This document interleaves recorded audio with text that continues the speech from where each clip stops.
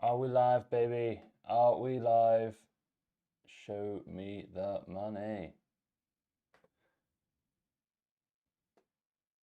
Yes. Yes. If anyone's in the chat, come and say hello. We're building some gaming PCs today. Going to be great fun. You're going to have a great time.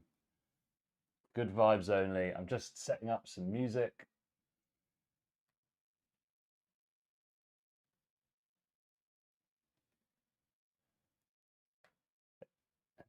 Oh, god damn, my music thing's asking me for a two-factor authentication.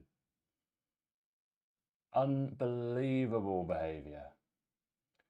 Okay, so let's have a look. We'll set the music up in a minute. We'll have a look at what we're going to be building today. Let me go and get the stuff.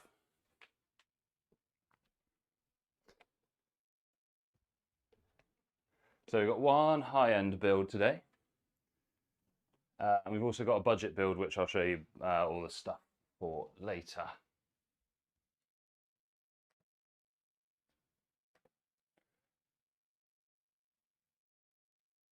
So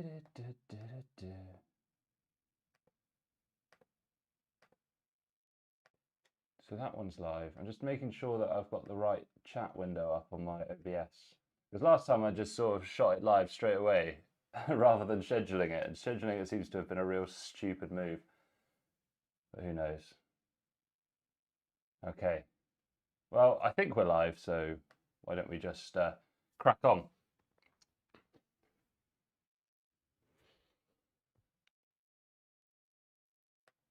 Right. What have we got? Ryzen 7 9800X 3D. Pretty sweet CPU. High-end build with an RTX 5080 today. Beautiful stuff.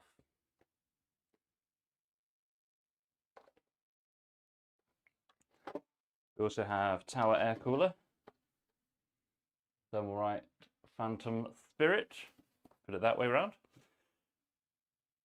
Nice, nice, nice. I should probably flip the screen, shouldn't I? So it's easier for you to read. But there you go, RM850E. A nice, just a black case fan. 1 terabyte SSD. Some DDR5.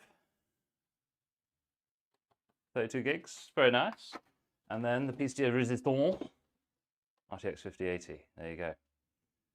So I'm going to flip this cam and see if that looks better, because it kind of looks a bit upside down to me. How's that? No, that looks wrong, doesn't it? Hang on. I flipped it. No, I didn't want to flip it. I wanted to rotate it. It's already completely scuffed. It's already completely scuffed. Right. Transform, rotate 180. Yeah, there we go. That's better, isn't it? Now I can hold it the way I can read it as well. So 5080, 850 watt, and a 9800X 3D. So it's going to be a high-end build. We'll get the case in a minute. That is the Fractal North. But we'll see. We'll probably assemble the motherboard first, which we'll go and grab. And then we'll crack on from there. I want to see if the chat's working. Nobody sent any chats yet according to the YouTube website, and nobody sent any chats according to OBS either. That's okay. Fine, fine. It's only because I scheduled this stream rather than just going live randomly. So hopefully it's working out well. If anyone's in the chat, come and say hello. Let me know how things are going. How's your Friday? Are you at work? Are you doing something else? Right, okay. So I'm going to go get the motherboard and the case, and I will be right back. Pop this there. There you go. So that, yes, the stream is still active while I go and sort out my scuffed stream.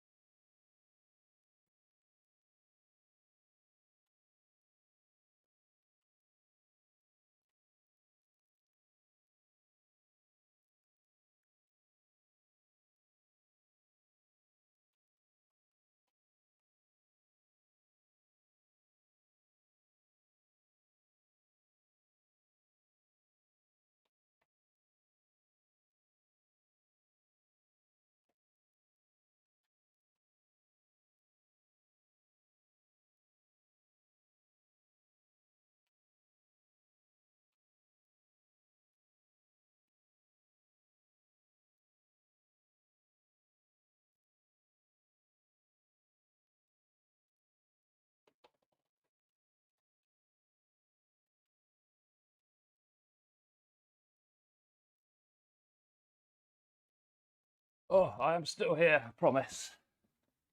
Right, Fractal North case. It's Max. Hello, Ryzen 7. Good morning. I'd quite like a stream where it's just a Ryzen 7 talking to you. Yeah, I'm pretty good.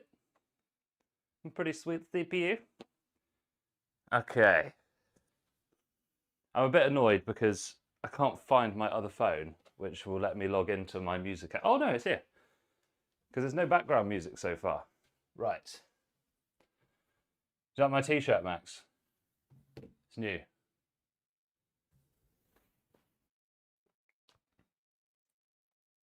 So for people that have just tuned in, we're building 9800X3D with RTX 5080. And then later on, we've got an RTX 5060 build. And I want to try and get these all done within 2.5 hours. So no lollygagging. And obviously you can ask any PC advice, tips, whatever. You're going to buy stuff, let me know. We'll go from there. I just want to set up the music and then we'll get going. Because for some goddamn reason,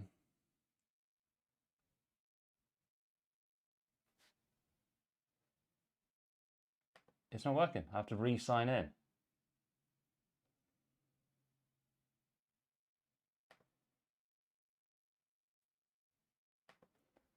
Why has Suno logged me out? That sucks.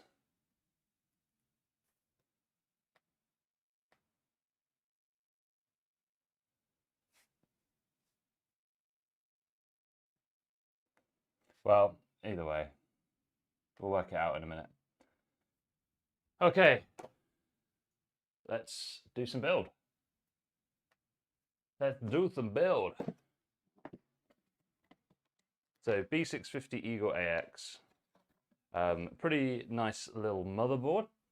Going to do the job just fine for the customer. Even 9800X3D on this sort of slightly lower motherboard is going to be no problem. You're not going to have any issues with it whatsoever, so it's going to be fine. Let me just make sure I've double checked that list. It is definitely the Eagle that this customer wanted, so we are good to go.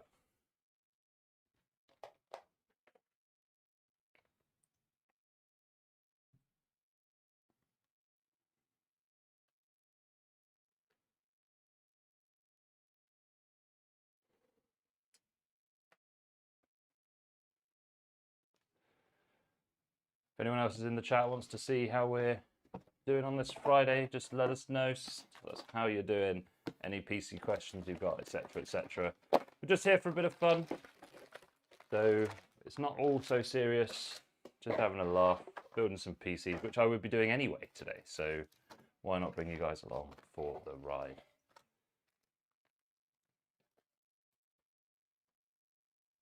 I woke up recently. Well, thank God for that. Otherwise, I'd have nobody in my chat. You didn't think about that, did you? Is the Patriot RAMs good? Yeah, I mean, should you buy? I don't know. I mean, the thing is, the brand of RAM does not matter one bit. So whether you get Patriot, Viper, Venom, or if you get something else, it doesn't matter. It's all about the spec. So this one is DDR5 6000, and it's CL30. That might not be written on there, but you'll find it somewhere else on the packaging or on the product page. But yeah, so mine on there, it says C30 there. So 6000 C30, it's going to be fine for basically any system that DDR5 uses. So yeah. Why'd you wake up so late, Max? Jesus, get up and get the work done, baby. Yeah, same kit. It's a nice kit. I mean, if it's the cheapest one that fulfills that spec, then yeah, that's the only reason I got it. I don't particularly care whether the RAM I get is Patriot, Corsair, or anything else.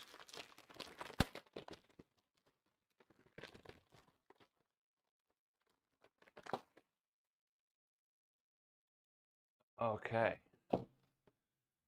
Let's get you a little bit closer. There we go. Fabulous. So this build is a B650 motherboard. We're going to have a Ryzen 7 9800X3D 1 terabyte SSD, the Viper Venom that I just showed you. We've got an air cooler, Phantom Spirit Thermalright, 850 watt Corsair, RTX 5080. Pretty nice.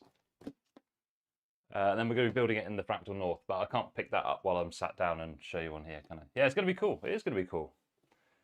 It's not, I can't really do this one in a video because I've done a Fractal North video recently already, so just put it on stream, let people tune in, enjoy. It really is that simple. I will enjoy my meal. I love that kind of stuff, man. I always watch YouTube when I'm eating like dinner, breakfast or whatever. So Silicon Power 1 terabyte there. So we'll pop this in.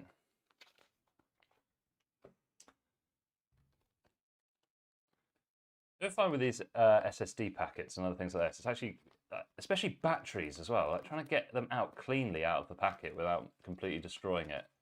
I mean, I'm going to try it, but it's not going to happen, is it? Ugh. See, you can't open this cleanly. And this is, I'd say this is like an S tier job that I've done here. I haven't completely ruined the packaging.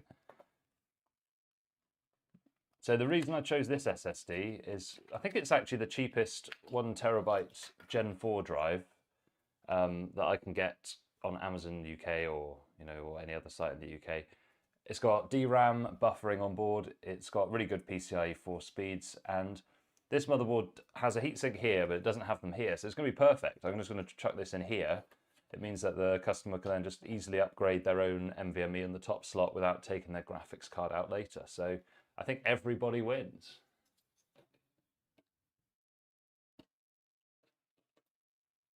So I'll pop this in first.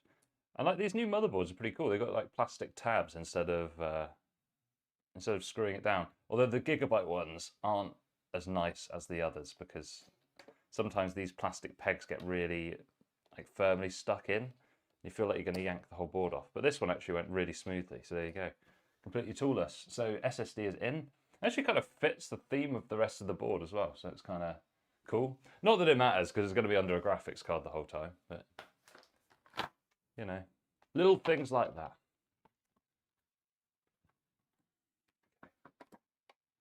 Unbox the Viper Venom. One thing you should always, when you're opening your parts, use scissors. Don't use a knife. If you use a knife, like I see everyone on YouTube doing, I bet at least once they've scratched right across the front of whatever item they're opening. So always use scissors. I think the reason they use knives on YouTube videos is because it looks cooler. Like using a pair of like ratty old kitchen scissors doesn't look good on camera, but it is definitely safer.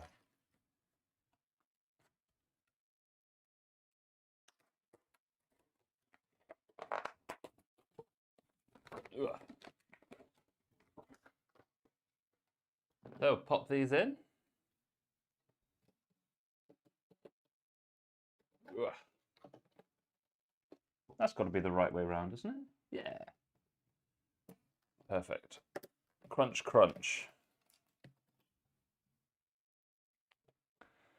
It looks like, according to my thing, we've got 4 viewers, which is pretty cool for a Friday morning. So let me know where you're hailing from and what you're up to, what time it is where you are, and anything else you want to know about PCs.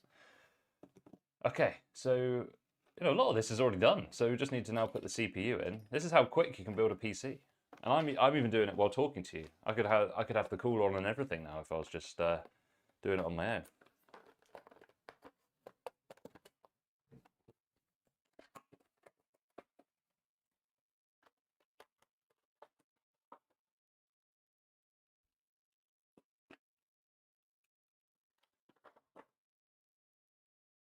Okay.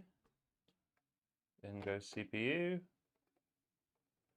Give it a slight wiggle to make sure it's all in. But you can't really get these wrong because they've got little like sort of notches on them that don't let you get it wrong. So there we go. Close that up. Boom. I might bring the camera in a little bit lower.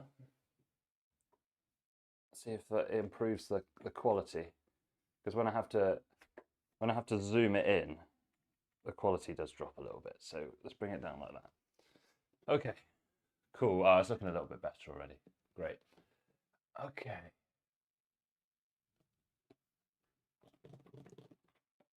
So always keep your little plastic CPU slot covers. Don't throw these away in case you need to return your motherboard. Ugh. Or you just drop it on the motherboard. That's another good way to go. Okay, so today I'm going to try and keep everything a bit tidier. So I'm going to put things back in their boxes as soon as I've done with them. We'll see how long that lasts, though. Okay. Good. And then we've got our SSD box. Put that next to that as well. Got our Viper Venom bags back. See, every time I say I'm going to keep my workplace neat, I'm going to put the boxes away as I do it, then I don't do it, and then I always regret not doing it. So try and keep everything in a somewhat tidy way, if you can.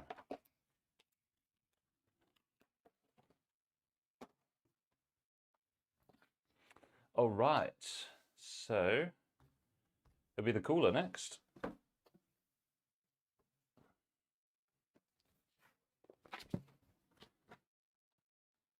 take that address label off. Honestly, Amazon's sticky labels are definitely the stickiest, aren't they?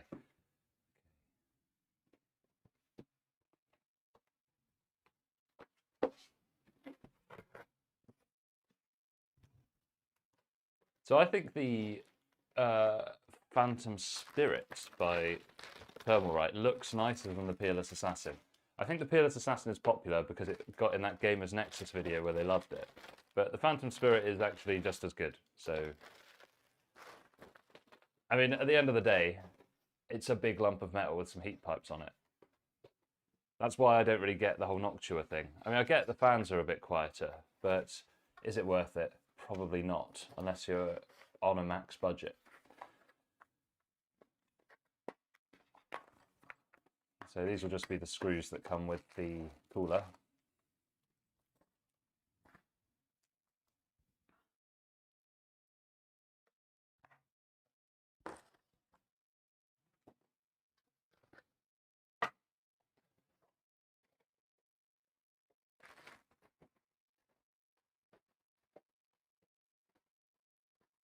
Oh yeah, this definitely looks better than, this is better than the Peerless Assassin, guys. Look at this.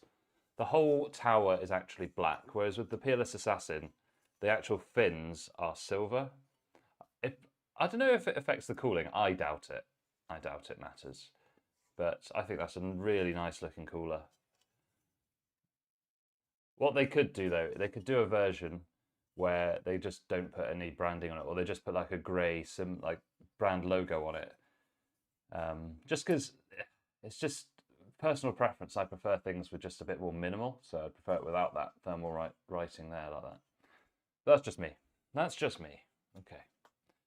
So presumably this comes with some thermal paste. So let's have a look.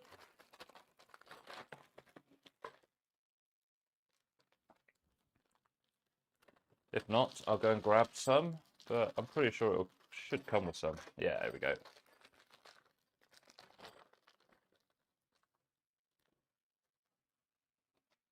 There you go. Thermalright paste is really like dry, so it's harder to apply than a wet one, but it's fine.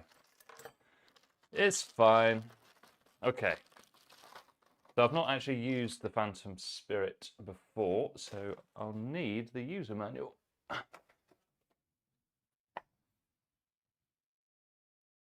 Nice one, Max. See you later, brother. I'm hoping to be done in 2 hours, but we'll see. We'll see. Right. So we want AMD. Remove the plastic brackets and keep the existing mounting hardware. All right. All right. Let's do it.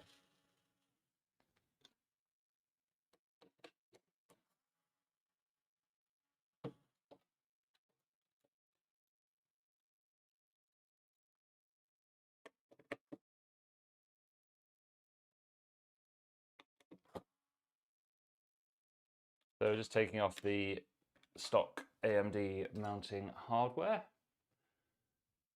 So we can put our Phantom Spirit cooler on. So now usually with these Thermalright coolers you have to put a spacer on it, so let's have a look.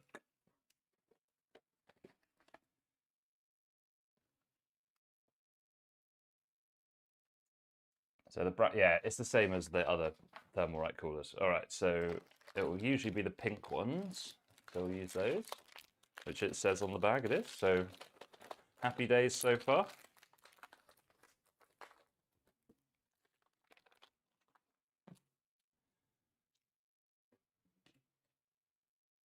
So I'll just put these on. We'll be having a great time.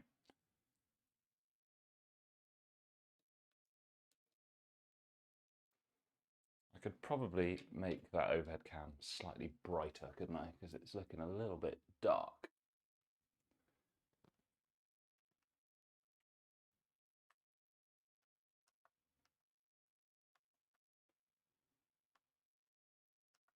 There we go.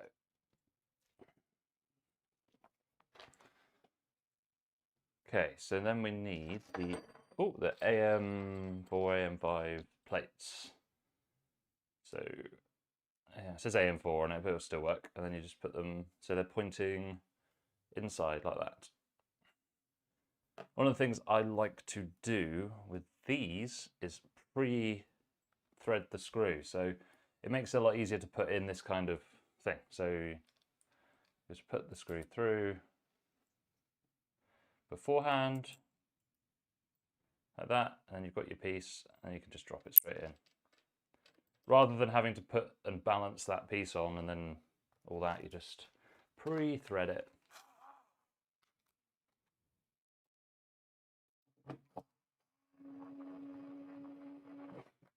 Cool, cool, cool. Nice. And then we just need the other plate, and we'll pre-feed that as well.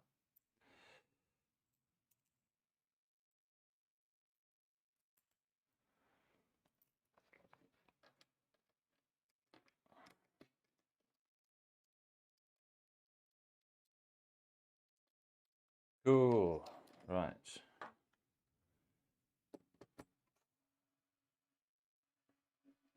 So we're actually motoring. We've almost like completed the bulk of the motherboard assembly. We just got to put the cooler on. Happy days. This is going very well so far. So don't always remember to take the plastic covering off your CPU cooler, guys. Come on. Right, thermal paste required. So this stuff is quite thick. The Thermalright one is quite thick. So I'm considering binging it in the microwave. I won't actually. I won't. I'll just make do. So when you've got a thicker paste, you want to almost like push into the CPU as you let the paste come out so that it sticks. If you put it sideways like this, it will just slide around. So we'll point it directly at the CPU, push down like that. But even when you do it this way, it's still so dry, this stuff. I think the drier it is, the longer it will last, I'm guessing, so it should be fine. Then just like a decent blob in the middle is all you need. That'll be fine. In fact, I think that's ideal.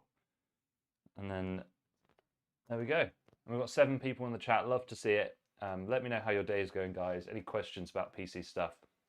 We're building a high-end Ryzen 9800X3D and RTX 5080 build. And then we'll do a budget build later if we get time. We should do. So let me know if you've got any questions. Let me know how you're doing, where you're tuning in from today. Always interesting to hear all the different parts of the world that people view from. So cool. All right then. So next thing is we put our cooler on. It's slightly asymmetrical. So I think you should probably put it, I'm guessing you put it this way so the Thermalright is read like that because it lines up with everything else on the board. But let me check the manual. So this one has the text on the right. So I was correct. Good. So you just obviously line up the these screw points down with the little outcrop on the mounting hardware like that, and then you just go bing. Try and place it centrally if you can. And then you just do a few turns each side. I'll do it with this screwdriver, you can probably see it a bit better. You just do 1, 2, 1, 2. Oh, that makes the sound like the AMD stock cooler. Don't like that.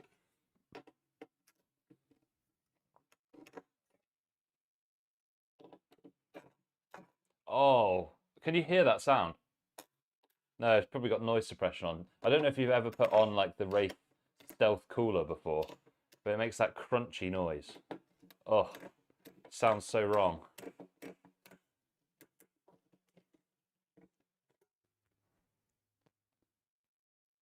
It's definitely on. Oh, I remember those stock coolers having that little ring of something on the bottom, and I think that might be what makes that sound. Cool. Oh, this is looking real nice. I love an air-cooled build, personally. I think they look really nice. So we'll just pull it until we get firm resistance, but don't force.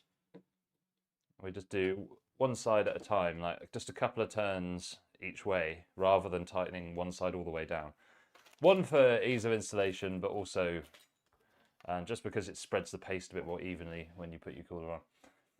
Nice. So we just need to put the fans on, and then this is going to be good. Looking nice. Yeah. Sweet. One thing I've noticed about this motherboard is that the top PCIe slot doesn't have a reinforced metal edge to it, so we will need to put on an anti-sag system. So we will get to that later. You can only do it once it's inside the case, but we're going to put one of those invisible motherboard mounted ones on, so it'll look a bit nicer. All right, fans are next.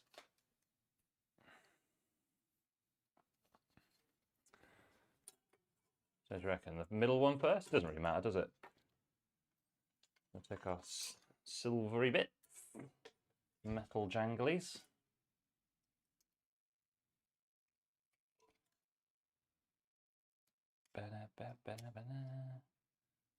One on.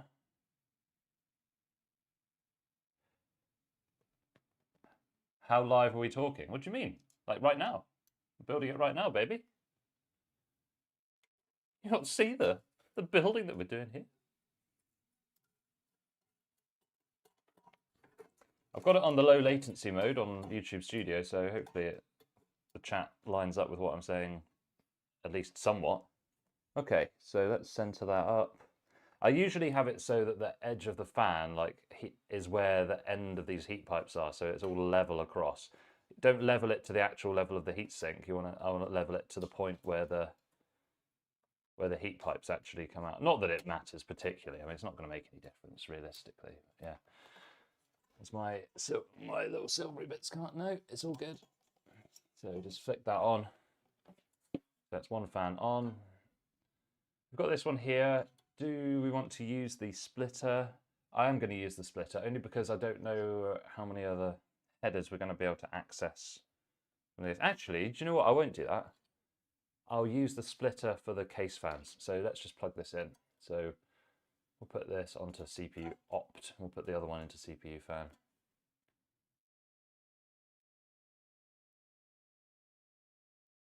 Flush with the fins. Well, so if I show you from this angle, so this is, so I have it about there. So it's more flush with it's more like it's the edge of the frame is flush with the heat pipes. If you put it lower, you'll see that the bottom end of this one is already hanging a bit low. So if you were to push this even further towards the board, it would be slightly off center. Not that I particularly care. Not that it's really going to matter. Yeah, that's okay. So I think it's academic. Whether you put it flush with the cooler or flush with the heat pipe bits, I think it doesn't really matter, and you're not going to be able to find any difference. So, yeah, But like I said, Blank, honestly, it doesn't matter. I wouldn't be taking apart any builds to like change that or anything. It's not going to make any difference to your temperatures realistically. It's more just for my brain. Okay, so we've got one fan in, and we'll just put the next fan alongside it. I like that on these they just use nice short cables for the fans. Some coolers use really long cables, like normal fan length cables. This is not a good move because you have to hide all those cables. So we've already got a little bit of a trouble here with our RAM kit in that it's going to be raising that fan a little bit. How much I care about that, I don't know. I could do that. So I could put it to take air through like that, which is what I might do actually.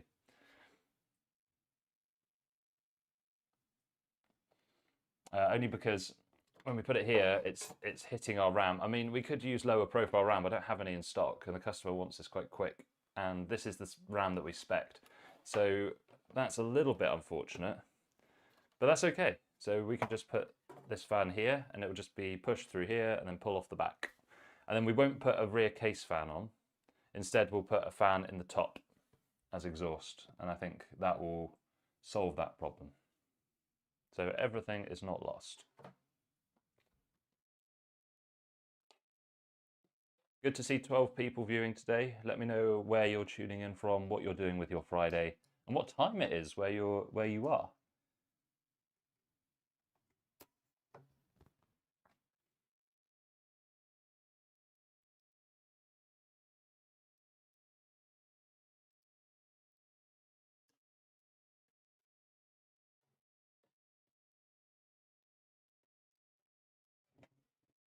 So I'll just line these up.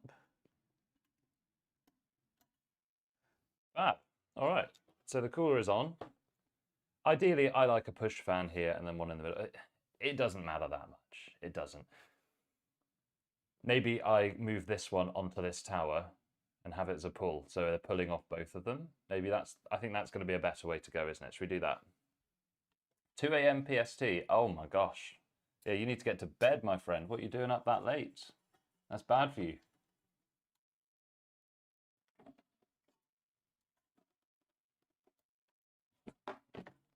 So we're just going to adjust this slightly so that we have it on the back of this one. If it will let me, I'll have a look. It should let me.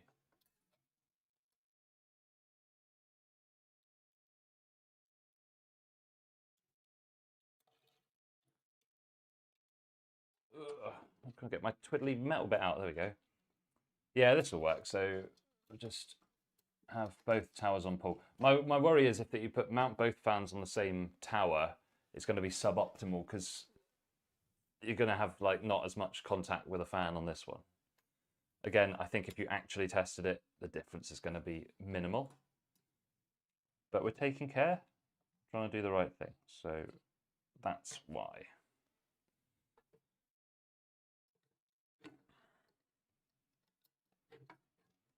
But that is something to note if you're going to get the Phantom Spirit coolers, you do need the low profile RAM if you want to put the fan on this side. I don't think it will make any difference. In fact, sometimes pull on a cooler is actually better than push. So I wouldn't worry too much at all.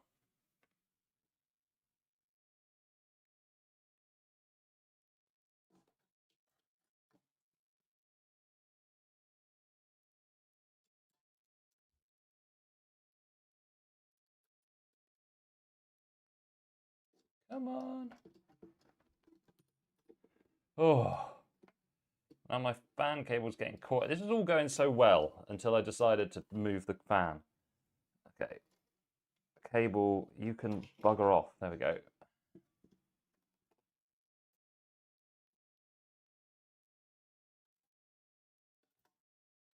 All right. Oh yeah. There we go. We're good.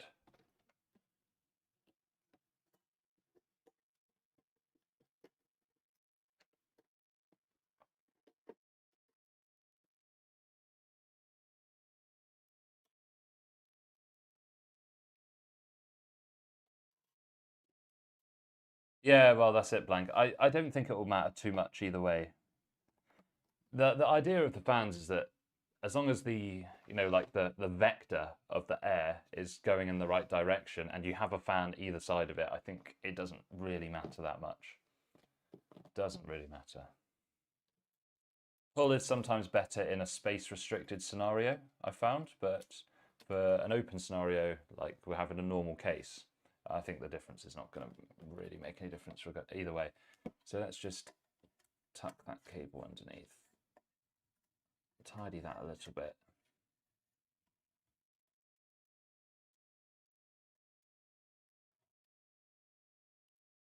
Okay. Sweet. So really, that's like, it's already a computer. You could already run this now. But we need to put it in the case, wire it all up, get the graphics card in, all that business. So I'd say we're probably about halfway through the build now. And this is pretty good because we've only been live for about 40 minutes. So I'm on track.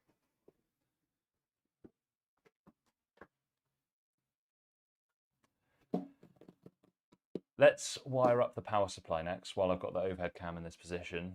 And then we'll start loading stuff into the case.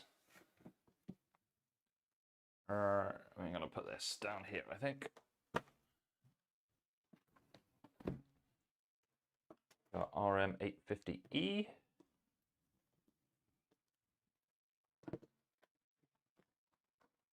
Very nice, very nice. Let me know how the image quality is, if it's any good. I'm only streaming at a low bit rate, just because I'm aware that people don't always have a good internet connection, so I don't want to give them like a super 4K stream or whatever, the load of bit rate, and then they can't actually watch it. So let me know about the quality. As long as you can see things, that's all that matters really. Okay. So the new RM850, so 2025, come with sort of soft cables, like kind of braided-y cables anyway, which is great. Just makes the build look a little bit more premium. And Corsair RM, it is just old reliable, isn't it? It's just consistently very good. I don't like Corsair cooling products very much because they're overpriced, but I think their RM power supplies are great. Imagine you forgot to install the CPU. Well, I hope not, because that would mean I've just pushed a tower cooler down on a load of pins.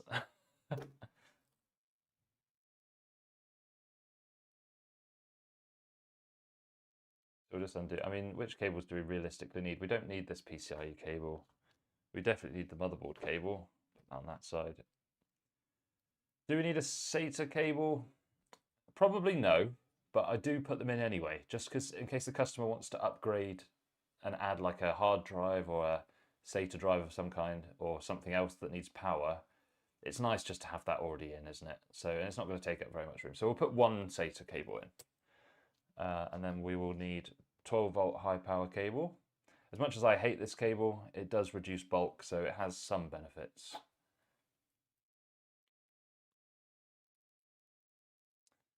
Cool, and then we'll need CPU power.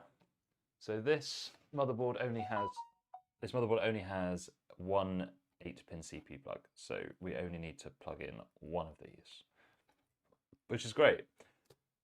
Realistically, does any motherboard need to have two CPU power connectors? Probably not, especially on AMD. Maybe on Intel you would.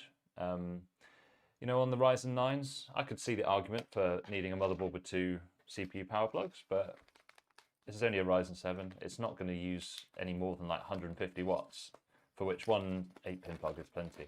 What is in here? Is this what? Oh, this must be what they put their screws in now. So this is the new RM series from Corsair that's only just come out this year. So it does feel a bit more premium, and do you know what? It's quite nice that they're using recyclable materials. That's something I really have disliked about computer parts for a while, is that they ship with so much foam and plastic that you can't recycle. So this is quite nice. I do like this. I wish they would just do away with these twist ties though. But that's just my preference. Because they've even, traditionally, like this kind of thing would be plastic, but I like that it's recyclable. I'm really into recycling. I think that stuff going into landfill is just terrible. I used an Amazon refurbished RM650. Yeah, perfect. I mean, personally, I wouldn't use a refurbished power supply, but that's just because I'm a scaredy cat. It's probably fine. I mean, if you're building a used rig entirely, then yeah, that's fine as long as you can test it. But for a new build, I wouldn't go for a refurb power supply. I'd always get a new one, just because the warranties. But the warranty situation's usually better, isn't it, as well? So, oh, whoever's put this sticker on at the Corsair factory's had a real bad day, because this is going to leave a load of residue behind, isn't it? Ugh, gross. Okay, so this is what the new RM850s look like, with these sort of, I don't even know what shape this is called, like the Y shape.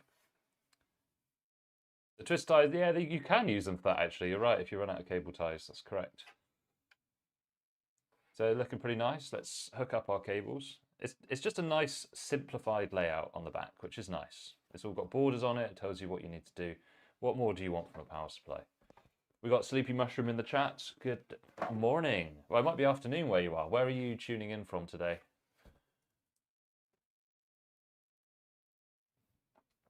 And of course, guys, at all times, please tell me if there's any problems with the quality of the stream or anything else. Oh my God, that's the longest username I've ever seen. Klasky Cuspo instructions, the object. I don't even know what that means. Maybe I shouldn't have even said that. It sounds like something dodgy that maybe I shouldn't have said.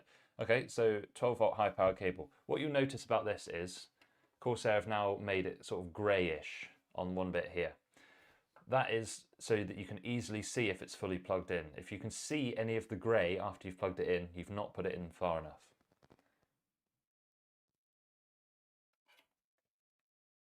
RM1000X from Blank, that is a very nice power supply. That might actually be the last power supply you ever have to buy, so that's pretty cool. What else have we got? I bought new AMD, so GTX 1650 benchmark says I bought new CPU and motherboard to pair with my 4070, but no matter everything I checked, I couldn't get it to boot to have a 500 watt power. No, it will still boot. The power supply would only be a problem if you load it up and then the PC turns off, because it should still boot. It's you're not using your full TDP when you boot, are you? So it's fine. So Sleepy, yes, we are doing some budget builds later.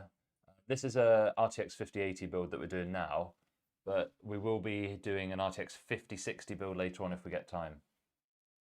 There's no such thing as last power supply you'll ever buy. I mean, maybe it depends if they change the plugs, doesn't it? I think I think an RM1000 could easily last you 10 years, easily. Well, I don't know. Does it light up? Because if it doesn't light up, then it could be a power supply problem. If it lights up and the fans spin but no picture on screen, you might need to do a BIOS update or change the RAM or something. The problem is when something doesn't work, there's so many things you have to do to get to the bottom of it. So that's the problem. Who likes my t-shirt? I just got this. I think it's pretty fresh. Are we wearing it out on the town later tonight? RTX 8090 24. Yeah, imagine that. Two 12-volt high power cables. Can you imagine? Get no signs of life from it. Go back, make sure everything is plugged in correctly. Don't assume because you've built PCs before that you haven't made a mistake, because everybody makes mistakes. And then only once you've checked all that, then try another power supply. Most likely. If there's no signs of life whatsoever, it's most likely a power supply problem. If it's not power supply, then it's most likely motherboard, because you could get a motherboard to spin up even if there's other problems. Fresh is not the word that comes. Do you not think? I mean, your mum didn't seem to mind last night. She quite liked it. So what can I say? Anyway, enough of me. Back to the overhead cam. Let's start plugging in our cable. See, the problem is now that we've got like 20 viewers, I keep chatting and I'm not getting on with the job that I was supposed to do. Okay, so 12-volt high power goes in there, and then you just obviously line it up. So if I plugged it in like that, you can probably just about see that you can see the grey peeking through. That means it's not plugged in. So you need to really forcefully push it in, and you should be able to see no light grey at all on the plug. If you see any light grey, it's not plugged in far enough. Okay. I don't like the 12-volt cable, but I also don't like having to plug in 3 8-pins. So I wish there was just a better solution, really. Next, we can put in the CPU power cable.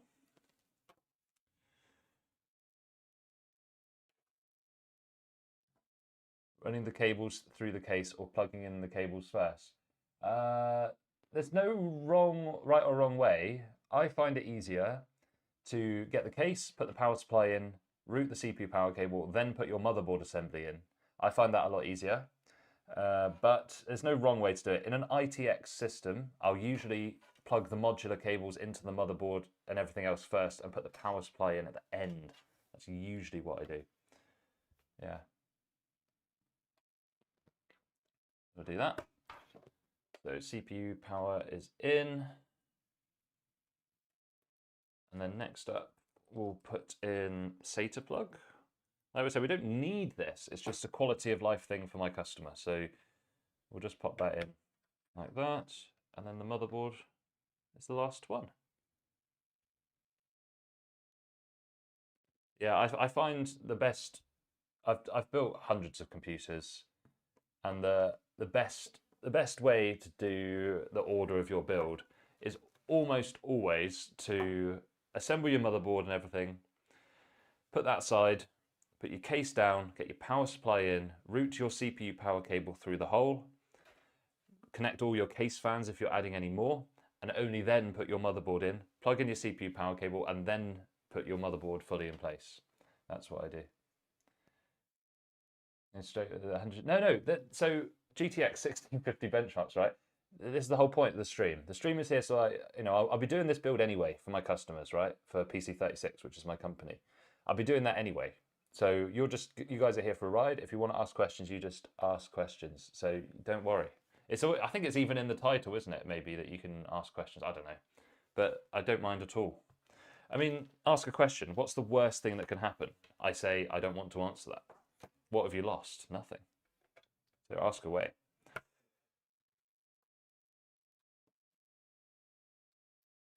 Okay, so realistically, that's all the cables that we need, which is one of the benefits of a modular unit, is it does make things a lot easier. But I am somebody that likes to use a non-modular unit to save money. But once you get up to 850 watts, at that point, you should really be getting a modular one, because the quality of the unit in general would mean that comes as a feature normally. There are some 850 watt units that are just fully wired, but the problem with those is once you get to 850, there's so many cables that you need. It becomes a bit silly. But I have used the System Power, I think it's System Power 9 or something like that, the 850 watt gold Be Quiet one, which is fully wired, and it works great. It's just a bit annoying for the cables. So let's just put this aside, and then we'll get it mounted in our case. I'm going to try and keep things tidy, so I'm going to put these cables back away in the box.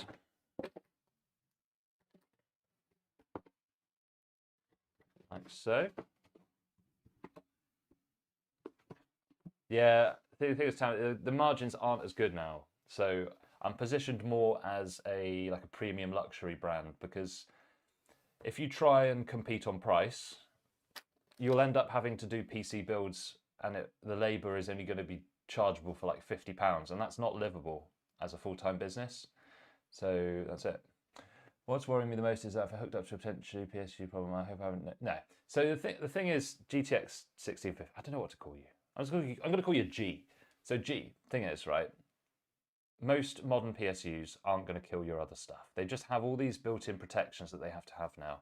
It's really unusual. It's really unusual. So don't worry. Okay. I'm going to put some of these away as well. These are all the other screws and other bits that came with some of the other bits. I like to put the spare screws into the anti-static bag, keeps them all in one place.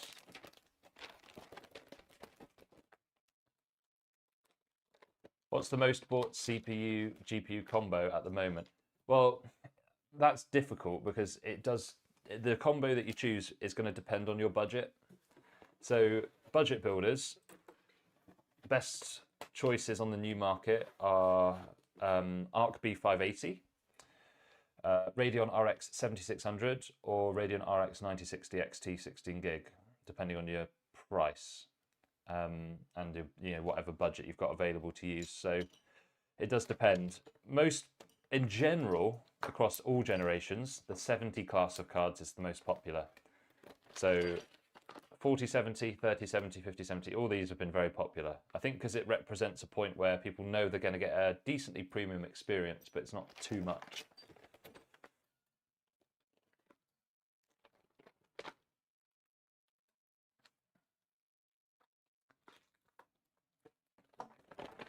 Good. Keeping things tidy.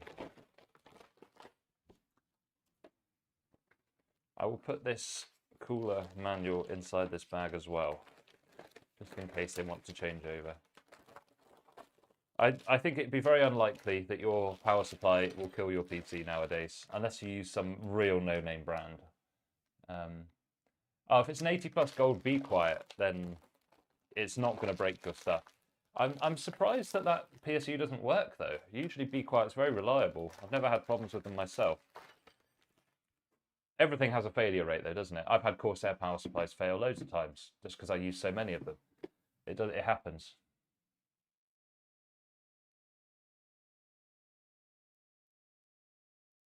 I only play Anno 1800 and Age of Empires 2.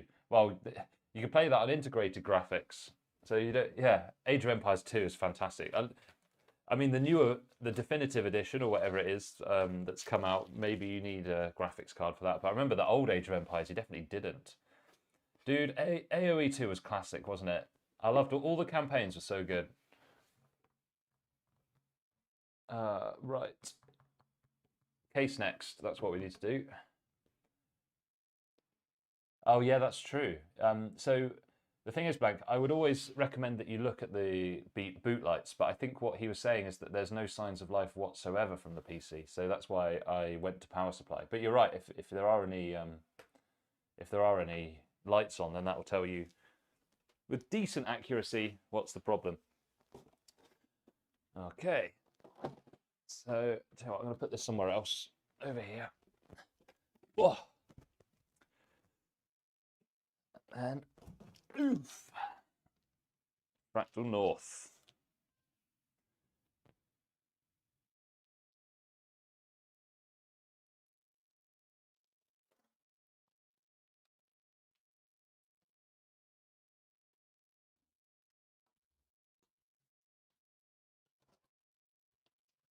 So when you, especially your case box, don't use a knife.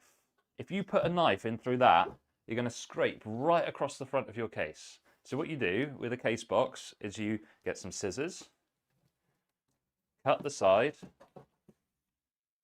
small snip in the middle like that, and then you just lift across like that and open it up. And then if you need to snip the other side just at the end, you just go like that. Zero damage caused to your case. And actually slightly easier. Isn't it cool how Fractal like decorate the inside of their boxes? It does make it feel premium when you open it, not gonna lie. The North XL, yeah. See, the North, I think the regular North is enough for me. I mean, it's not my PC, this is for a customer, but I'm not sure what you get from the North North XL that you can't just get in the regular North. And also, I prefer a more compact build personally, anyway. But this is the thing about PCs; it's personal preference, isn't it? So, what can I say?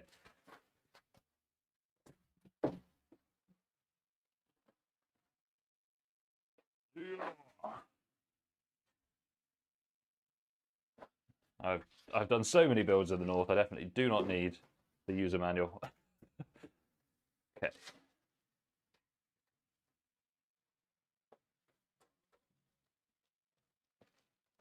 So the thing is GTX.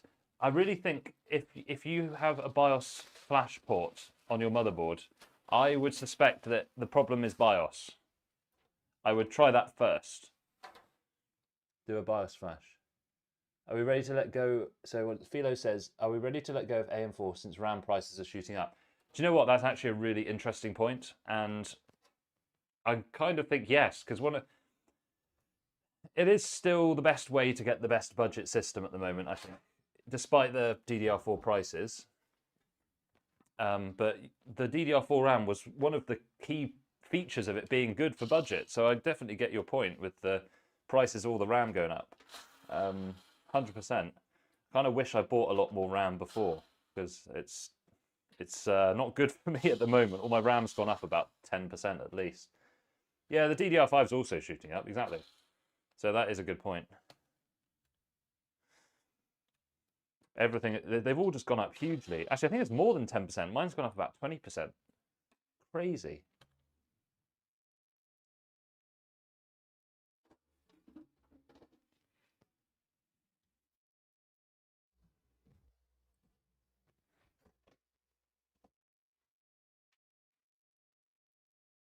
Okay, and then you can take this off if you want to. But for this build, I'm not going to need to, so I might just leave it on. No, let's take it off. Give yourself a bit more breathing room. Not that you definitely have to, but yeah, it's easy enough, isn't it? There we go. One of the things about the North, which I dislike, is that bar that's there, because I think it looks a lot nicer when you can get a bigger view inside. But it's just my personal opinion. But it is a gorgeous case, so don't let that take away from a gorgeous case. Right.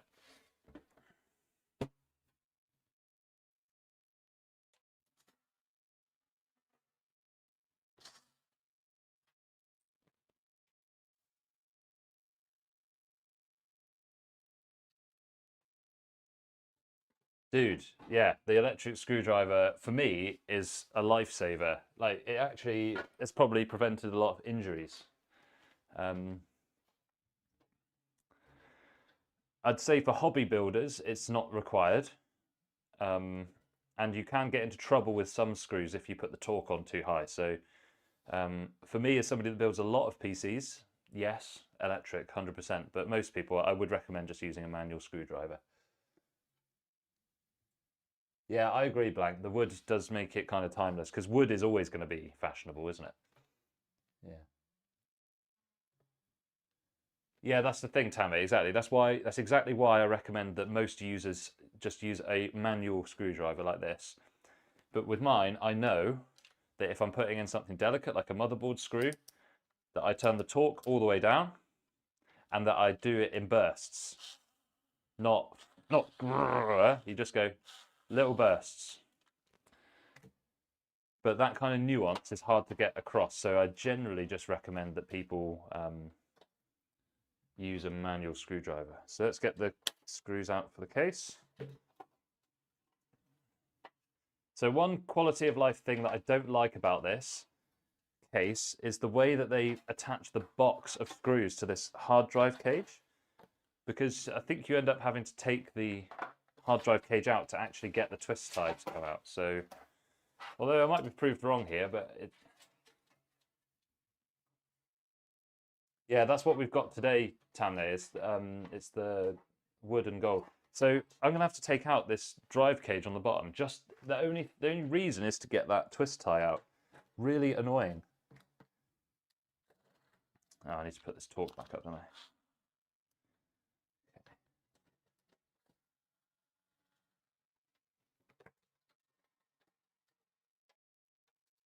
There you go. So I had to take that drive cage out just to get this piece of plastic out. How stupid is that?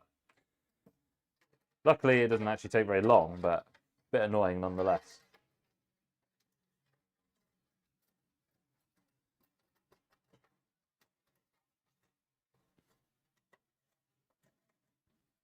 Okay, and then we can just rescrew that. What's my favorite case to work with? Oh, so like I said, it's hard to have a favorite because it will depend on what the customer wants. But overall, what's my favorite case to work in?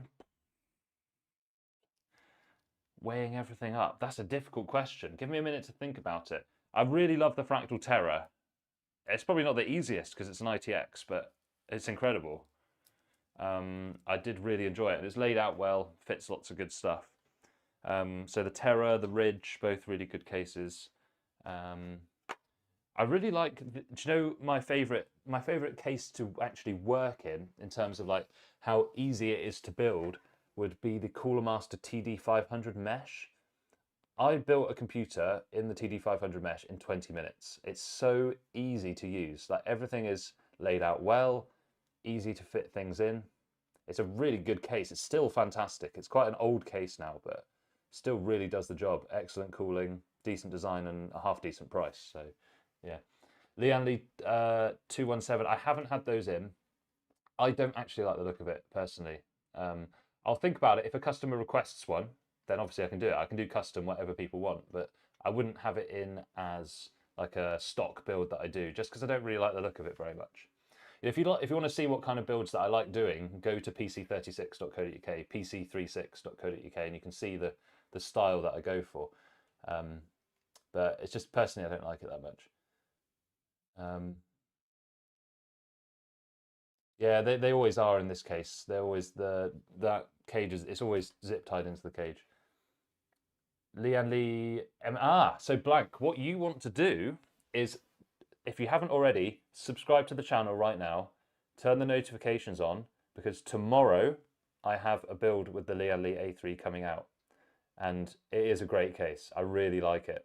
It's basically like this Fractal North but smaller. So I was very impressed. That's the long and short of it, but I'll leave the rest of it to the video. But yeah, that's coming out tomorrow, so definitely subscribe. Not into the wood looking stuff? That's totally cool. It's up to you. The whole point of having the choice is that if you like it, you get it. If you don't like it, you don't get it. What would you say is the maximum you would spend on a case? It really depends. I think once you start getting to the £200 mark, or whatever that converts to in your currency, I think that's a bit silly. So the Fractal Meshify 3 Ambience Pro, it is utterly amazing case. It's the best cooling I've ever seen in any case, the Fractal Meshify 3. But the version that has the RGB fans and the light strips is about £210. So expensive. So it's up to you. In fact, I'd say probably out of the ATX cases, the Fractal Meshify 3 is probably my favourite. You can just fit so much. You can fit what you need into it. There's no top 360mm cooler support, so maybe not for a Ryzen 9 system. For anything else, you're okay. And the cooling is just insanely good because it's quite a compact case front to back, so the air gets to your components really quick. There's no dead space that the air has to go through, so it is fantastic. Want to modify a Deepcool CH260? Oh, I've got a CH260 upstairs. Not the Plus version, just the regular one. Yeah, so I'm going to be doing that instead. The Haven cases are pretty expensive, maybe with so much. Yeah, I don't. It's hard to get Haven cases in the UK. There is one retailer that does them, but I've just got so many builds on at the moment. I don't have the ability to go for it, new case, unless it's spectacular. That new Haven one that's been on the YouTube recently, you know, with the big 180mm fans or whatever it is, dude, I looked it up. It's like 250 quid. Like, no way am I paying it for that case. I mean, it looks nice, but come on. Like, what are you getting from that you can't get from like a Cooler Master TD500 mesh? Do you know what I mean? Or even, do you know, one of my favourite ever cases, one of my favourite ever, was the Lian Li Landcool 215. It was just a basic steel case with a glass panel, but it had two whacking great 200mm fans on the front, and the cooling was outstanding. It was. I wish they still made it because it's a really nice case. Yeah, people do like those Haven cases. They're just way too expensive. Okay, right. We actually need to get on with some PC building now, don't we? So I have to put it this way around to put the power supply in to start with. So I'll see if my other camera will pick that up. If not, you'll just have to imagine. Probably not quite. So what I'll do instead is I'll just put it this way. So in this case, you have to take, I hate this kind of power supply mount, where you have to take out a little bracket, put it on, and then feed the power supply through. It just adds an extra step. I think the reason it's done is to make the case slightly shorter, because you can technically fit it in. Yeah. I think also in this, it makes it harder to route one of the cables through here, so yeah. I know, Blank, but I missed that case, man. It's so good. It's just, it was simplicity. and that's what I enjoy. Simple, high performance, and really good value. It was like £80. So you have to put this bracket on.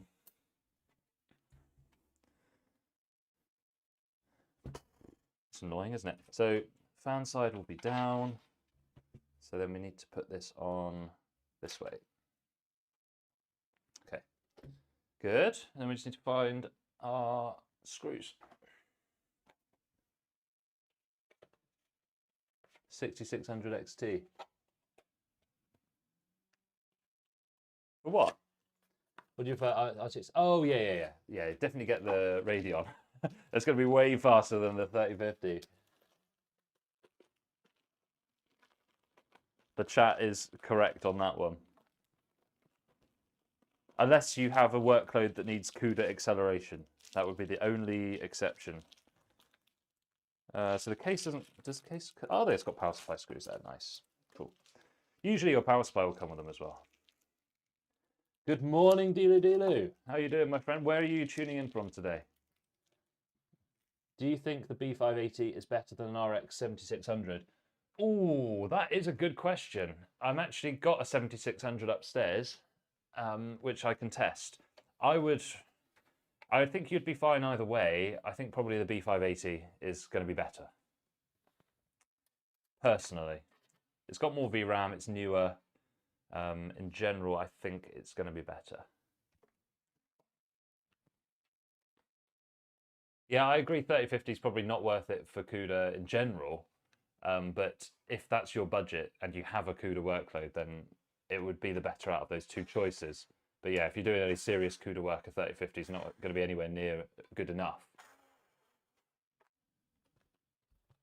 Just steal a 5090, easy. I've only done one 5090 build ever, I think. Maybe two. They're pointless. The 5090 is completely pointless. Nobody needs it. I'm telling you.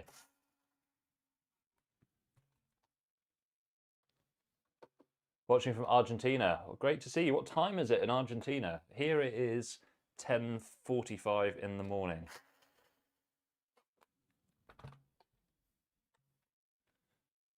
If considering a 3050, wouldn't one look at... Yeah, well, I agree. But that logic is always true, isn't it? The used market is always going to be better value, but particularly at the low end, you are correct.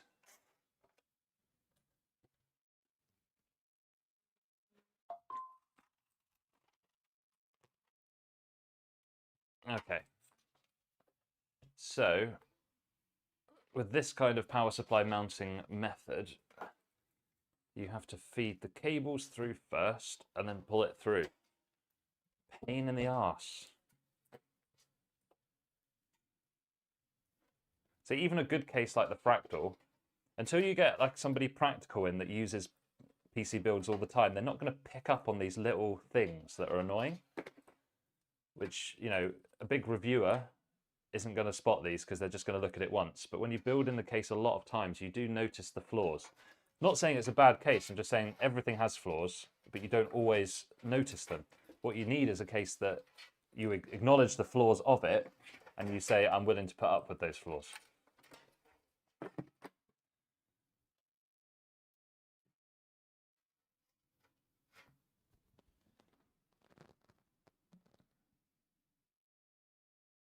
$6.45 in the morning, working night shift 7 minutes. Oh, beautiful. Yeah, it's like a new YouTube meta, isn't it? I think people have always done it, but we're only talking about it now. It's like watching YouTube with a meal. I do it all the time. I beam it up to the TV using the Chromecast. And I'm just like, it's just chilling, isn't it? Like, I think people nowadays don't watch TV. Like, I don't have in the UK, you need a TV license to watch live TV, but I haven't had one for years. 3050 isn't as bad as I thought it was. Pretty much a remastered 1660. Yeah, I get it. That's fairly true. The 1660 Super is one of my Hall of Fame graphics cards. One of my favourite ever because it gave so many people affordable 1080p gaming. I sold so many 1660 Super PCs. You have no idea. Definitely the most I've ever sold.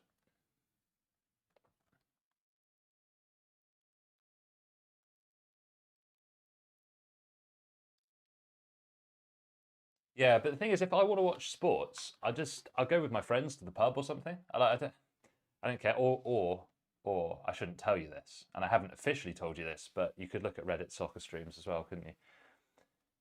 Talks a little about. I think they think customers will just deal with the 9 bits recording. Yeah, that's exactly blank. So that's the thing. If you're just a regular customer, you're only going to do that once. So it doesn't matter. It's the same with cable management. You know, having not so good cable management is only a problem if you build lots of systems. If you're just building it once, then you only do your cable management once. So it doesn't matter. Yeah. Yes, Tamne, you're absolutely right. 1660 was exactly the Fortnite special. That's you right on the money. That is exactly what it was. Fortnite was out. People wanted like a way to play Fortnite 144 FPS. Boom, 1660 Super, Ryzen 3600, job done. Back in the day, that was a true meta. Right. Okay, so PSU is in. So one tip that I like to do is to pre-wire the CPU power cable through, because especially when you've got a tower cooler, it's going to let you plug that in before actually securing the motherboard in place. Now, because we moved the fan on the cooler to the back, we're not going to put a rear fan on, but we'll put a fan in the top. I just need to go and get it from upstairs. Yeah, exactly. You do know your market. Exactly. They were godsends, mate. They were. So I used to get them for, I don't know, like £180, GCX 1660 Super. Unbeatable for that.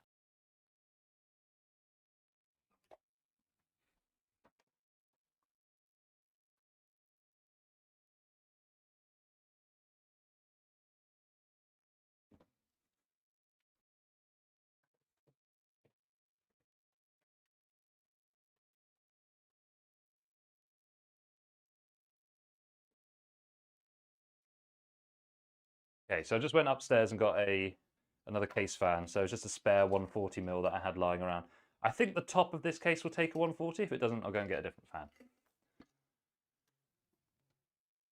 Yeah, I would say even if you can get a 1660 for a good price, it's still going to do the job at 1080p.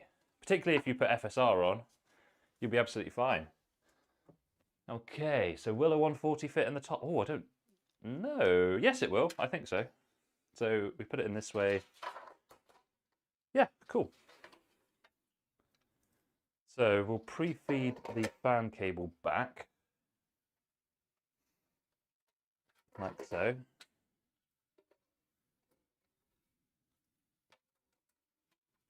Good, and then we can just secure this to the back like that. Ideal. Yeah, absolutely. Tamne, I made so much money during the pandemic. In 2020, whatever year Warzone came out, I made £330,000. Not profit, obviously, but the PCs were just flying off the shelf. I'd list it and it'd be gone within about an hour. Absolutely crazy. Where does it not come with? Oh, it doesn't come with any fan screws. This case. Okay, that's all right. I will go get some. Ryzen came out. Yeah, it was cool, man. Yeah, I've actually, Dilu, I've still got an Athlon 220 GE or whatever it's called, the 2-core. It's the one that they used to send out for BIOS updates.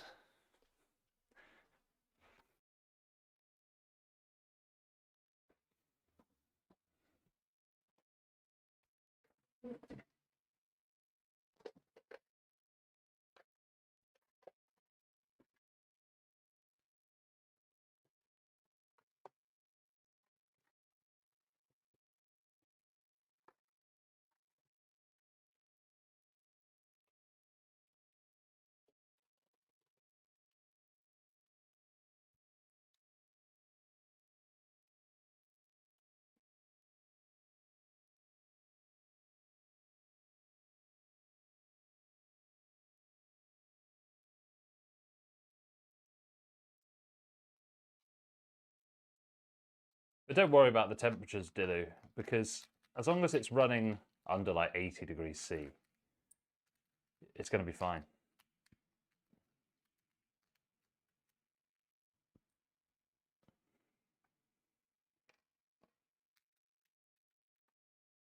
So 19 has got a few calls from regulars. Yeah, yeah. Luckily, the way over time I've worked out ways to reduce the amount of user error, so I don't get warranty claims that much. Most of it can be sorted remotely. I've only ever had to like properly tear down and fix 1 or 2 out of all of my PCs, so you put a bit of work in beforehand, but it saves you work down the line. So there you go. This is just a 140mm fan that I had spare, so I do like to use these up when possible. So Dilu, it's not a good business to be in, if I'm quite honest, because it takes a lot of space up wherever you do it. It's a faff. I do it. It's not my primary job. I'm actually a doctor, which is my primary job. But I do this as a bit of extra on the side. It's quite fun. Been interested in PCs basically my whole life. So. 5700 XT. Yes, it did. I didn't have the USB thing with it, but I did have the black screen thing, and I actually returned it and got a 2070 instead. It definitely had. I know people said no, they didn't have issues. I had issues with it. I definitely had issues with it. So don't let people gaslight you. If you're having problems and everything has been checked, then there's a problem.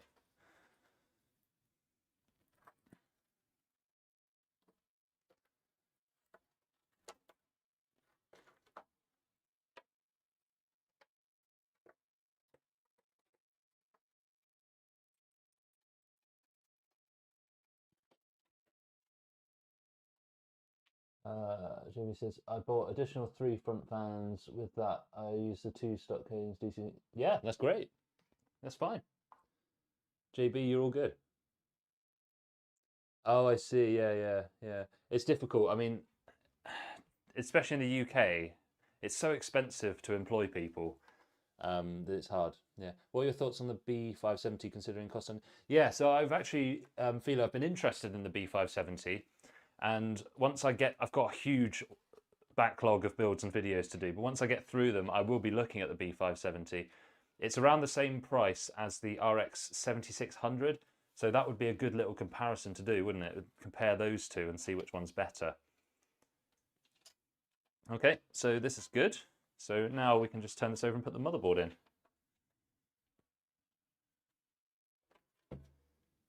Yeah, PC building profit is very slim. That's why it's not my primary source of income. And I also sell information products to universities as well, so it doesn't. The actual building is more of a passion project. It's not a good business to get into, unless you can position yourself as premium, which is what I do. If you end up racing to the bottom for price, you're just not going to survive. Okay, so we can put our motherboard in now. It is, yeah. So the profits are slim, but not only that, the risk is high because you're using quite expensive stuff. So I sell a £2,000 computer, I might make £200 profit, and then obviously you've got to pay your tax and all the other things out of that as well. Cool. So this has got an integrated I/O shield, so we don't have to worry about putting that in. We can move our CPU power cable like that, and we haven't got any other cables trailing, so we're all good. So we'll just gently place that in. Now the benefit of having pre-routed this is that now it's going to be a lot easier to plug this in. If I screw this motherboard in now, I have to reach in behind this cooler and plug in this CPU power cable. Nightmare. So instead, we can just pick it up, hook it up, there you go. So now CPU power cable is in. Done. And then I will just pull the slack through the back. Like so. There you go. How much easier is that than me having to reach in back here and fiddle about? And yeah, much better this way.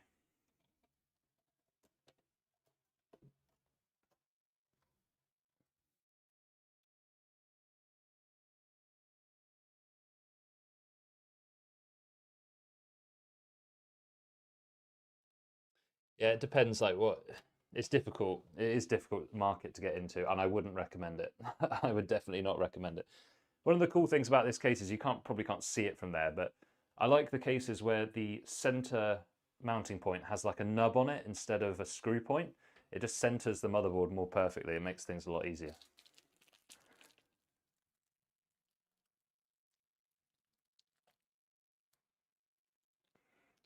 Ultra budget has no profit, so you will not survive by selling cheap builds.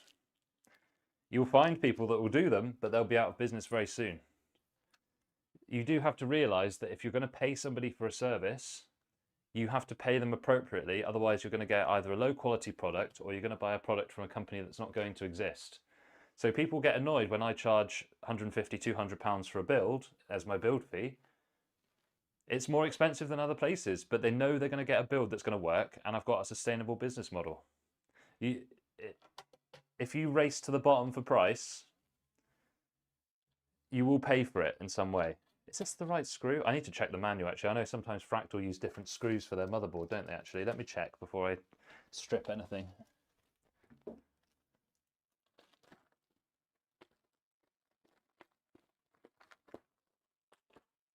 You can definitely make a lot of money in IT, but I think building the hardware isn't it. Right. Unless you can charge a premium price or have a niche market.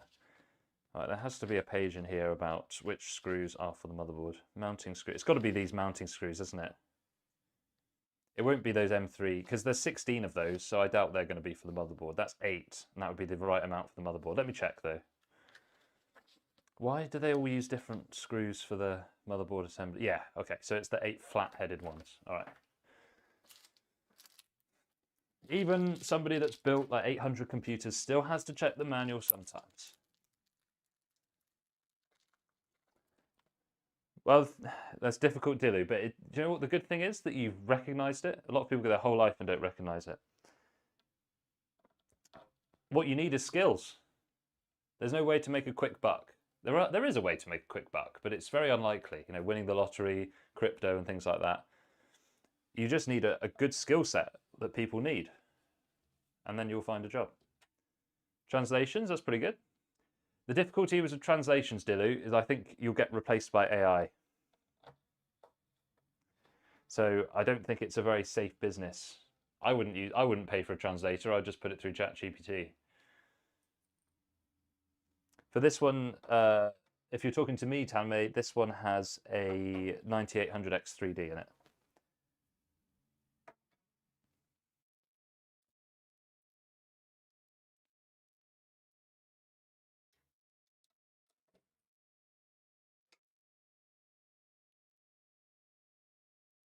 So you notice that I'm using a manual screwdriver for these screws. Motherboard screws strip very easily. And if you mess it up, you have to take the whole thing out and then get a pair of pliers to counter torque the standoff to get it off the back. So manual screwdriver all the way, particularly in Fractal cases because they use different screws. Yeah, fair enough, Dillu. So I guess what I'm getting at is that AI will do the bulk of the work, and then you'd have a human to check it after and make sure it makes sense. Oh, was it? That's funny. That's funny. So it was all completely rubbish, was it?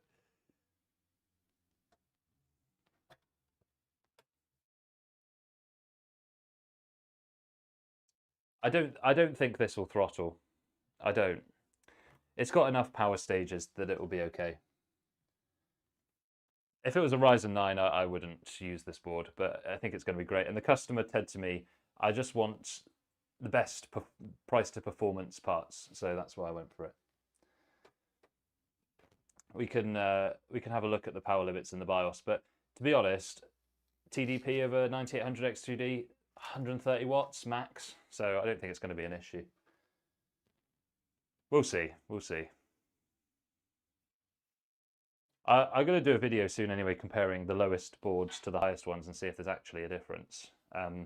Because for most people, they probably overbuy on their motherboard a lot of the time, or drastically underbuy, and really the value is in the middle. Okay.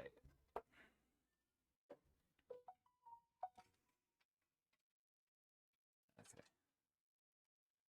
So we can feed this fan cable back through to connect it.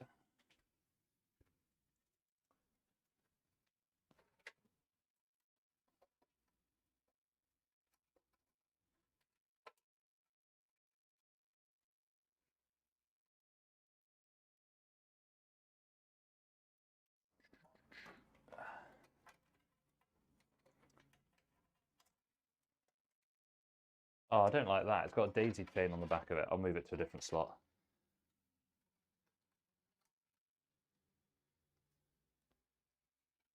Yeah, the motherboard's not going to break, and RMA is useless. Gigabyte's RMA is worthless. And to be honest, if the motherboard breaks, I'd rather just eat the cost of 100 quid for another motherboard than have to wait 60 days for another motherboard to come through, because that's how long Gigabyte's warranty takes to fulfill. 60 damn days. So the customer's not going to be appreciative of that. So we'll put that there to fix in later.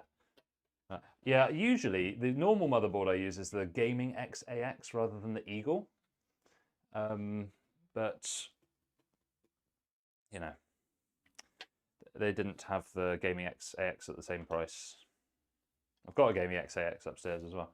All right then, so do you think we should put another fan on the back here? Do you think the customer's going to not like that? Because, oh, let's just put another fan on the back. Come on. Should have done this earlier, but it's okay.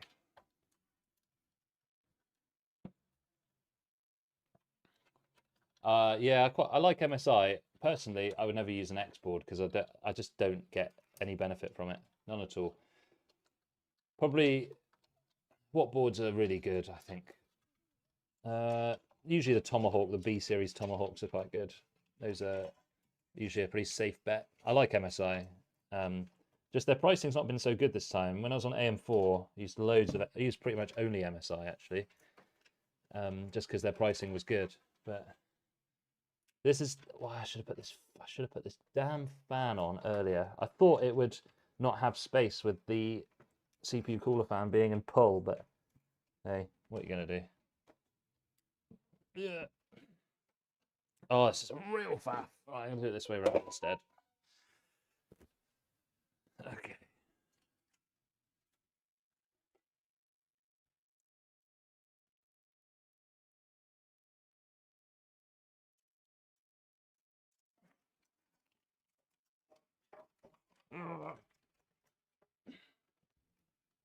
The other thing about the North is it's only got one slot to push your cable through at the top, which is fine until you forget to put something through like I did.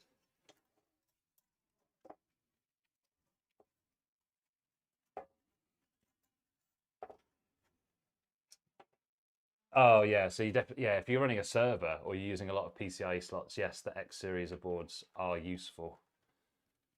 That is an actual legit use, but people buy it because for gaming and stuff. So where they just have one graphics card plugged in, I think, guys, you've wasted your money here. Okay, cool. So let's put some more fan screws on.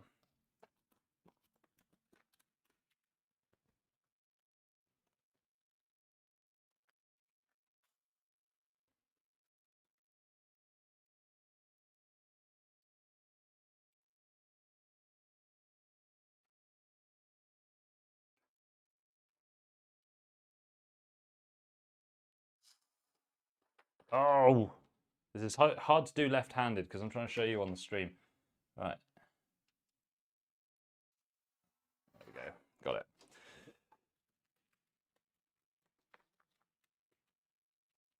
it. MATX is a cool form factor. It doesn't really matter. Like, do you mean in terms of the case size, like a medium form factor, like Liadli A3 type thing?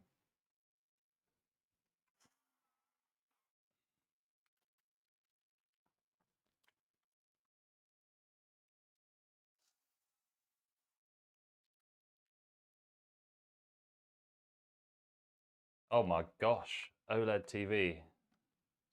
I've heard good things. I've got an OLED ultra wide monitor, Alienware. It is good. I am enjoying it. It's not as much of a groundbreaking change as I thought it would be, though. Everyone was saying how amazing it is. It is a bit more responsive. There's less input lag, I've noticed. But the actual picture quality, yeah, is a little bit better. But I think the TVs is where it's at for the picture quality. Great, so that's good. That's done. Does this one have a daisy chain cable on it as well? Can't remember. I think they both do. Oh. Yes, they both do. Okay, fine. So I can just chain that off the back of that fractal fan later. Yeah, for compactness, it's nice, man. Yeah, if you sub to the channel, we've got a Lian Li A3 build, like showcase build, coming out tomorrow. So, and it's actually got some budget parts in it as well. Cool. So we're getting there. So we just need to now put some cables into their right places.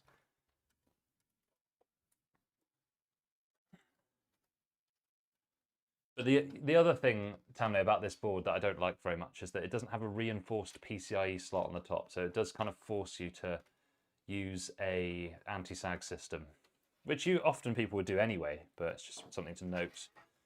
Okay, so 12-volt high power. Do we run that underneath the card, or do we want to run it over the top? I think underneath for now. Let's try it, and we can always change our mind if needed. I'll put that through. This is for the motherboard, so that will go up there. And then we've got our front panel cables. So audio across to here. Oh, that fits through beautifully. Great. And then what else? USB 3 is, where is that? It's along here, isn't it? So I'll put that in there. I wonder if it will show up better on the other camera, actually. Kind of, if I drag it here. And then USB 3 is up here as well.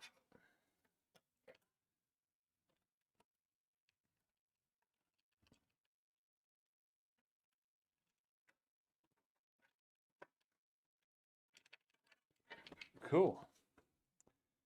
Oh, nicely cable managed for me, a lot of it. That's just very handy. And then we've got the fans from the front, which I will route through the bottom.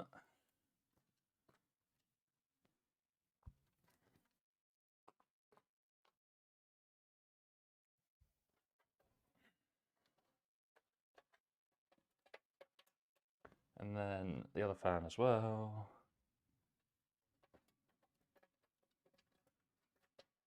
I'll probably daisy chain anyway, that one. And then lastly, front panel buttons. Where have those gone? There. Power and LED, perfect, yeah. I never plug in, if there is an HDD LED, I never plug it in. Just leave it unplugged because the light blinking is really annoying. Okay. X570 Tomahawk. Yeah, all the Tomahawks are good. They're all very solid. Okay. Right, let's plug some cables in. Who is your favorite PC building content creator? Ooh, good question. Good question. There's a few that are good, isn't there? I quite like David Does Tech Stuff. I think he's really funny. Tech Yes City, he's really cool. And Matt Lee as well. He's really good. Okay, so let's put in USB-C.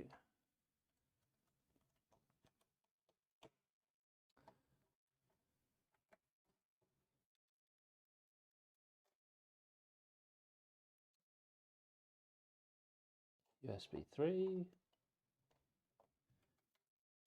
can chuck one of these fans in as well.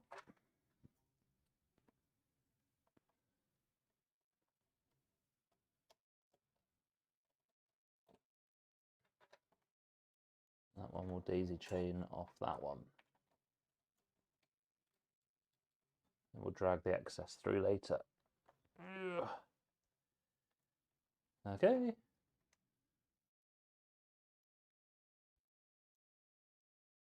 .24-pin motherboard. Good. My B450 Pro 4. The B450 Pro 4 is fine.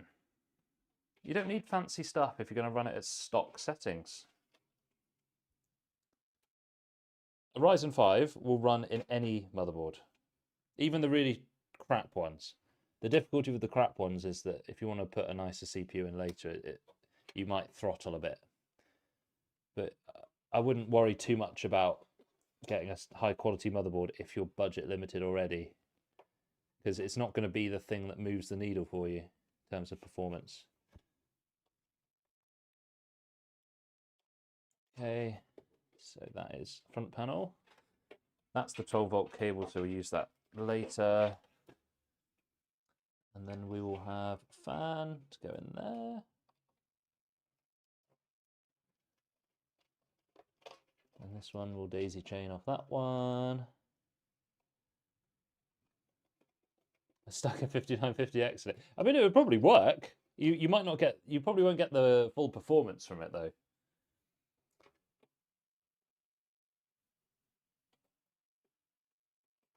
I mean, it would boot and everything. I just don't know. You might actually find you get worse performance compared to a lower CPU. Because if you haven't got many VRMs and if they're not well covered with heat sinks, then they'll get a bit hot and then you'll end up, your processing speed will go down. Cool. So that's looking real nice. What we can do now is actually, we'll go and get our anti-sag system, the motherboard mounted one. Yeah, the B450s are good. You just can't use PCIe 4 SSDs. But to be honest, if you want a budget, why bother with PCIe 4 SSDs in total, right? Oh, well, that's why you got the Tomahawk. Okay, fine. Well, that makes sense. That's a beautiful motherboard, by the way, X570 Tomahawk. Really nice. Really nice. Okay, so I'm just going to go upstairs. I'm going to go grab the Lee anti-sag system.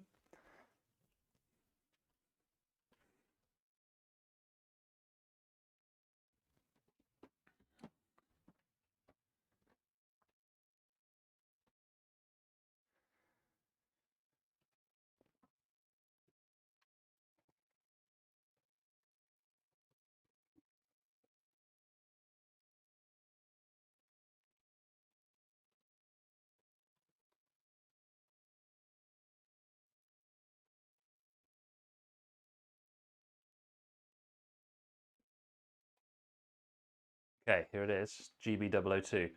This is probably my favorite anti-sag, just because it's invisible. It just basically just goes into the motherboard. The GB001 was the previous version, and I found that one a lot better. It was a lot simpler. It just had one single mounting point, but it mounted two places on the motherboard. But what I mean is it had like one shelf on it to hold the graphics up. But this will do nicely.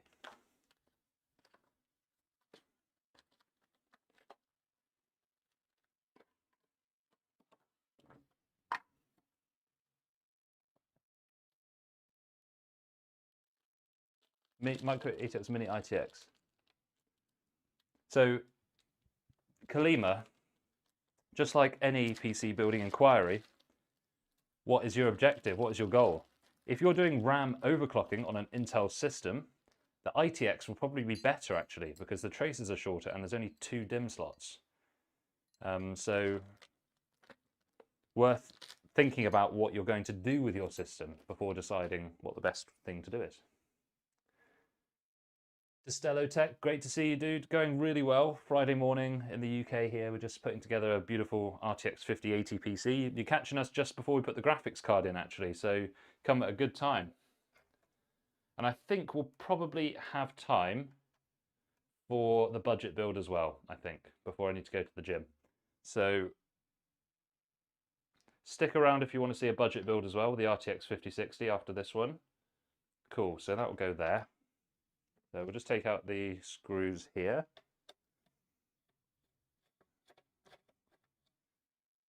So for anybody new to the stream that doesn't quite know the spec that we've got in this one, that hasn't been around for the whole thing, we've got a Ryzen 7 9800X 3D.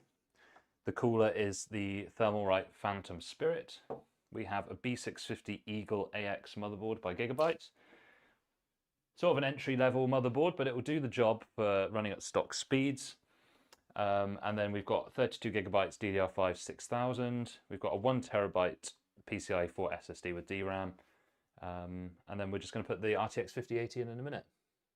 It's not a Meshify, although Destello, I do have a Fractal Meshify 3 review on the channel, and it is probably the best case I've ever used in terms of cooling. It doesn't support a top 360mm cooler, which is probably its only downfall. But in terms of the other cooling aspects, it's definitely the best I've ever seen. I think because it's quite short from front to back, the Meshify 3, the air gets straight to the components without it going through a load of dead space first. So it's really cool. But But the designs are kind of similar. I mean, Fractal usually make very good cases. There's a couple that aren't very good, like the Fractal Focus 2, not the best PC case, mainly because of cable management, but otherwise okay. Tammy, I don't know how much you missed, to be honest. Not much. We're just going to put in this anti-sag system. That's what we're doing now. Motherboard mounted anti-sag. We were saying that this is the GB02, but the 001 was actually superior in my opinion, but they've discontinued it. Okay, so this goes like this, but we need to put some standoffs in first in order to keep it proud of the motherboard.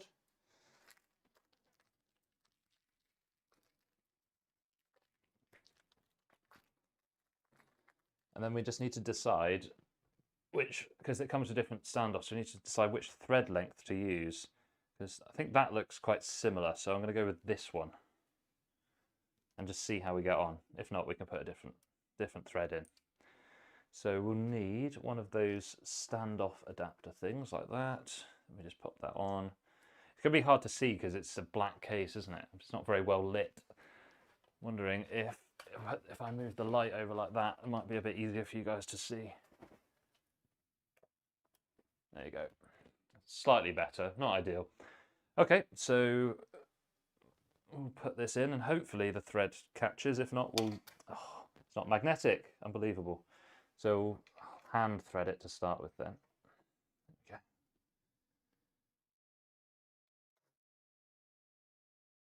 Nice, that fits. So I'm going to put a washer on it though, because it stops it wiggling around. Do you think the reverse connector boards, yes, they'll take off, the reverse boards, if they come down in price. They're so expensive. I wanted to do a build like that for a long time, but I can't justify like an extra 10-20% on top of my budget just to have back connect. It's crazy. Which CPU cooler is this, Cleaver? This is the Thermalright Phantom Spirit. Costs me £32. And I'm very pleased with how it's gone so far. I've used the Peerless Assassin before, and I think this is essentially the same cooler, really. Except it's got black fins, so it looks a bit nicer. Cool, that's actually threaded beautifully. And then we'll just put a washer onto this next standoff like that, and then we'll put that in as well. So at the moment, if you're new, we're just putting in an anti-sag system, because you know this is a lower end B650 ATX motherboard. It will definitely do the job, and it won't realistically throttle the performance for a stock user.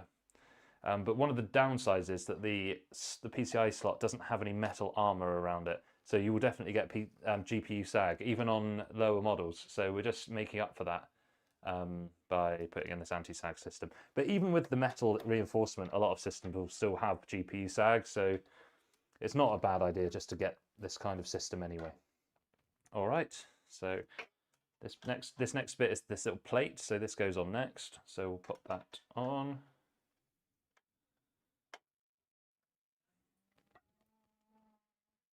$1.25K to buy a laptop for gaming. Well, you're in the wrong channel, mate. We don't do gaming laptops here. I'm actually streaming from a gaming laptop at the moment, but I'm not the right guy to tell you because I haven't tried them all out, so I don't know. I'm not going to pretend to know a lot about something that I don't know. I mean, if you tell me the specs of what's available, then good, but I don't keep up to date with the laptop market, so I don't want to give you any misinformation. All right then, so the next bit of it is this this bar here. So you can put it that way or you can put it that way. I think that might be slightly, well, should we just get the graphics card out and have a look? Still using a 1080 Ti, looking for a budget upgrade. I don't know, I'll just say keep the 1080 Ti. Realistically, you're probably going to want something like a 5070 probably if you're going to stay on NVIDIA, or a 9070 if you're going to go to AMD. If you want a juicy upgrade, that's what I'd go for. Yeah. So the thing is with the laptop thing, you know, some people will need a laptop because they travel a lot, they don't have one fixed place that they're in, etc., etc. So I do get the utility, but for me, trying to edit a full YouTube video on a laptop, for example, is just, it's terrible, and the value you get on the parts isn't very good. So this is our graphics Palette Gaming Pro RTX 5080. I'm just using this now just to see how long across I need to put this anti-sag. So actually, I could probably put the graphics card in, then put the anti-sag this piece in, couldn't I? So let's just do that. So I need to take out a couple of the brackets on the side. Is it a Lenovo Legion when you travel? I mean, yeah, to be honest, I bought this gaming laptop. You probably see it in the corner over there. It's a Gigabyte. It has RTX 4070 and an i7 with 6 cores, 12 threads, I think. And it's great. It does everything I need to. I could do a little bit of video editing on the go if I need to. And it's good enough for this stream, as you can see. It does a great job. But I put it through as a business expense. so it didn't actually cost me personally anything.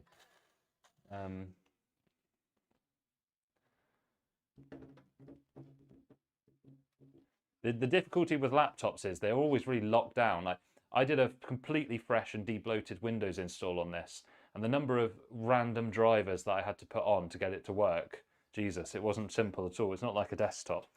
Okay, so let's pop this graphics in. Look at that, just fits perfectly. So this is the RTX 5080 Palette Gaming Pro.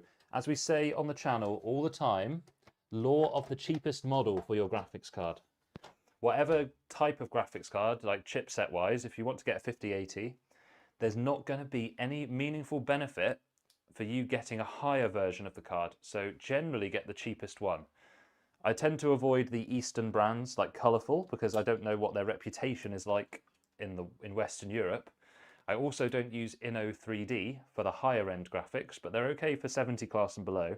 But with those caveats, I would say law of the cheapest model.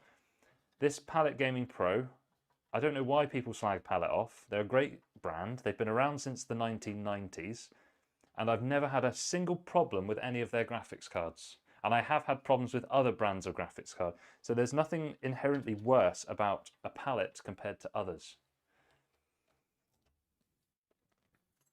This case, oh brother, this is the Fractal North. So if I tilt it that way, you'll recognize the wood front. Cool. So we're in. I won't put the power in yet. Let's do the anti-sag system first. So I'll push that back there. I wonder if we can zoom in any further. There we go. So it will be hard for you to see. But basically this is going to sit underneath the graphics like this. So that is going to go there. I just need to check that the fan is still going to be able to spin with that anti-sag in place. And yes, it is. So that's great.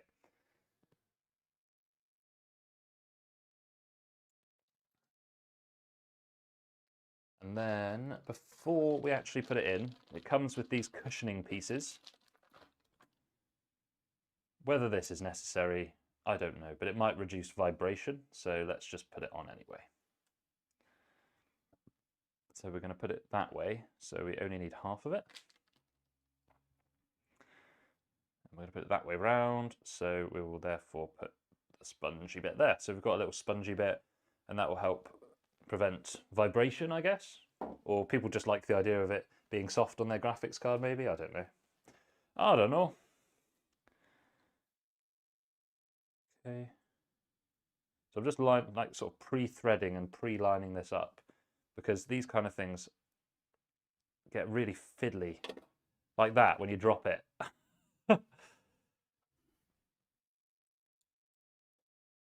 My screw's just flown across the room, but luckily I've got spares, so it's okay. That bracket looks like something a dentist would use. Yeah, maybe, yeah. I'll give you some budget Invisalign with your gaming PC build if you want. Okay, so this time we're going to be extra gentle, place it in. Ugh.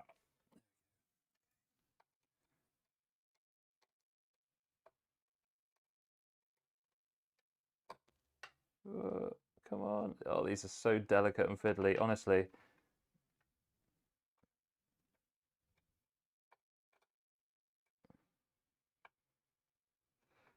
There we go.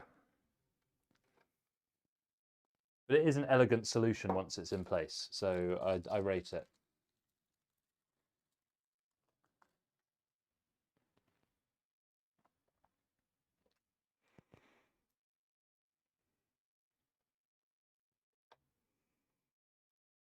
Oh, no, my washer. You see why this is so fiddly? Right. Now I've also lost the screw, so I'm going to have to do a real technical shakedown of the PC now to get it all out. What a faff.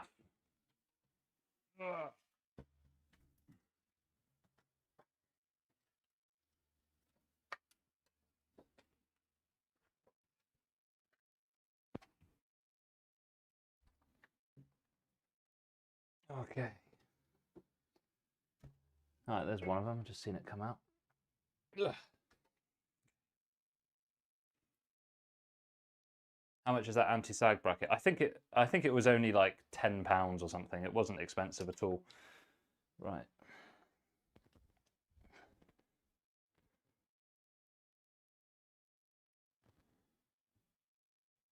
I had them for so long, I can't actually remember even where I bought them from. It was probably like overclockers.co.uk or something. They tend to stock lots of Lian Li, or Computer Orbit tend to as well. Oh, that went a lot smoother. Look at that. Learned my lesson this time. Okay, you probably from that angle can't see it very well, but that's the anti-sag there. It's holding up the graphics on this bit here, and those two screws there put it into the bracket. Look at that. That's rock solid. Perfect. So it's going to stay dead straight forever. And now we can just plug in the 12-volt high power cable. The new RM 2025 Corsair power supplies have this grey bit on them, which is fantastic because it gives you like a visual cue to see if it's plugged in properly. So if you can see any of that grey poking out, then you haven't plugged it in properly. Pretty good little idea. I think MSI did it as well, didn't they, with a yellow or something? We all do a shakedown. Exactly, mate. Exactly. You don't see this on a polished YouTube video because people edit it out, but this kind of thing happens all the time. Right. Boom. I always give it a nice firm push. Make sure it's definitely in.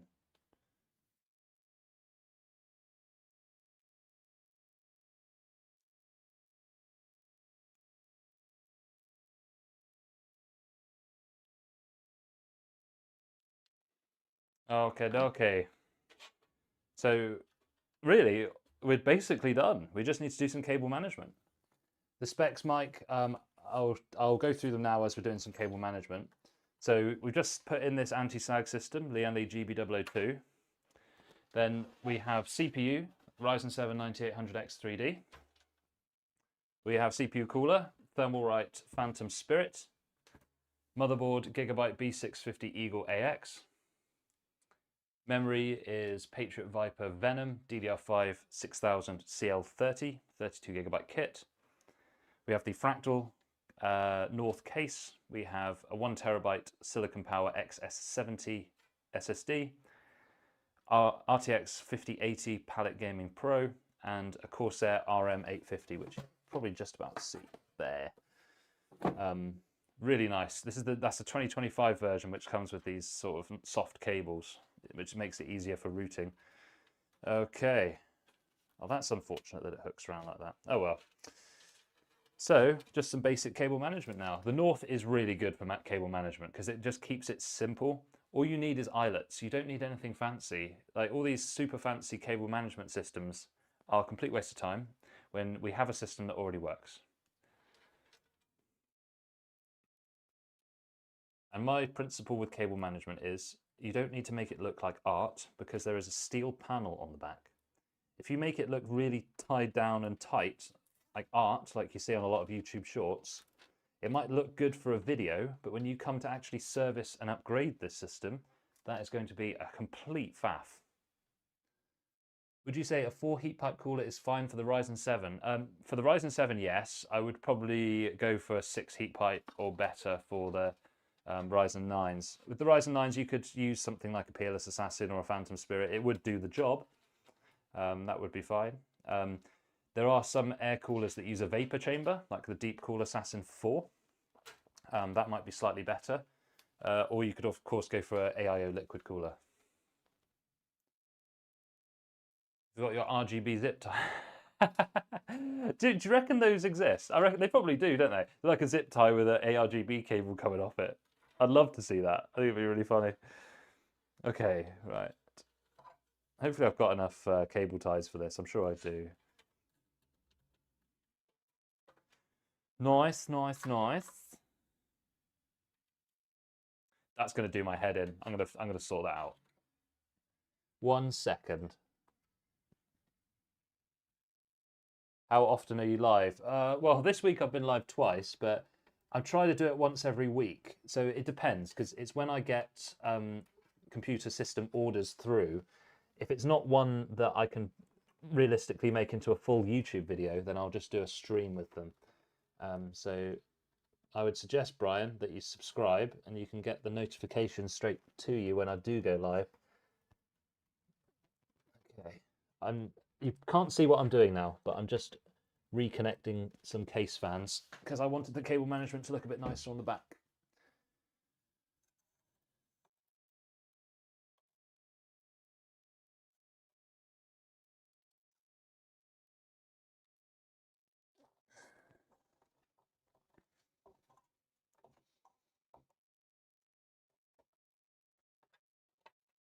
Cool. Right, hopefully that is now going to look neater. Oh, good stuff, Brian. I love it, buddy. Hope to see you soon. The cables, in fact, I agree. It is function over form, yes. Because why spend all this time beautifully arranging your cables in the back when nobody's going to see it and nobody cares? Basically, you don't want it to be a big spaghetti mess because that's just poor workmanship, and also it does make it harder to upgrade. But equally, there's no need to make it artful. It's just a practical thing, isn't it?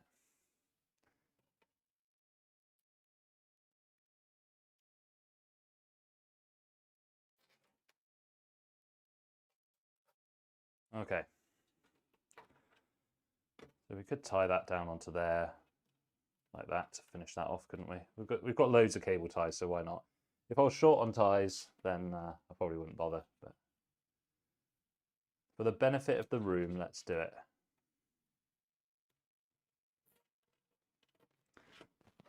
Cool. So this could go there like that, or I could tie it down there. I could go either way. Why don't we keep things simple and put it all in one place?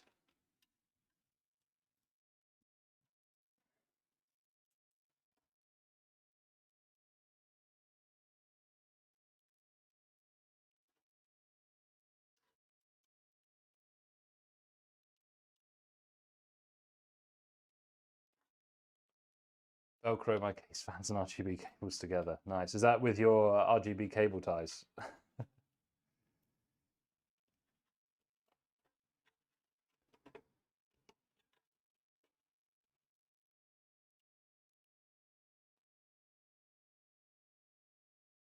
Okay. Nice. Right.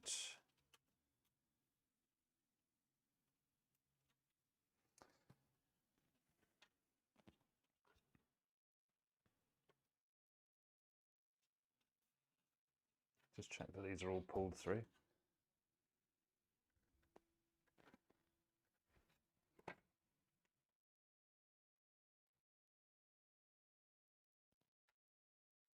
Which they are. Good.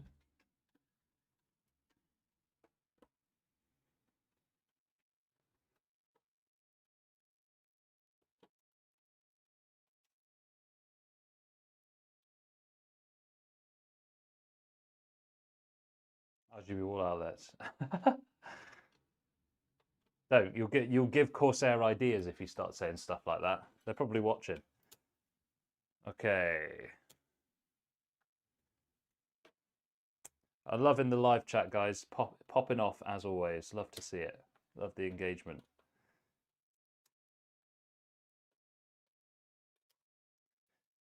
One thing I saw somebody do once was that they were snipping these cable ties with some scissors and they cut right through a motherboard 24-pin cable. No, it wasn't a 24-pin cable. It was something else. I think it was like a fan cable or something. And I was like, oh, bad one. Okay.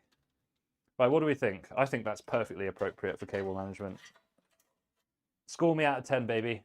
How did we do on the cable management? I think that's fairly clean. Certainly functional and easy.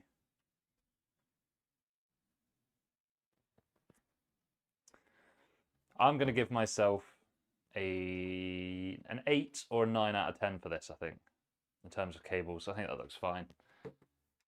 And if I ever get a 10 out of 10 for cable management, then you know I've finally lost my mind.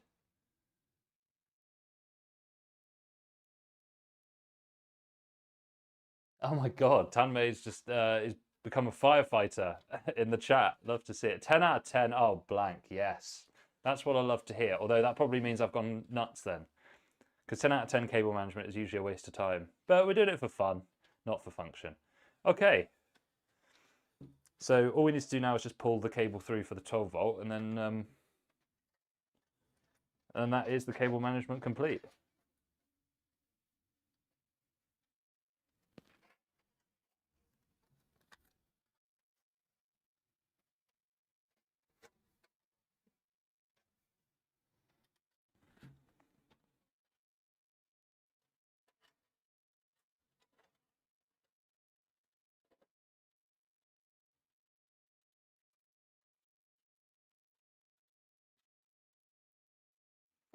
So these soft cables are nice, but I can see how they would easily get tangled compared to the old school style of cable. So benefits and drawbacks, I suppose. Okay. There we go. I think that looks real neat. It would be nice if Corsair included one more of these cable clips for their cables, because you could make it look a bit nicer again. But I think that does the job, doesn't it? Looking very nice. What I like about the palette card as well is that it's not laden with RGB everywhere. I don't particularly want that in my graphics card, so yeah. I want to enjoy my boring breakfast. Smoky mornings are very, yeah, I agree, smoky mornings are very scary. Okay. So is there anything anyone can spot that we need to improve here? I think we're looking good, aren't we? I think we could probably give this a test run.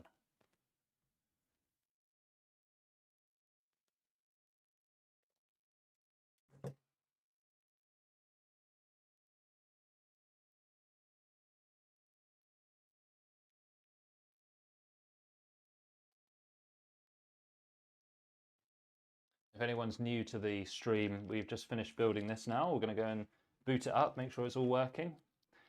Yeah. So the RTX 5080 build with a Ryzen 9800X 3D. Looking real nice. The case is the Fractal North,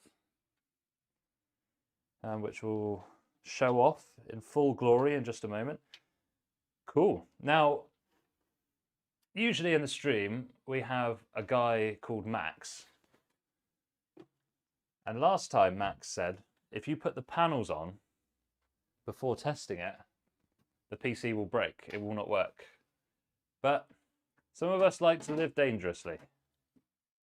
So that's what we're going to do now.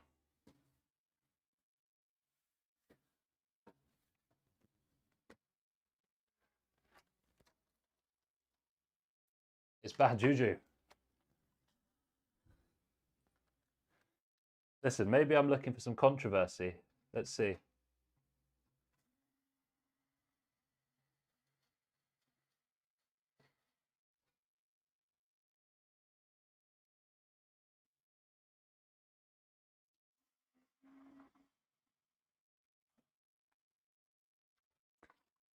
Oh, it's not. The panel's not down fully. See, it is bad juju. You're absolutely right. Okay, let's try that again. There we go. So that is now definitely flush. And I'm just going to hand tighten these screws actually. Makes it easier for the customer later.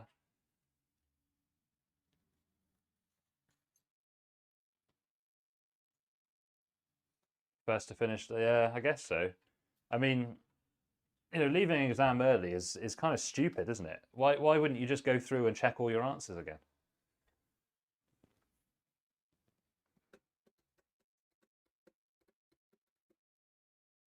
Okay, so next thing is to put that plate here again.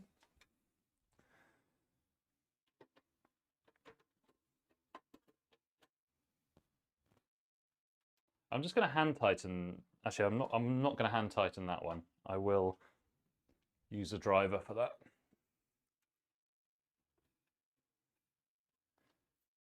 But the others, I'll try my best to just hand tighten them so the customer can get it off a bit easier. Cool. I'm even going to put the glass one on it. No, I'm not actually, because it won't look as good in the photos. So let's leave the glass off. We'll put the glass on later.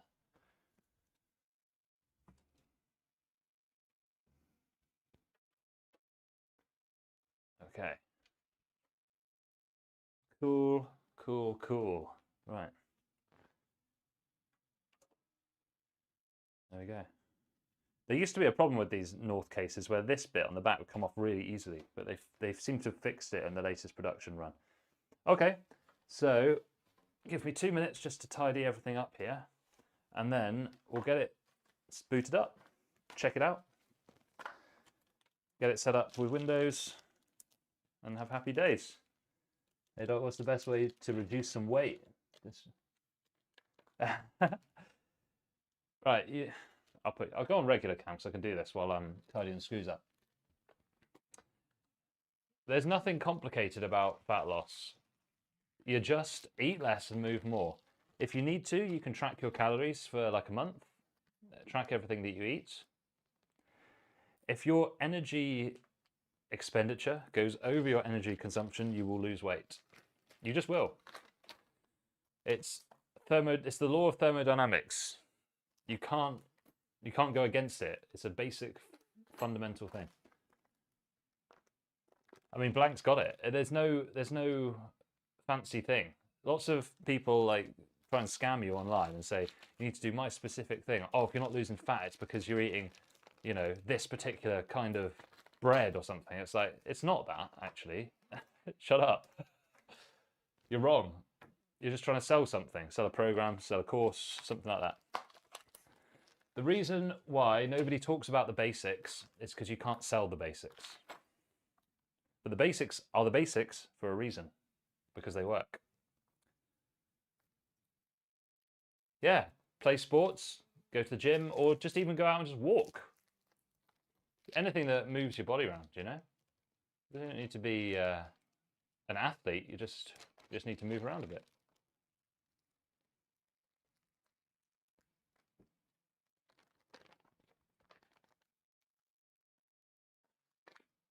Okay. And what I would say is, Tammy, at some point in your life, you should get a six-pack. Really go for it with the diet. See what your body's capable of. Just once. It'll be hard, but just do it. Just see what your body is capable of. Trust me. So GTX is out. I've picked up 850 watt 80 plus bronze from a local computer shop. I finally got it up and running. Never again. Oh, so GTX. That was actually a power supply problem then. Interesting. So I was right. I got the diagnosis correct. Look at that. You like Musa, he loves the shirt. I picked it up the other day. Although it makes me look really skinny. I'm not skinny. I've actually got a decent amount of muscle. I think because I'm quite tall. I'm 6'7", so I think you can eat the oiliest food and estimate what exercise. I don't know. Yeah, just use MyFitnessPal. It's free. Track your food, and you can put in your weight and your activity level and everything. Me, I have. Yeah. Actually, as soon as a few weeks ago, I don't anymore because I've eaten too much. But yeah. But it wasn't a shredded six-pack though. Like if you wanted to be absolutely shredded, you have to super diet. Yeah. So Philo, I'm in the UK, down the southwest.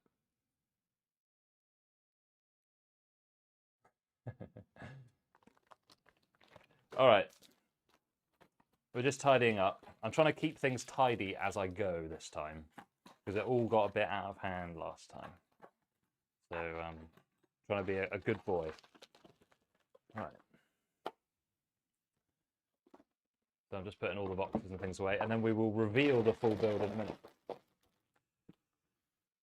Also, palette graphics cards, the higher end ones, they come with a mouse mat. I mean, I don't know what game they're playing that needs a mouse mat that's like this wide but not that tall.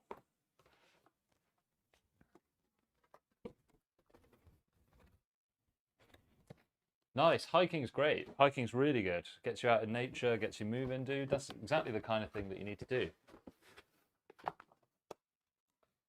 It's a GPU mat. It's for content creators to put it on top of nice thumbnails, probably, isn't it? I wouldn't be surprised if that's actually the reason. Okay. Right, Wi-Fi antennas, but I'll just put those away. We don't need those for now. Right, let's give it a test, shall we? It's for slightly more GPU more easily on the desk. Well, I mean, this week in pointless things, you know, everyone in my group is busy with their wives. Well, here's my advice, Tamle. If you get busy with their wives, then the weight will drop off like you wouldn't believe. Okay. So let's get this set up.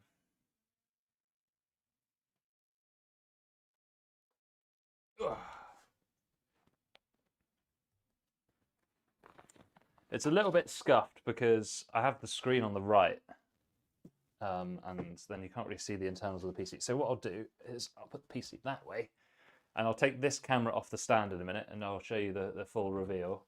Let me just plug everything in. I'll also need to, I'll probably update the BIOS as well. I tend to do that on all my systems anyway. So let's just do that. I'm just gonna, so you're gonna see me fiddling around with the laptop now while I get the latest BIOS for this thing. My GTX 680 died when playing GTA 4. Wow, my gosh. Let's see if tell you what. Let me just see if my window capture is working. Screen record. If I put Firefox properties. No, I don't want. Hang on a minute. No, I don't want that. Why is it saying Amazon Business? No.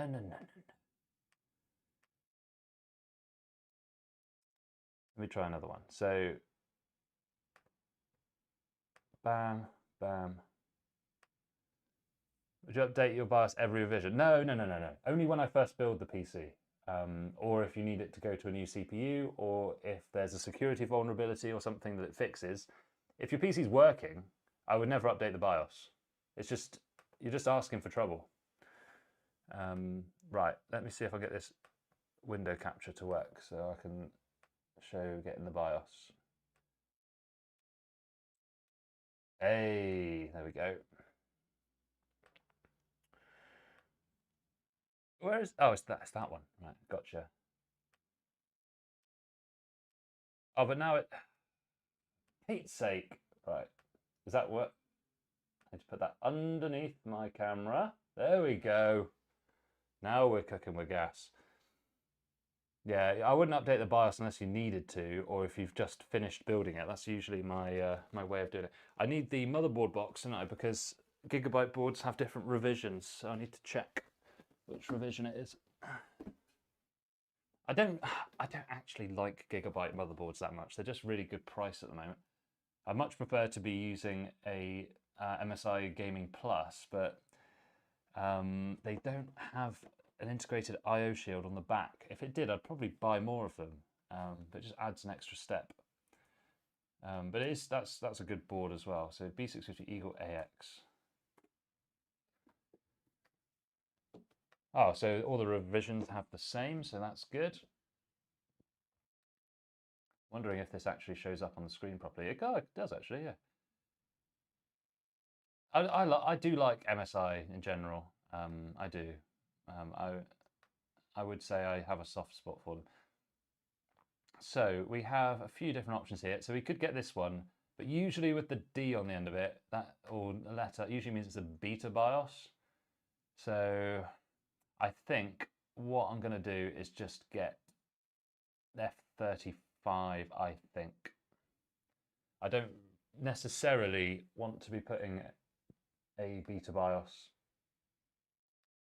on a customer PC. I'd probably do it on my own, but yeah.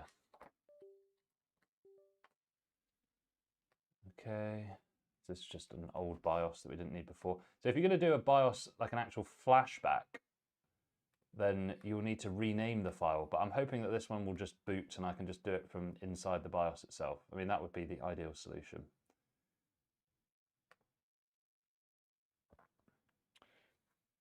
You don't need a UPS unless your area has power cuts all the time. I don't necessarily recommend a UPS unless you use like mission critical stuff, like you know that kind of thing. Yeah. So how are we getting on with that? So the BIOS is copied over, perfect. So let's go. Oh, dude. Well, serves him right for buying an X870 because they're a rip-off anyway. You don't need them. Okay, I'm only kidding, by the way. I'm sorry. I'm sorry for your loss. Okay. So let's put the BIOS USB in. When you're doing it from the BIOS itself, it doesn't actually matter which port you put it in. If you're going to do a flashback, you need to put it in the designated flashback port. And then I've got this little dongle for my keyboard and mouse. Yeah, okay. I suppose I could put I've got these spare Wi-Fi antennas that I use. Might as well put those on.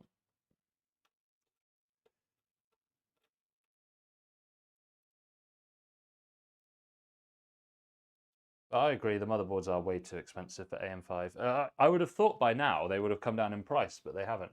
Okay, so I'm going to take you off the tripod so you can have a look at the build. Oh, there you go. Look, you can see the stream. That's freaky, isn't it? Look at that. Woo! All right, so PC is here. We'll tilt it towards the light a little bit. So I think overall it's looking pretty nice. That's the overhead cam there. Yeah. Come on, guys. I think we're looking real good there. Let's see if we can just improve that brightness a little bit so you can see it better. Okay, there we go. Cool. And then we'll give it a little tilt so that I can show you the front of the build.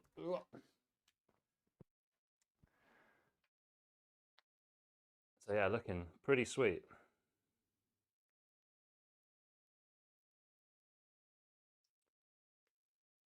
Nice.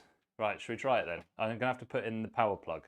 So let me basically put you back onto that cam for a moment. This one's giving me an overheat warning down here. So it might cut out in a minute. Right, so I'm looking for plug. There we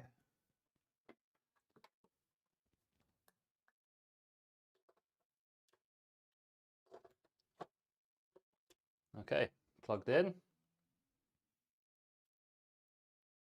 Oh, that's come out. Okay, boys. Moment of truth. Most of it, we're going to be putting Windows 7 on this PC, the latest version. Okay.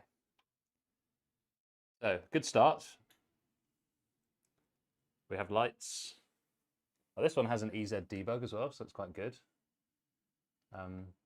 Often, when you first boot an AM5 PC, the RAM will take a while to train. It's just the way that DDR5 is, unfortunately. Yeah, Windows 7, bruh. Got to get on the latest version. You're stuck on Vista. You need to get off Windows Vista.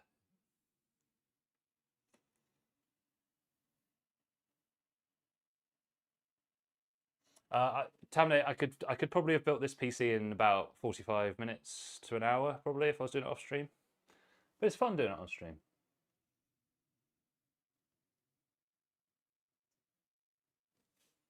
Okay, so it's booted. Oh, I forgot to plug the blinking monitor in. Well, no wonder I haven't got a picture.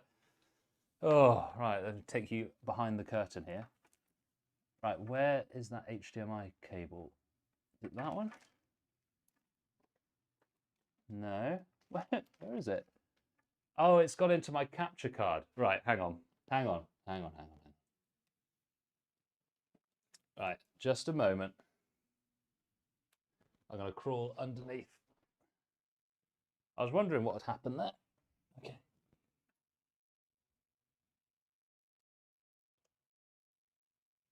I want to see if would it work via the capture card. Should we try it? Let's see it. Let's see if it works.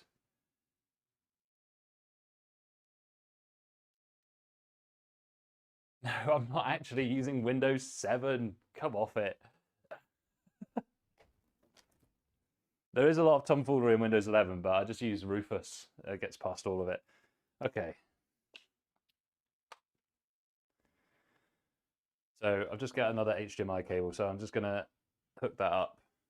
I want to see if it works with the capture card or not.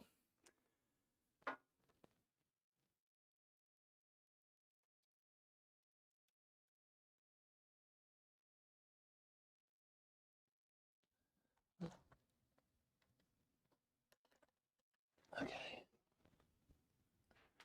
Now I just need to make a new scene which has the capture card on it. So just bear with me a second.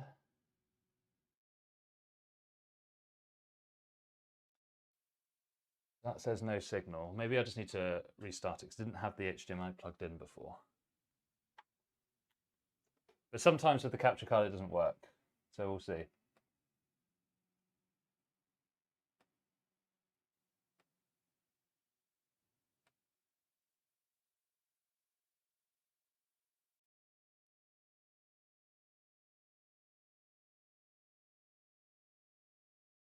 I doubt it, Tamne. I mean, maybe.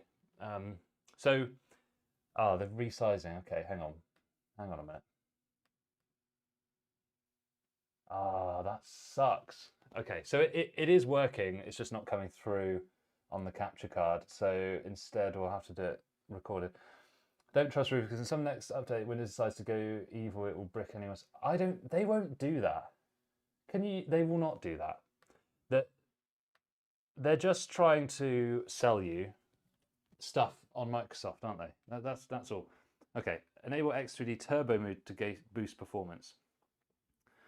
I'm not going to do it because I don't know how it works. I know on the Ryzen 9 chips that it does some weird thing where it disables one of the CCDs, but I think I will leave that just as stock for now. So I'm going to say no. I'll bring the tripod round in a minute so it's a bit more stable. So no, I do not want to enable that. Okay.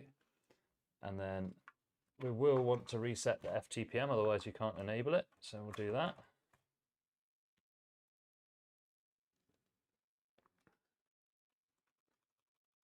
I'll just set the BIOS update going before I move the tripod because the BIOS update will take ages.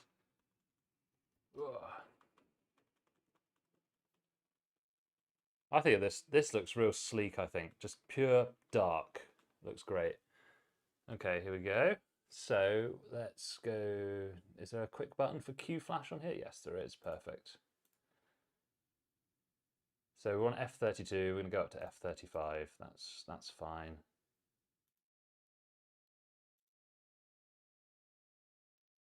I'll just let this go in a minute. Yeah, exactly, Blank. So, I mean, that might be good for gaming, but then it kind of brings me back to the point that I've always made. For gaming, why bother getting a Ryzen 9? It's not going to get you anything of any value. You might as well just get the Ryzen 7. Even for a 5090, I think the Ryzen 9 isn't going to get you anything that the Ryzen 7 isn't, unless you have a specific workload that needs 16 cores. In which case, why would you enable a turbo mode that stops you using half of your CPU? I just don't like this idea of having loads of cores on different areas of the chip because it's going to introduce some kind of lag and latency, even though it doesn't come through in the numbers.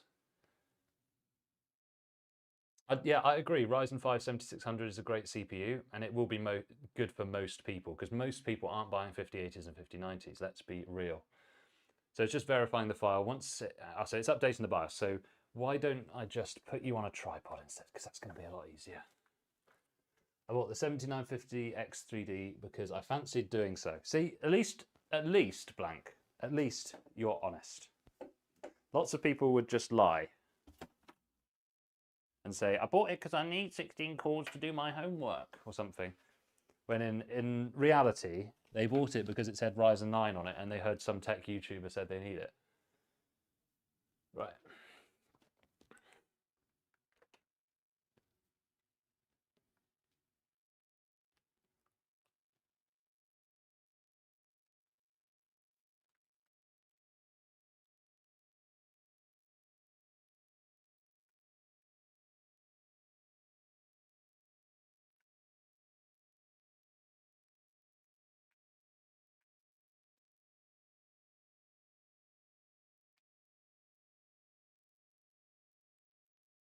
Okay, so there we go. Got tripod set up so you can see the screen now. So it'll take a little while to update that BIOS. So let's see what's going on in the chat. I'm rocking a 3080 Ti with a 5800 X3D and don't see why I'd get better. No, exactly. The thing is, if your PC is doing exactly what you need it to do, why change? Why?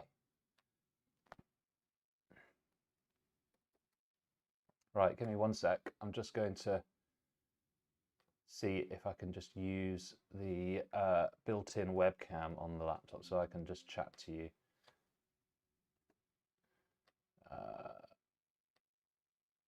Yes, there we go. It won't be as good quality, but because I've put my camera on that tripod behind me, I can just chat to you guys while we're waiting for the BIOS to finish updating.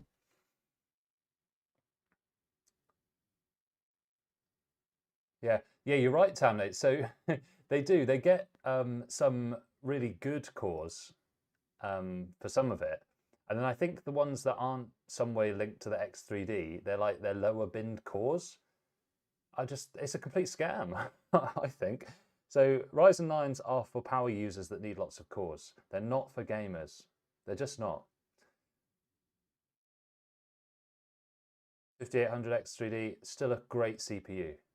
You don't need to upgrade. I know there's lots of like cool content out about new stuff, but you don't need to upgrade every generation. You just don't. I've still got a 4080 Super in my PC, and I can essentially get upgrades to my PC for free, but it's not worth it. PC does what I need it to do.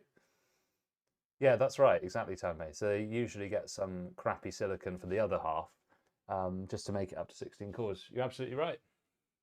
You're absolutely right. Okay, so it looks like we're rebooting now. What's my favorite GPU, Philo? Obviously the best GPU is going to depend on your budget and what you need to do with it. But my actual favorite GPU overall is probably, at the moment, the 9060 XT 16 gig. It gives you solid 1440p performance for a decent price. And the 16 gigs is handy as well. I'd say probably that. Last generation, I would probably say the best was probably the 4070. No, actually 4070 Super, sorry. And then before that, I don't know, probably 5700 XT after they fixed the driver problem. So PC is rebooting. It's just retraining the RAM at the moment, I think, after the BIOS update. So we're getting there. We're just setting it up. Yeah, exactly. So Mooster is exactly showing my point here. If you don't need to upgrade because you're doing fine with what you've got, then don't upgrade. The Vega 64, because of how you got it. Well, why don't you tell us the story then, Blank? Tell us how you got that GPU.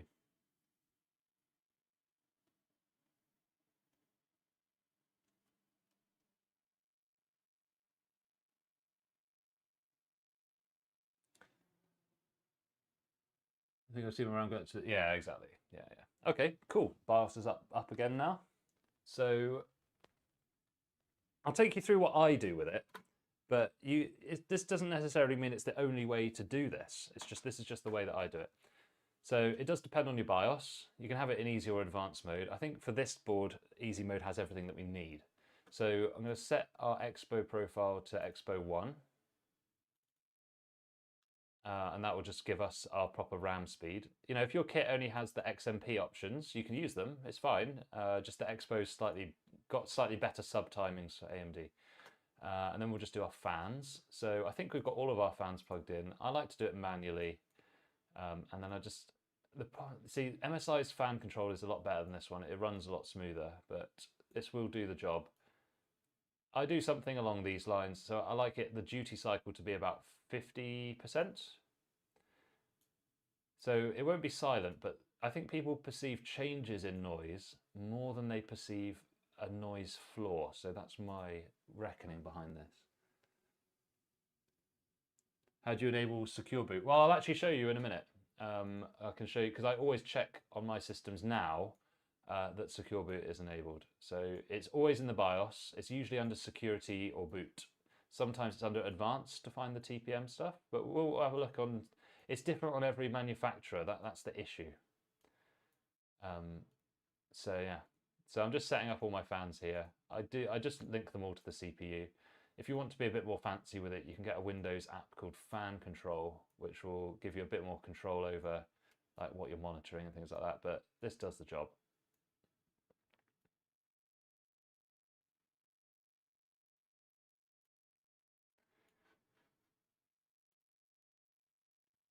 See if there's anything else in the chat. She wanted the 57 HG, but didn't have money, so I goes to trades. Nice. That's Starbucks. That's cool. Saving e-waste is great as well. I love that. Yeah, well, that's the beauty of Linux. You could also put Android onto old laptops. I just fixed up my friend's laptop the other day. It only has a 2-core, 4-thread CPU. It was running like absolute dog water. All I did was add another 8 gigabytes of RAM and do a completely de-bloated Windows install, and it runs beautifully now. So a lot can be said for optimizing your system, especially on lower end hardware. Nearly there, just doing the last fan profile now.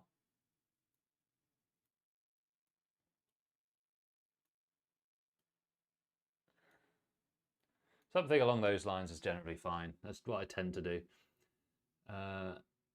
In the back after that. Plan to get an ASRock B850M. Jaden, so if as long as you update your BIOS, so with those ASRock boards, I've used ASRock boards all the time, never had a problem.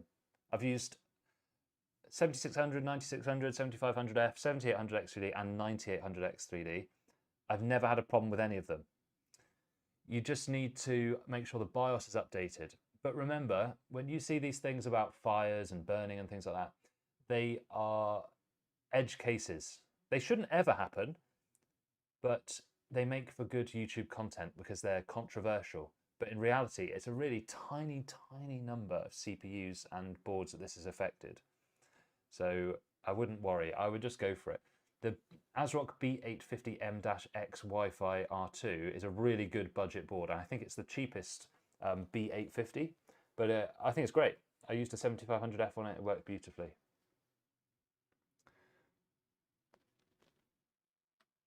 Okay, right. So this is our fan profile. I'm going to save it in BIOS. I found that it never actually does save properly in BIOS, but it's worth trying anyway. And then the other things we need to do, we need to make sure resize bar is on, which it is. CSM should be off. Fast boot should be off. I have ERP off. If you have RGB that stays on when you turn your PC off, then you could switch this to the on function, but I'm going to leave it. And then we will go to advanced mode. And then we just need to go and find the security settings. It's different for every motherboard, unfortunately. So we'll have to find, it might be under miscellaneous. There it is, yep, and trusted platform module. We're going to trusted computing. We can see that this is enabled. So the TPM is enabled. So usually when you update your BIOS now, on the latest version, it will already have your TPM and secure boot enabled by default. But if you're running an older BIOS, then it might not be default enabled. So then we just need to check secure boot. It's probably under boot usually, and then we just go to secure, and we see it's standard is enabled and not active. So this should be enough. Windows should take care of this for us. So that should be all good. There we go. And I do like to save a profile just in case the BIOS gets wiped or reset. I can get back to the same settings and fan curves that I've set up from before. Another thing that people sometimes like to do is set what's called a TJ Max in the BIOS, which the customer did want for this one. So I'm going to set their TJ Max to 75 degrees C. So let's find that. It's a bit different in every motherboard, and I haven't done it on this particular one, so I'm going to have to find it. But usually it's something like a thermal limit or something I can find in here. So let me have a look. Maybe at the moment, tell you what, whilst we're here, can we do advanced and then curve optimizer, and then we'll do all cores, and usually -20 is really solid. It's going to work on basically every CPU without any problems. And then we see the platform thermal limit control is manual. We're going to change that. I'm going to set this to, you can do it 75, 77, 78. The reason why I put this thermal limit on for some customers is because some customers specifically request a very quiet system. So this is going to mean that we never go over 75C and therefore the fans don't get too loud. It won't affect your gaming performance. Because in games you're very unlikely to hit 75 degrees C, it won't throttle you. It will throttle you on full core workloads, but most gamers don't have a full core workload. So we're going to set this to 75. We've done the curve optimizer to -20. I'm just going to save this as a second profile. I'm going to call this PC36 tweak. And therefore, if it doesn't work, I can just go in and load the first profile up. B850M Riptide, but only ever. No, it'll be fine. You'll be fine. If the board fits what you need, get it. It'll be fine. All right, so now we're going to save and exit setup. First, I'm just going to plug my USB for Windows in, and then we'll be good to go. So before I do this, question for you. Do you want me to show you how you can bypass the online Microsoft requirement even on the official Microsoft installation media? Because I use a Rufus USB to do mine, which bypasses it anyway. But if you want to know how to do it without using Rufus, I can show you now. Otherwise, I'll just use the Rufus. Just let me know. Okay. So what I will say is when you, I'll do it, I'll show you the regular way, and then I am going to uninstall it again and use the Rufus one because it's much cleaner. But I'll show you. So, so I've got so many USBs. So I label them all. I don't know if you can read this, but this one just says Win 11 Rufus. This one says Win 11 Official. I've also got Windows 7, Windows 8, loads of other ones as well. That's just a spare USB I use for other things. So let's put the Windows 11 Official in, and I'll show you. The only problem with these particular USB sticks that I've got is they're USB 2s, so they're a little bit slower, but it's all right. Okay, so that's in. So then we can just save and exit the setup, and it should just boot straight onto the USB.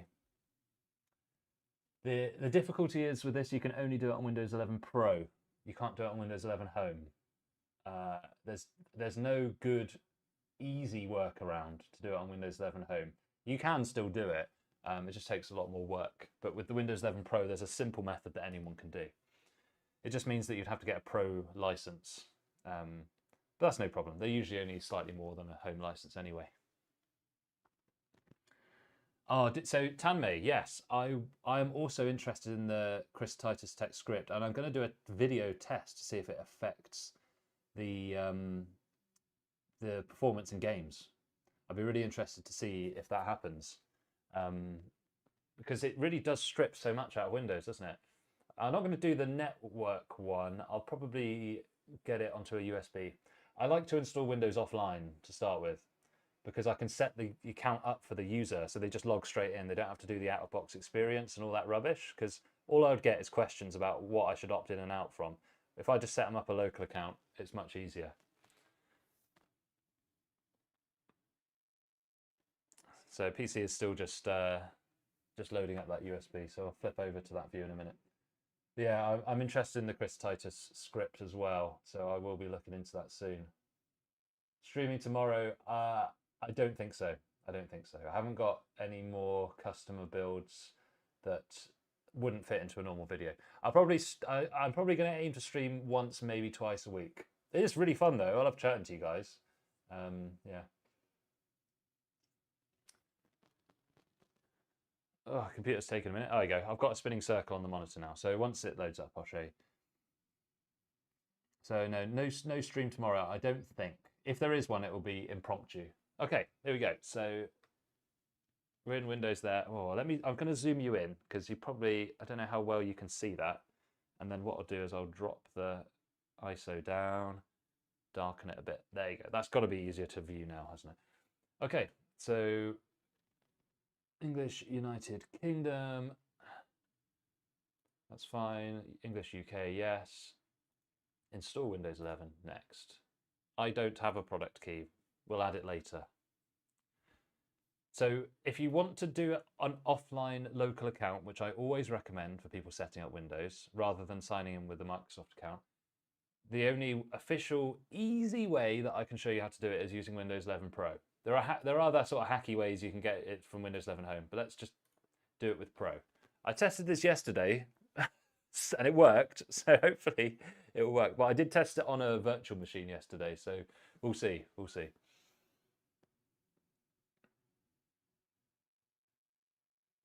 Yeah, I hate OOBE to be honest. I try to minimize it as much as possible. So we've got our disks here. Obviously, our 1 TB SSD is where we want it to go. If you had multiple drives and you don't know which one is which, I'll give you a quick showdown. So we do Shift and F10 together, which brings up the command prompt. And is there a way that I can?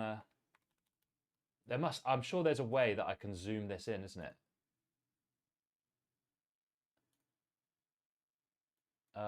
Cursor size, font. Yeah, there we go. Right. So it makes it a bit bigger so you can see it. Okay, so you just do Shift F10. This is just to see if you've got multiple drives, which one's which. So if I type in disk part and press enter, then I go list disk. And then you can see I've got 3 disks there. You can see the size. So it's quite obvious that the 1 TB SSD is disk 0. But if you had 2 that were the same size and you didn't know which one was which, and you wanted to make sure that you're putting it on the right drive, you just select one of the drives, select disk 0 like this, and then it will select, and then what you write is detail disk. And you can see here, SPCC, Silicon Power M2 PCIe SSD. This is useful if you've got like a 1 TB hard drive and a 1 TB SSD and you want to make sure you're putting it on the right drive.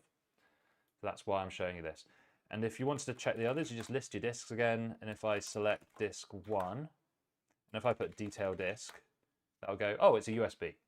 So that's how you find that out if you're interested. But you don't need to do this for a standard Windows install. It's just for a bit of interest.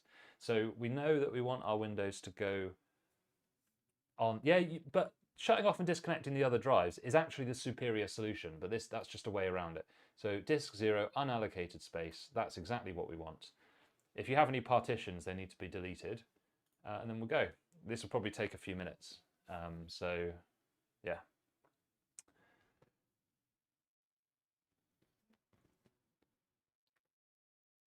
So I'll give that is probably going to take a good 5 minutes at least to install. So there you go.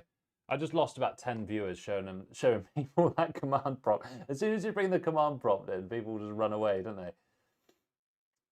Cool. Right, any more questions, let me know. I'm just going to go get a drink.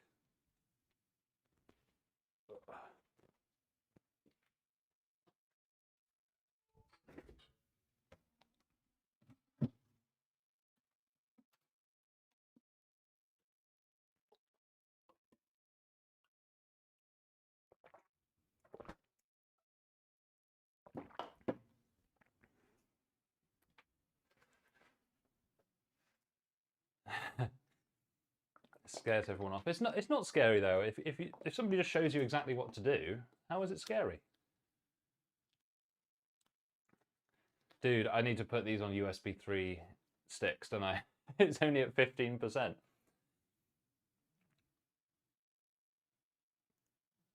you've got any new viewers in the chat, we've just finished building this PC. I can show you. Actually, I'll go do another fly through in a minute. But Ryzen 9800X 3D, RTX 5080, beautiful machine. Just nice sort of carbon blackout style. Looks really good. I know you can see the back of it. That's just because you're on webcam view at the moment. But you're all good.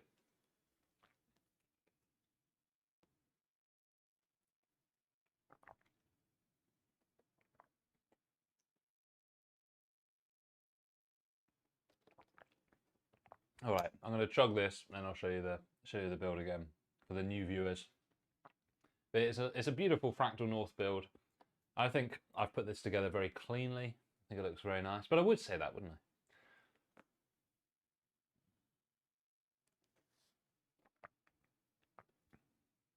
I? Maybe in the meantime, I can see if I can get my music working again. Okay.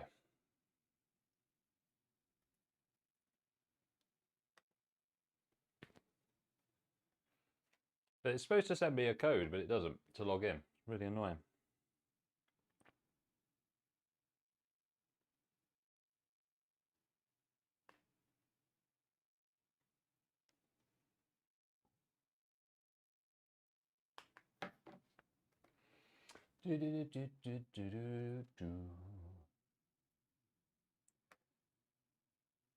Don't forget to like. See, Tanmay is doing the Lord's work here. So I'm going to probably stream once or twice a week, but you should subscribe because we've got a Lian Li A3 build, which is quite similar to the North in terms of looks, but it's a lot smaller. That's coming out tomorrow.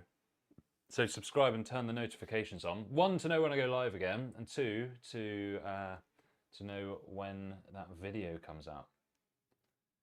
So Windows installation is at 55% at the moment. So yeah.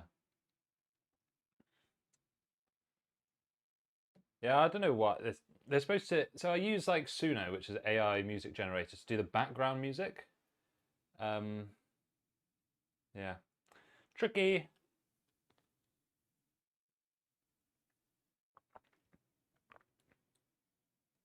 Well, that's kind of true, Tanmay, but in terms of desk footprint, it's actually not that different to another case. It's slightly slimmer, but you're right. Mainly they just take the height out of it. But it's more about like how it looks in your setup. Like having a big, massive tower next to you. Some people don't want that. They might want something a bit like looks a bit smaller. So you are right. I'm wondering if my work phone's text thing isn't working, so I'm just gonna text it myself and make sure that the texts are actually working. Test. Yeah, so that came through. Who knows? Okay, we got some movement on Windows. So we'll give that a minute to carry on and do what it's doing. So I don't know what's going on with Suno because it's not sending me this this code to log in, which is annoying. I wonder if I can use the app to sign in.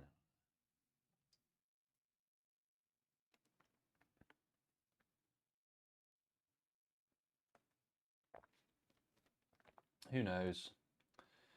Dude, if you want free computers, walk around your neighborhood. I picked up 6 computers and people thrown out who had GPUs inside each. No way. Where do you live? Monaco or something? where are people just like giving computers away for free?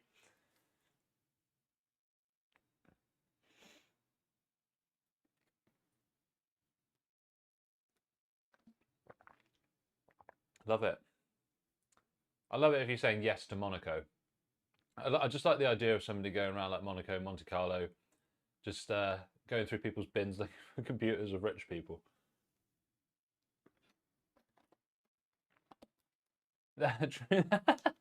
Imagine.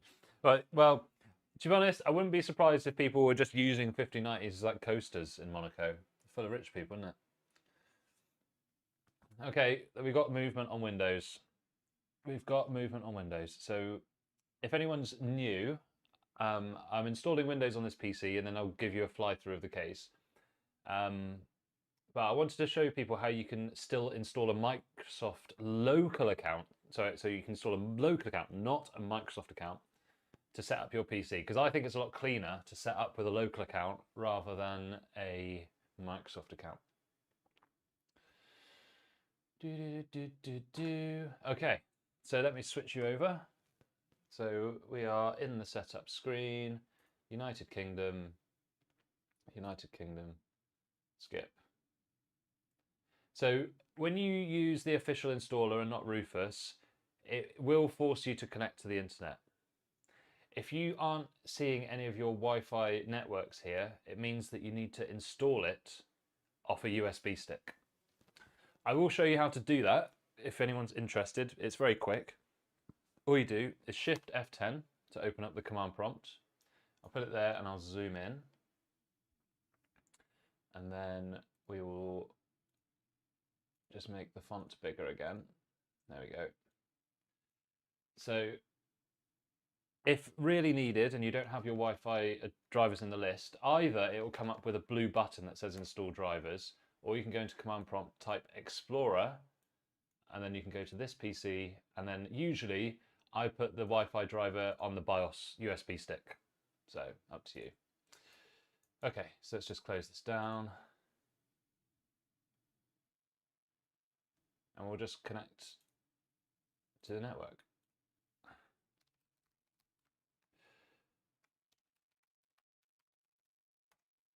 The problem with this as well, you need to wait for Windows updates to do its stuff. You did not find a 4090 Ti? They didn't make a 4090 Ti, brother. I mean, they definitely didn't.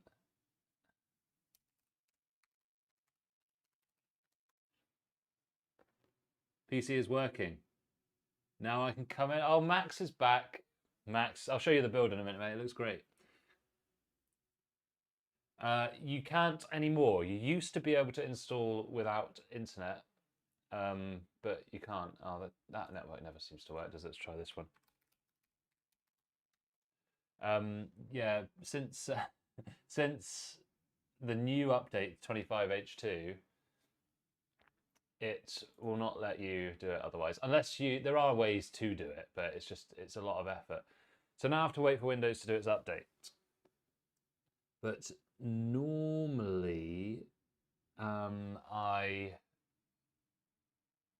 would use Rufus to install a local account. It's a lot easier. What are you doing to keep the Wi-Fi secure? Just use whatever is on it normally, and then a VPN. So when you get to this screen, if you're using the official Microsoft installer, when you get to this screen, which says, how would you like to set up this device? This screen will only come up if you've set it up with Windows 11 Pro. If you use Windows 11 Home, you will not have this screen. You go to set up for work or school, and then you just click next in the corner. And then you're going to click sign in options. And then you're going to click domain join. And now you can add a local account. So let's just pretend that I'm going to make an account on this, because I'm going to wipe this again afterwards and use Rufus. And then next, I'll leave the password blank. It keeps telling you, like, please use an online account and all this stuff. Like, go away, Microsoft, honestly. Okay, so, and then you can go through all the privacy questions. Obviously, you've probably already guessed that I am going to say no to everything. The beauty of using Rufus is that it will answer no to all of those for you without having to go through this screen. Okay, so now it's going to do some Windows updates. This is probably going to take ages as well. I've got fast internet, it's just Windows update takes ages. So you see, it's working. I haven't needed to connect to a Microsoft account. I've created a local account using the official Microsoft installer. So yeah, it's going to take so long, isn't it? I've got gigabit Wi-Fi, by the way, and the router's like a yard away. So it's not a signal problem. It's just that it just takes a long time. Okay. So this would be a good opportunity to actually show you the build, isn't it? So let's do that. Anyone that's new can see it. Yeah, exactly, Max. This is the whole reason why I was showing people just then how to do it with a local account. But you can only do it in Windows 11 Pro now. So if you install Windows 11 Home, you don't get this option that I've been showing you. The other way to do it is to use Rufus to create a USB, and that's what I always recommend. But some people won't do that. Yeah. Why? I don't know why they care so much about it. It's not about security. It's so that they can easily sell you things and serve you ads. That's the reason they don't want you to use a local account. They'll never admit it, will they? Because then no company's going to go, yeah, we were just trying to advertise to you, even though that's what was happening. Okay. So I'm going to take you off the tripod. You can see the build. It's looking real nice. I mean, you know, I don't normally film like this with all these cables and things everywhere, but for the benefit of the live stream viewers, let me show you. So I'll just set up the exposure. There we go. Whoop. And we'll put you back onto autofocus. So it's just a dark build.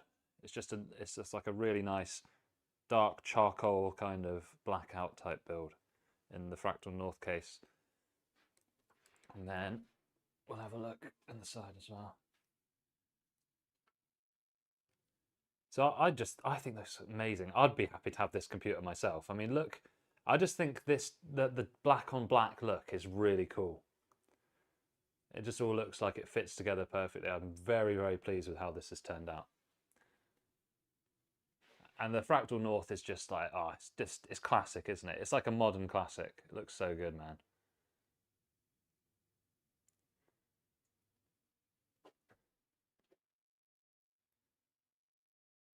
And they even all the attention to detail in this case is great as well. You know, you got the gold buttons, the gold very subtle light there as well.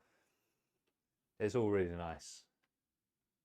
The only thing I don't particularly like is that like bar there. I'd probably prefer that to be a lot slimmer, but that's just personal choice. But yeah, I'm very happy with that. And you know my streams are scuffed when I'm using a shoe as a counterweight on my on my vertical like overhead camera. So yeah, it looks real nice.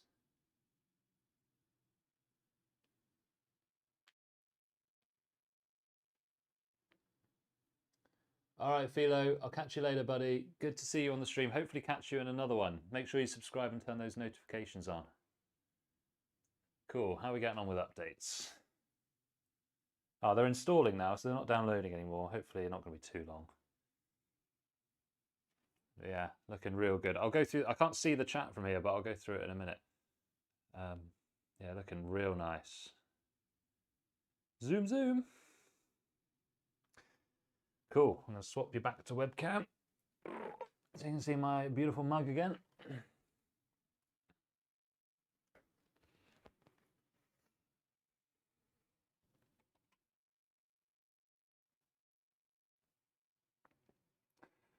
All about ads and brokering data. Yeah, that's true.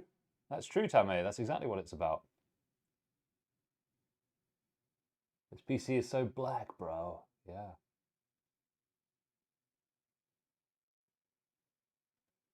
I used to put a tripod on books. Yeah, actually, that's a good call. I mean, it's not about leveling. It's because the camera is like it's like really far out, isn't it? So it's going to be weighing everything down. Usually you get a sandbag or something. I just don't have one. And you just hook it on the back. But the shoe does the job. Oh yeah, I suppose that's true. The tinted glass does kind of make it blend. You're right. But would it not look as good with just a full piece of glass instead? I don't know.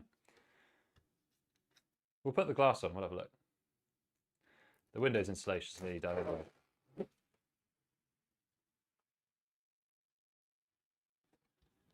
Okay.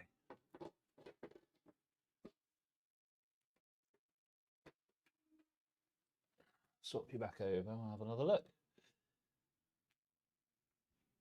So what do you think? So the glass has quite a dark tint on it, so you can't really see inside. But I think that works for a dark build. But equally, I wouldn't mind if it had a clear glass as well. So yeah, very nice looking case overall. Nice build. I think Rob, who's bought this, is gonna be really happy with it. I can ship this out later today as well. We'll be very pleased because I told him it wouldn't be with him until next Wednesday, so it's going to be with him a good few days early. So he's going to be very happy with that. And it's basically exactly what he wanted.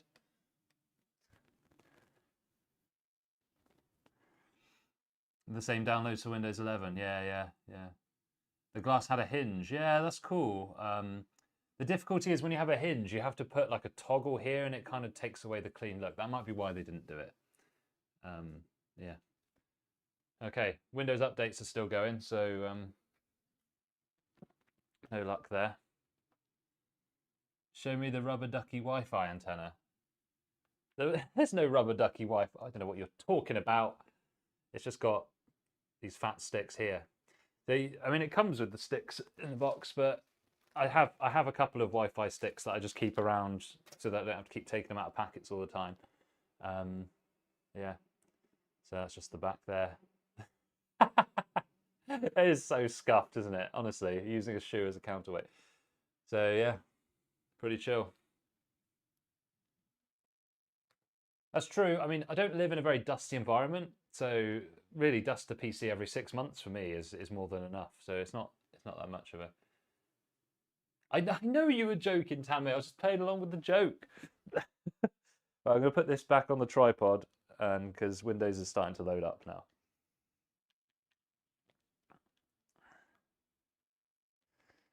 Okay, dokie.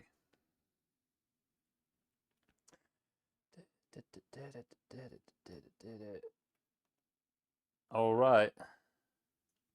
So we are set up with a local account.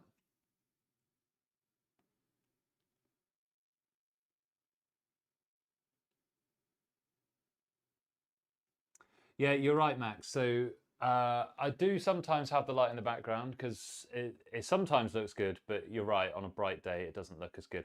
The builds that I've got coming up, the videography is actually a lot improved. But you are correct. The difficulty is that you can see I've got quite, this is quite a nice softbox light, but nothing beats natural light. The natural light just looks a lot better. So usually when I take the videos and the photos for the website and everything, I have it on a blank background. I try not to do it with the light in the background. So the videos coming up, they won't have as much background light with a window behind it. You are correct.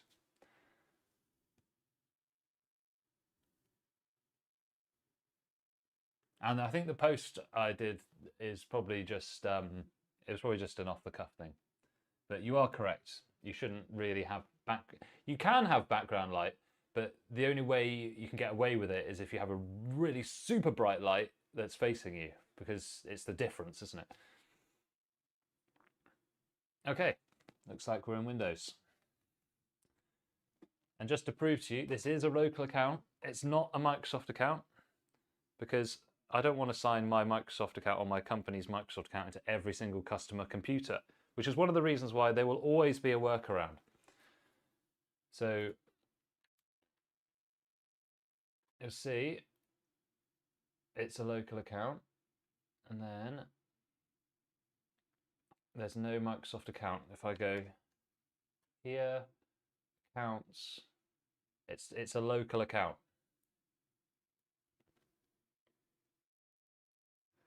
So what I'm going to do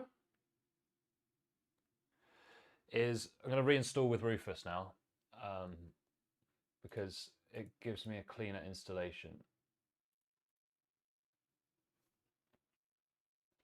I don't necessarily need to, but I just like the install to be the same for everybody. So I'm just going to do that.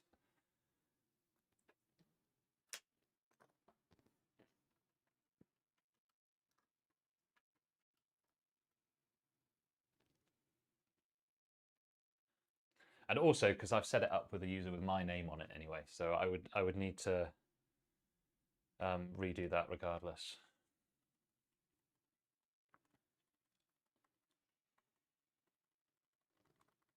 And the other thing, Max, is that H5 video I actually recorded it over a month ago, but there are other videos that I wanted to put out sooner. So yeah, it's fine.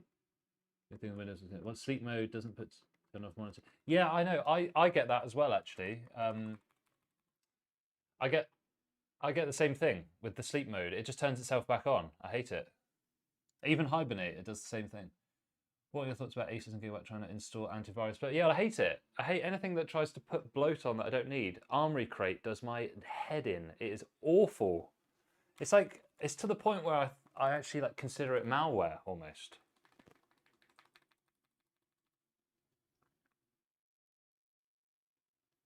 So that's why for RGB I just use Signal. Sometimes like Corsair stuff you'll need IQ, but IQ's not so bad. So I'm pretty sure it's a trans memory, isn't it?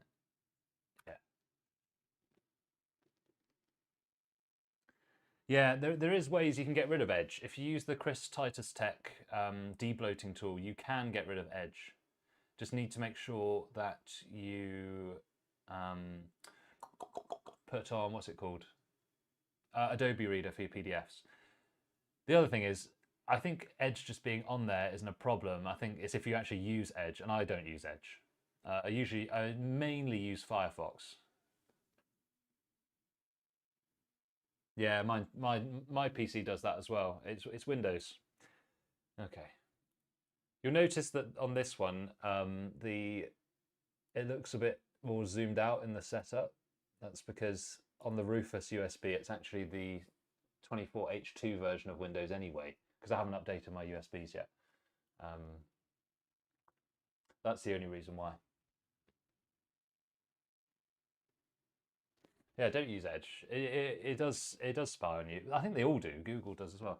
Oh, so Leo says this is my business. Yeah, yeah. So it is. I'm also a doctor as well. So this isn't my primary source of income, but I'm trying to make it work. I'm trying to sell some education products, other things like that, to try and make it work. I think PC building on its own wouldn't be profitable enough. So all I'm doing here is just wiping all the partitions from the SSD. So if I was reinstalling Windows cleanly and I wanted to have a fresh slate and clean everything off the SSD, which you should do if you're reinstalling Windows, you load up the command prompt with Shift and F10. You type disk part and then press enter. And then I'm going to write list disk. And out of those three, it's fairly obvious that disk 0 is the one that I want. So if I just go select disk 0 like this, cell disk 0, if I wanted to check that it's the correct drive, I can do detail disk. And I can see that that's my Silicon Power SSD. And then once I'm sure it's the correct one, I just type clean, and that will completely wipe it. And I also do convert GPT at the end as well. It's not necessary. It will probably be all right without it. It's just one of those old school things that I hang on to, but it's probably not actually needed. So that's done, and we'll just refresh, and then it should just say unallocated space on disk 0 after I refresh. There you go. So we'll just install it onto our unallocated space on disk 0, and there we go.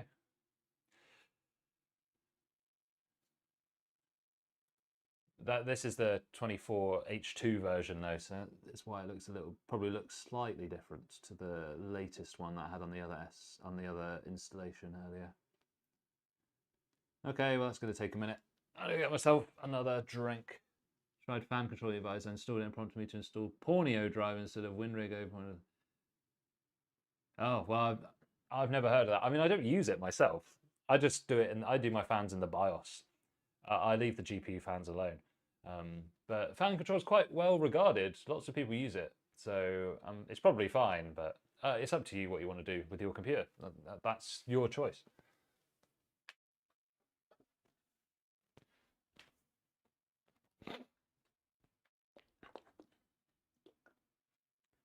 Oh. The benefit of fan control software is that you can change your case fans individually according to the graphics card or some other measurement rather than just the CPU. So that's the reason why people like it, but I don't ever find that need. Switch back to, wait, de-Google Chrome is a thing. Tell me more about that, please, because I'd be interested in that. De-Googled Chrome. That is, I've not heard that before. Asus software has a CVE list. What's a CVE list? I've never heard that. When I think of CVE, I think of cerebrovascular event, which means a stroke. So does that mean that Asus software is going to give my PC a stroke? Let's hope not.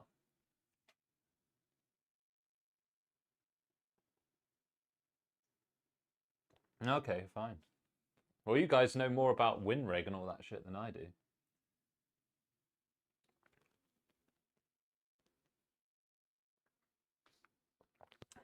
I think the notion of Asus software causing your PC to have a stroke is probably pretty accurate. There's a list of all the known vulnerabilities from the US government. Very interesting. So you've got quite a lot of good knowledge. Glad you tuned in today, actually. That's cool, man.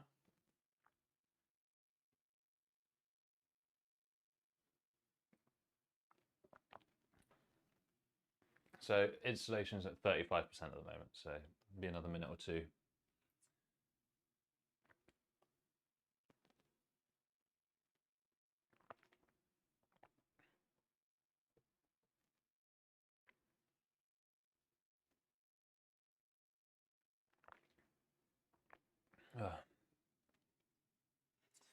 Unbelievable. Well, it's a 42%. But usually it gets to like sort of 60 and then it just skips to the end. So hopefully. Who's this? We've got Besiege 82. That's I love the word besiege. It's such a cool word. How are you doing, my friend? Here is 12:47 p.m. So it's lunchtime. But how are you doing?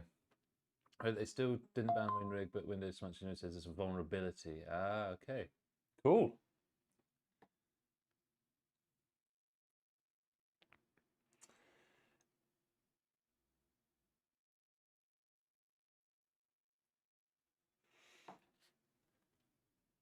Not bad. Coffee hasn't kicked in. Lots of people like to sort of watch the stream and the videos and stuff while they're eating. I find that fascinating. I mean, I do the same thing, but it's a bit of like a cultural phenomenon, isn't it? Last night, Amazon guy tried to deliver two 5060s to me, and he said, "Oh, you need a one-time PIN password for me to give you this password," but I hadn't got one, and there wasn't one in the app. So I said, "No, I don't have one, but I'm happy to give you like my ID or something." He said, "No, no, no, no, we can't take the risk." So he took it back. But on the Amazon tracking, it says delivered.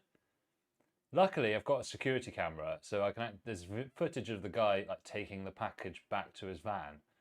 But I just feel like the whole thing's dodgy. Do you reckon the guy's stolen my 5060s? Unbelievable.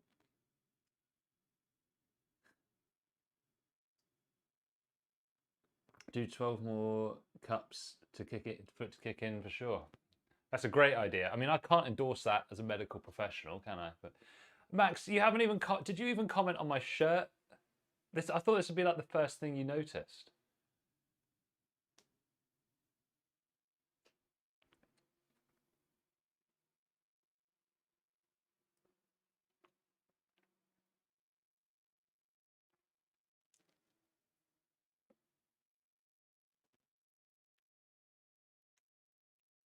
Damn, that's a thick milkshake.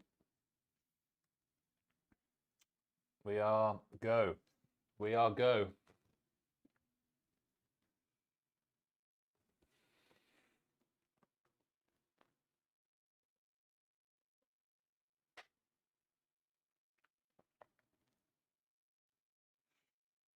Max, I saw this shirt. I was like, there's no way I'm not buying this, right? It's brilliant. Oh, I can't remember where I got it from. I need to get an affiliate code because I reckon I get loads of people wearing these. The incel shirts, so good, man.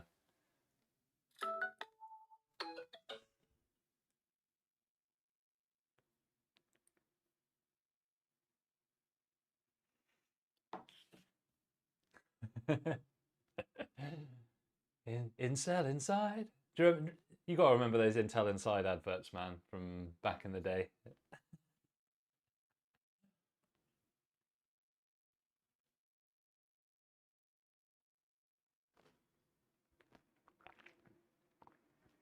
And my first gigabyte was from pre-built. Is it what is it?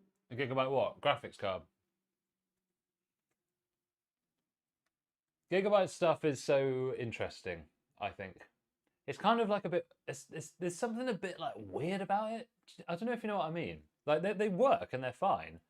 There's always just something that's a bit just strange about it. I don't know what it is, like the design or something like that. I don't get it from the others. Like Asus is very well designed. MSI is very well designed. I think Gigabyte generally is. It's just occasionally there's something that goes, why would you do that? You're probably right, Tammay. I mean, yeah. Oh, Mobo, yeah. Oh, they're fine. They do the job. I mean, this is a B650 Eagle AX. Not the best motherboard, but it's not gonna like hold you back. So you see here on my Rufus installation, there's a button here at the bottom that says I don't have internet, which we didn't have on the previous installation. See if I can zoom that in. This will definitely let us use a local account now. And now I actually need to look up what name the customer wanted on this one. Have you done a build with a B550M? Yeah, we did. There's probably one on the channel. If you watch the Cooler Master Elite 301 Lite video. That has a B550M Gigabyte motherboard. When you use a micro ATX motherboard, you need to ideally get a motherboard that has the PCIe long slot right at the top. So on a micro ATX board, I don't have one to hand right now, but there's essentially 4 PCIe areas, slots that the slots could be in. You want on a micro ATX for that to be right at the top. Some micro ATXs have their long 16x slot, like the second part down, and that means in a smaller case, your GPU doesn't have as much breathing room underneath. So that would be my advice. In the video with the Cooler Master 301 Lite, it's one of the types that has the lower slot, so you can see that the GPU is struggling for air a little bit. So it's something to bear in mind. Okay, so I was going to look up what the customer wanted on here. I'll leave it. If it's their full name, I'll have to turn the cam off for a minute, won't I? But no, that's fine. I won't dox him by putting Rob, because that is a very standard name. So he wanted it to be called Rob's PC. We'll leave no password on to make it easier. They can always add a password later, and then we'll just leave it to go. Rufus just does all the crap for me. I love it. I love it. Saves me so much time. The B550MK, yeah, that's true, Tamday. So the B550MK sucks. So the VRM, basically, I mean, it depends what CPU you put in it, but most of the Ryzen 5s, you need probably at least I think 4 phases is pushing it. 6 is ideal. With a 6-phase VRM, you could do a Ryzen 5 or a Ryzen 7. Ryzen 9s, you want a bit more, 10, 12, 16 phases, something like that. Yeah, so something interesting to know, on AM5 motherboards, so that's the Ryzen 7000 and 9000 series, so the boards would be the B650, B850, A620, B840, X670, X870. All of these AM5 motherboards, by specification, every single one has to have BIOS flashback. It's one of AMD's requirements for the board. Definitely on the B series. I don't know about the A620. I've heard that that's what you can do. I've not used an A620 and I probably never would. But they should all have BIOS flashback now. But when you're looking at AM4 and older things like that, they don't always have BIOS flashback. It's something to be aware of. I still have an Athlon 200 GE in the shop just in case somebody needs to do a BIOS update. I bought that CPU for £35. It's made me over £300 by doing people's BIOS updates for them. It's the best return on investment I've ever had on a CPU. The B550MK was a particularly bad board. I do remember it being bad. And I'm somebody that has quite a high tolerance for low-end boards. But even for me, that was no good. So completely on your side with that one. Usually the ones that just have a completely bare VRM and you can only see like 3 MOSFETs on the left, that's usually a bad sign. Okay, so now we're just going to set this PC up with some benchmarks and other bits. And then it's going to be happy days. I am going to need a USB cable. I've got one down there. Perfect. Okay.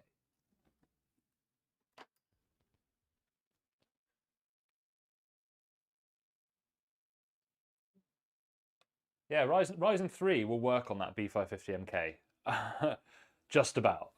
But anything else, I would not be particularly happy with. Okay. Right, so we've got our SSD booked in. So you're not going to be able to see this very well, are you? So why don't we just improve the readability by doing that? There we go. Okay, so we're completely offline at the moment. This shit does my head in. I do not want Gigabyte Control Center. Go away. Okay, PC36 tool, and then we're going to install the chipset software. That's usually the first thing I do. And, you know, the chipset and the graphics, if you can install them offline, it is a little bit better. It's running a pfSense router box for me. That's cool. That's cool. That's a good use for a PC that you're not using anymore. It's a bit too low end to sell on. I like it. I'm going to be changing my other laptop onto Linux as an experiment soon because Microsoft is starting to really annoy me. Obviously, I'm still going to be using Windows for my main computer and for gaming and things, but if my other laptop, which I just use for clerical work, that would be better. Yeah, WinGet is pretty cool, and that's an easier way to install things because you don't have to go through the wizard. So I do agree. WinGet is cool. That's what the Chris Titus Tech thing does, isn't it? It uses a lot of WinGet to install packages, which I approve of.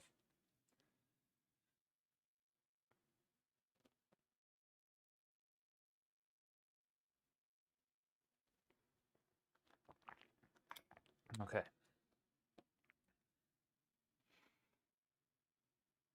Chocker lately, I don't know what that is. Okay, chipset software is installed, and now we can install the graphics. This probably isn't the latest version, but as long as we get a version on, it's okay. We can always update it later.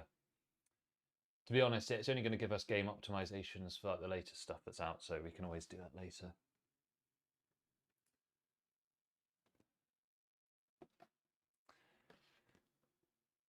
It's a shame my capture card isn't working. It'll probably work once I install the graphics driver, actually, but we'll see.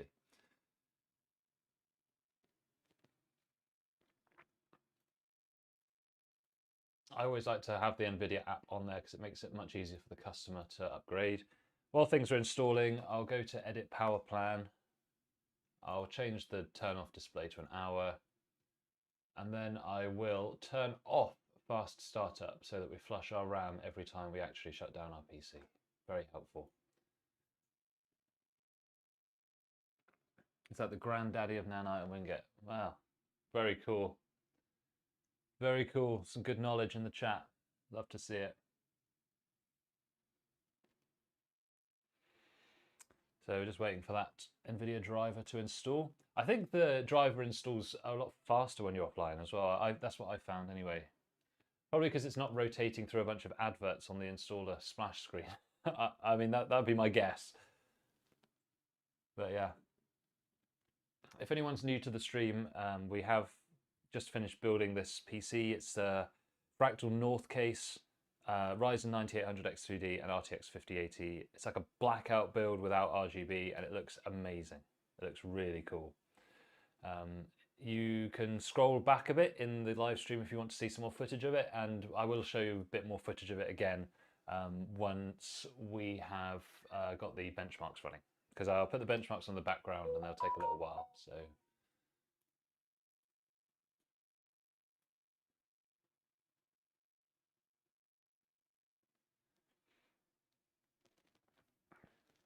we'll see.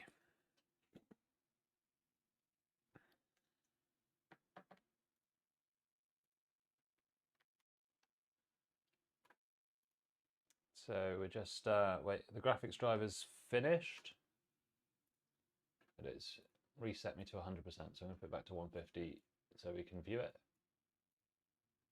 I'm just waiting for the benchmark content to copy over, and then we can run it.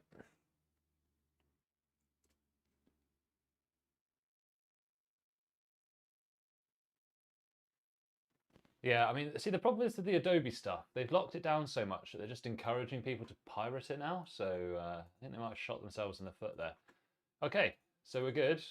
Everything's ready. I'm just going to reboot the PC. I always do this after installing a couple of drivers, just for my own sanity.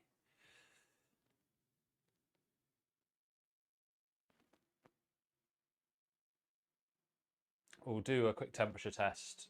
We'll run a superposition benchmark, make sure everything's running smoothly, and then if it is, then we can package it up and get it sent off to the customer.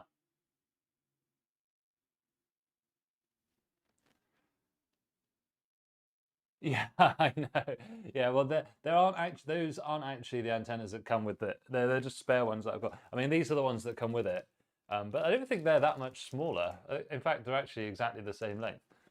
Some of them come with that little pigtail thing that comes off, don't they? I've actually seen some where you don't even screw it on, you just push it on, which is pretty cool. All right, so back at the desktop now. So why don't we run benchmark? So we can I'll install Heaven and Unigine, and then we'll use the Heaven to do the GPU stress and the Prime 95 for the CPU stress. How does that sound?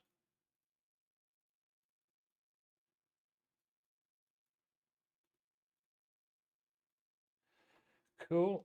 I just need to get HW info off my SSD.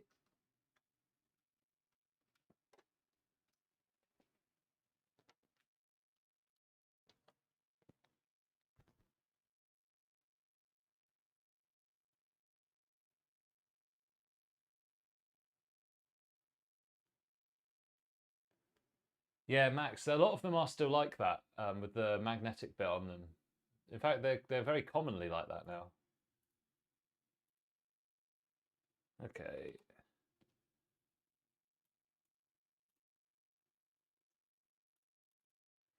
So we will need HW info. Where's that? There it is. Is that it? Yeah, cool.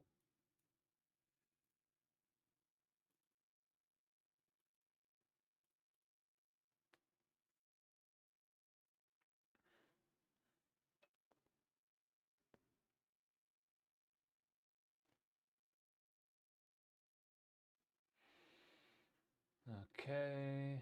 So what we need is the sensors, isn't it? Should we get...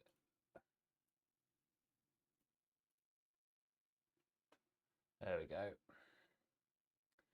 So what are we running at now? So idle 50 degrees C, perfect. So that's basically all Ryzens are doing that, so that's pretty good.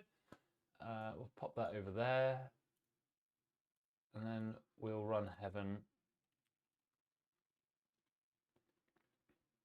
I will probably tweak these fan curves off stream as well, or in a minute, because the customer really wanted it to be super quiet, so we'll tweak it a bit further. It's not loud, it's just I could make it quieter.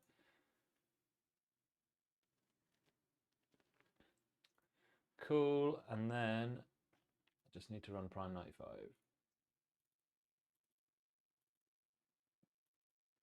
There is a slight bit of coil whine coming from the PC, unfortunately, but there's nothing you can really do about that.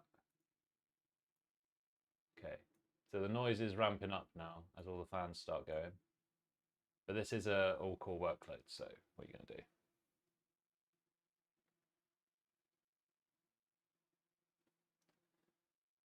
Not really particularly interested in that one. I'm not really interested in the memory timings. That's the clocks. We could keep that. Get rid of that one.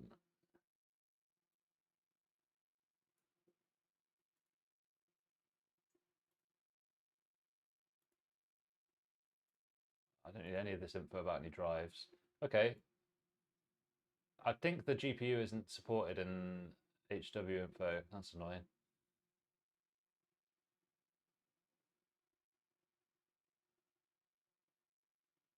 Oh well. Maybe then we could use OCCT instead. What's good? German Cat is back.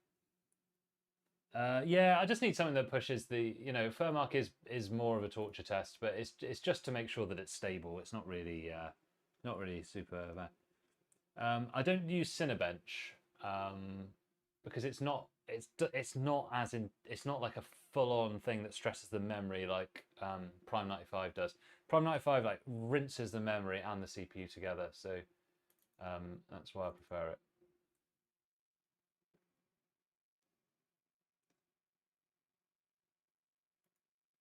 The reason I've only done a curve optimizer and set the TJ max, so it's a very soft undervolt, and the customer just wanted a very quiet PC.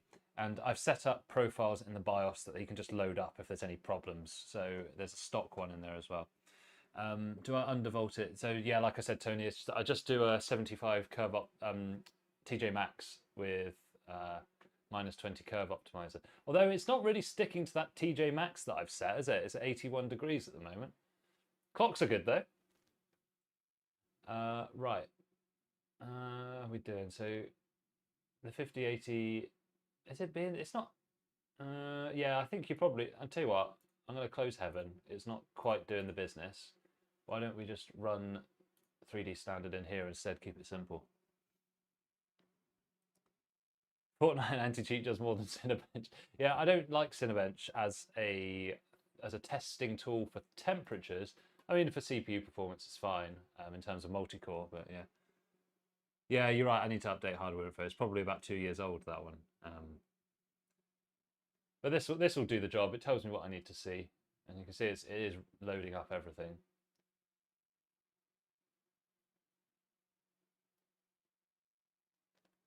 It's decently loud, so I'll need to go and tweak those fan curves a little bit.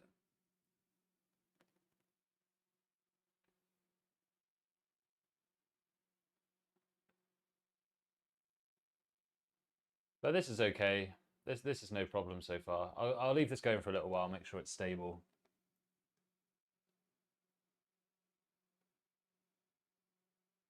Why not? Why that is the portable version. I mean, I could just go and download the version if you wanted. If you want to see the VRM thermals, I can do it for you. I wonder they might have them in OCCT actually. Come to think of it.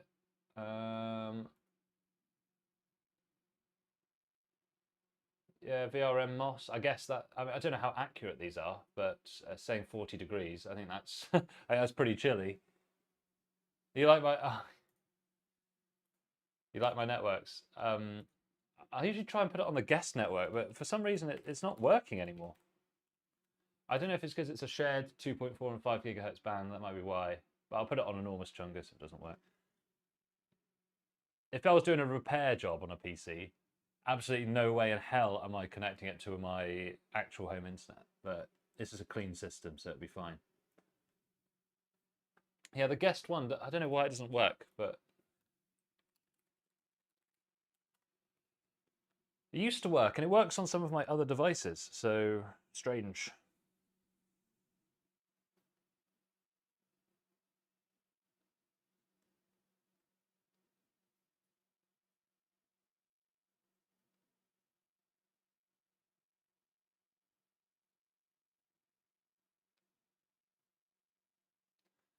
So we're on the enormous chungus.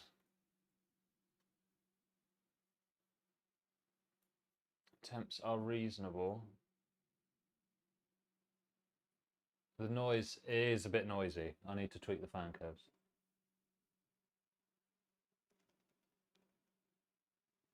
I could do Townmate, but to be honest, I don't know what it's going to offer me. I don't live in a big city. No one. I'm well out of the way here in a suburb. Nobody's going to be coming out here trying to get on my Wi-Fi. The new YouTube interface. You mean the buttons on the player? They are slightly different. Yeah. I don't know about the rest of it. They changed it today. I'll go and have a look. It looks the same on like the screens and mobile and stuff. Maybe is my app up to date though?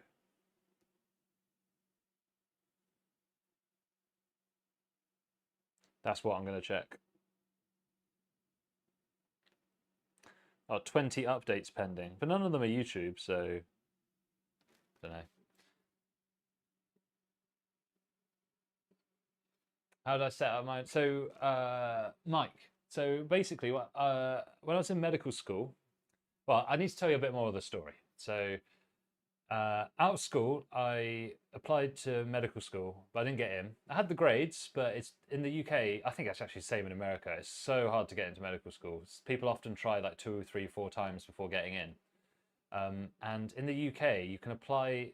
Usually for universities, you can apply to 5 universities in 1 year. With medicine, because of the competition, you can only apply to 4, but you can use your 5th choice as like something that's not medicine, not medical school. So I chose medical imaging. In the US, you might call that an X-ray tech, or in Europe, you'd call that a radiographer, or in Australia, you'd also call it a radiographer. So I did that, and then I worked 2 years for that, and then I went back to medical school. During medical school, I did temporary work doing medical imaging to sort of pay my bills and prevent myself getting into debt. When COVID came about, they cancelled all the clinics that I would usually be covering doing the medical imaging. So I didn't have any work. And I looked around me and thought, what do I know how to do here? I know how to do computers. So I built a few computers myself and kind of knew what I was doing. So I just decided to start selling them. I also knew a couple of people in the retail industry for PC parts that they could supply me with graphics cards when they were very hard to get. So that was another thing that led to the success. But I wouldn't recommend starting a PC company unless you've got unless you're doing it as a hobby. Because I do medicine, so this is like a hobby. Unless you can find a way to, you know, find another way of making money from it. Like my brand is more of a more of a luxury boutique brand, so you will pay more buying computers from me, but I put it together very nicely. I test it, excellent customer support and that kind of thing. It's not like a bulk thing.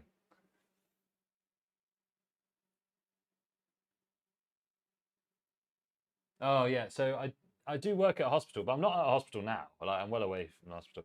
Um, I don't work in hospital IT. I work as a doctor, so I'll leave that to the IT guys. Every time I've tried to tell IT about what they're doing wrong with their computers, they never listen.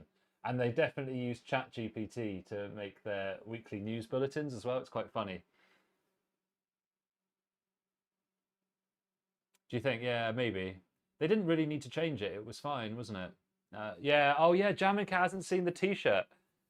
Oh, it's so good, man. It's so good. I was so happy when it came through. Yeah. So I wouldn't recommend anyone to start a PC building company. It's a lot of work and it takes up so much space, and shipping the stuff is so hard. Um, if you want a good business, either sell services or sell something that's really easy to ship with a high margin. Like, for example, selling aftershaves perfumes is an amazing business model because it probably costs them about £3 to make and they sell it for 90. So those are the kind of businesses you want to get into. I just do this because it's fun, mainly. Um, so yeah, so let's see how we're doing on our tests. So 84 degrees C on the CPU currently, 63 on the GPU. So look, this is a Palette Gaming Pro. People slag Palette off all the time. The temperatures are fantastic. How could you ever say that this is a bad temperature for a GPU? This is a Palette cheap model and it's 60 degrees. Clock speeds are fine. It's no different in gaming.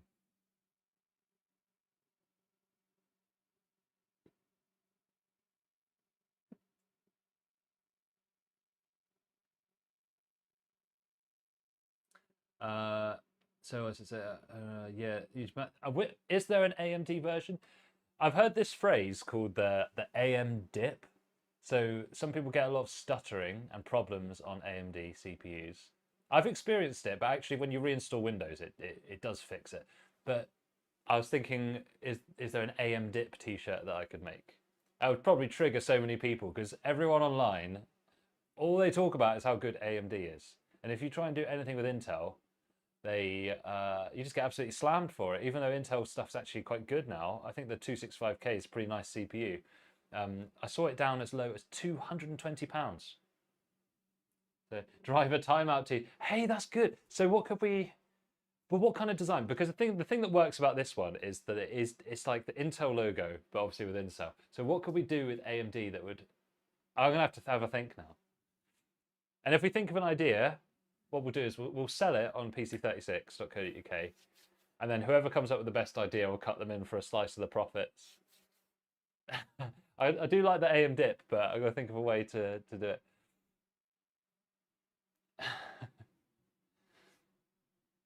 But I don't know if you guys noticed this, like everybody on YouTube, everything is about how good AMD is and how bad Intel is. But it doesn't seem logical. It's all like, I don't get it. This brand loyalty stuff, man, does my head in. You just get what's good. Don't get because it's AMD or Intel, right? Abandoned micro devices. That's cool. Yeah. I'll think about it. I'll think about it. But yeah, it's got to hit just right. Okay, so I'll leave this going for another few minutes just as a stability test. It is a little bit on the loud side, the PC, although it's not an annoying noise. It's just noticeable. We'll tell you what. We'll fire up a game in a minute and see if that does anything. Let's just what can we install that we could quickly test? Something like Fortnite will be all right, won't it?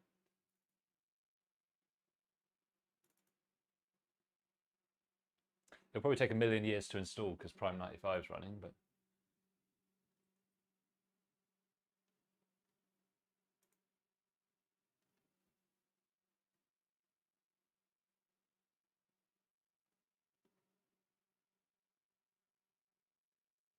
yeah, it's good. AMD are good. What Intel need to do, Intel needs to they need to say, right, we're not going to win on like the core architecture side thing. What we need is like like how the 10900K was so good, like so fast, but boiling hot. They just need to do another one of those, like a monolithic thing, rinse it, absolutely rinse it and get maximum speed out of it. Because the 10900K was absolute beast, such a good CPU, but it did run hot and used a lot of power. Yeah, AMD did used to be cheap. They're not anymore though, are they? Their prices are sneaking up and up. This is what happens. This is why you shouldn't be a fan of a corporation that produces commodity products. Because once they see that they can increase their prices, they're going to. Don't think any of these companies are doing you a favor. The only reason that AMD was cheap before is because nobody was buying them. Now that people are buying them, the price is going to go up. Now that they've got good market share.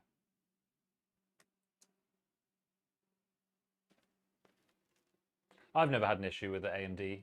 I've never had an issue with either AMD or Intel. The only thing I did have was that AMD stuttering, but then that fixed when I reinstalled Windows. So whether it was an AMD problem or not, I don't know. Standard economics, exactly. You just got to assume nobody is looking out for you.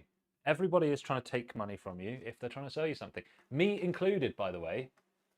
Me included. Like these live streams, they're not monetized. There shouldn't be any adverts on them. I've turned the monetization off because I'm just hanging out and doing what I'd be doing anyway. But my other videos, they are there because one, they're fun to make, but also because they drive traffic to my website. I'm not going to lie to you and say I'm not trying to make a profit. But luckily you guys got me on the live stream where it is just for fun and there's no ads. They're all turned off. If you're seeing ads on this stream, please tell me because there should not be any ads on it. Apart from ads that I've put in it for my own company.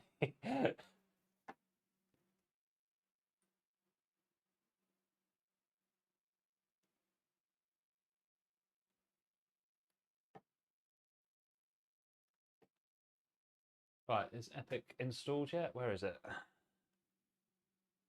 Alt tab. No, what happened to it? It disappeared. Maybe it might be because it's an old version of the. Oh, we'll see. We'll try it.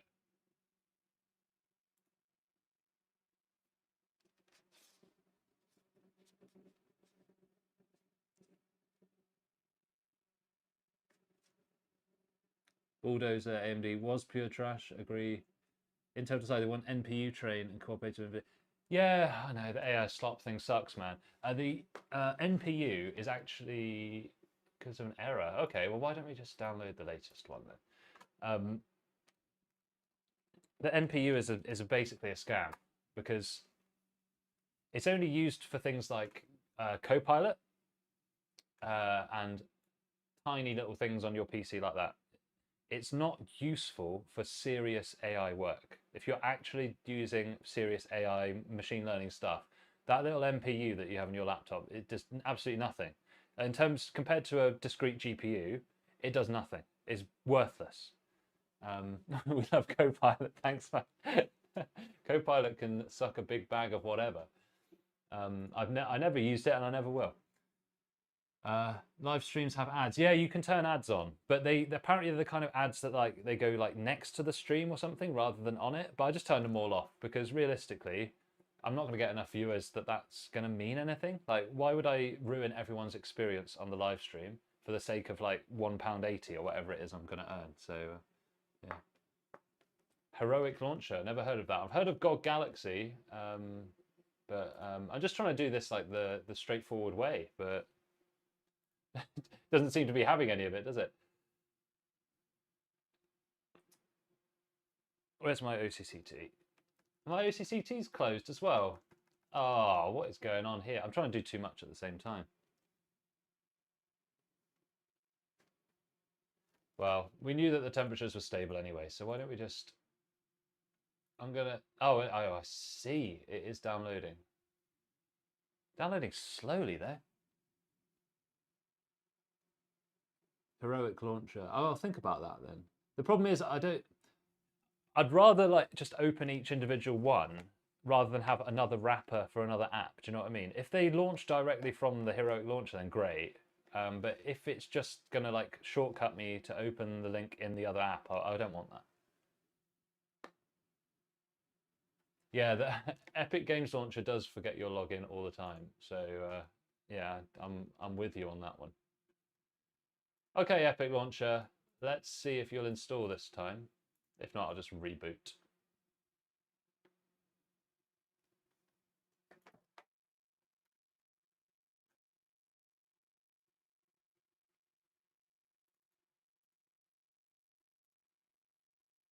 Let's get this one. Looks to be going a bit better.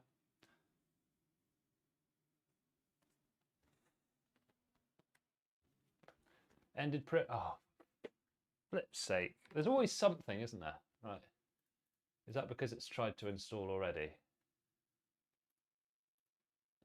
No, I'm just going to reboot. Hopefully that will fix things.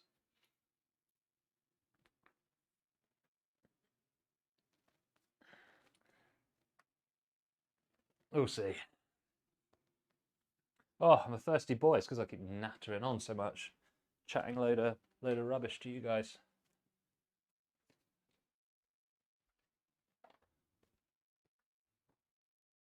Oh, sorry, Bob. I just dropped a coaster on my cat. Oh.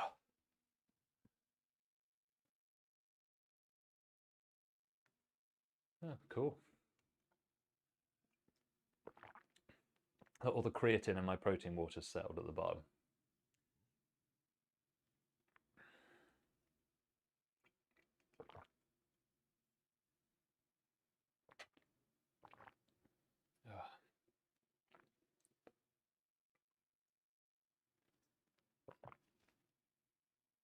Okay, try this again.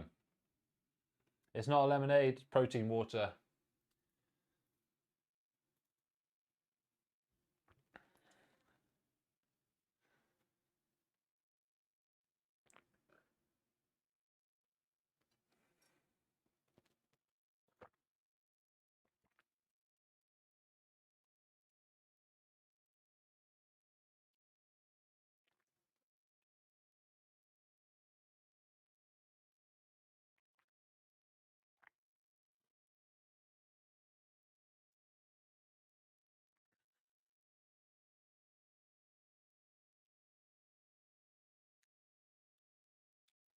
Oh my God.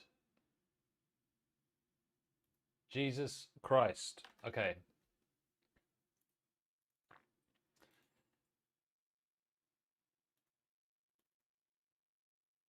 Why is Epic Games Launcher not installing? Anyone got any ideas? There wasn't the version that was the problem. It was... So program files x86 Epic Games. So there's nothing there.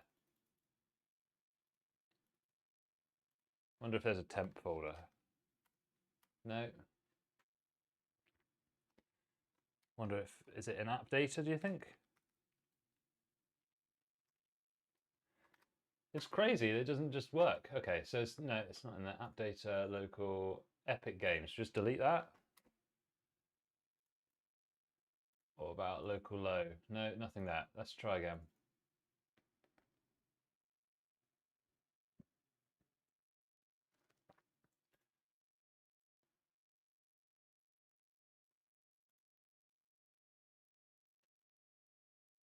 Oh, oh, oh, oh.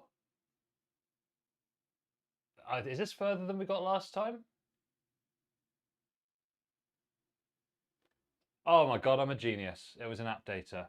Oh, no! Oh, come off it. I saw the icon come up on the frickin'.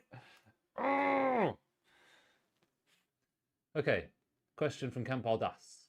Hello, is 9600 XT I think you mean 9060 XT 16GB and Ryzen 5 7600. Yes, it is a good combination, a fantastic combination. I would highly recommend it. Okay, so all right, go away, go away. Right, we're going to do this. I'm going to reboot. We're going to try one more time to install the goddamn Epic Games Launcher.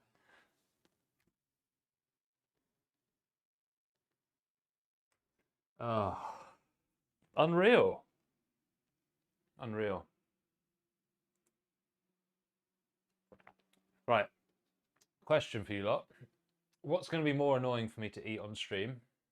Protein bar or cereal? Let me know.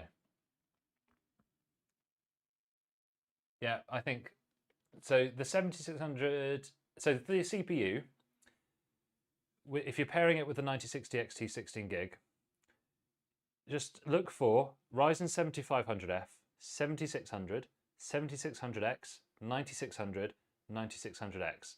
Whichever out of those is the cheapest, just get that.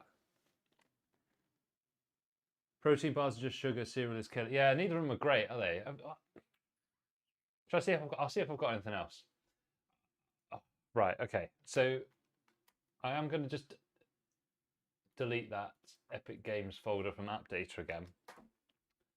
I'm going to try one more time. And I want it to work this time. Just eat carrots. Just eat carrots. I mean, that's carrots and hummus. That's quite the snack. All right, well, I'm going to see what I've got in the cupboard.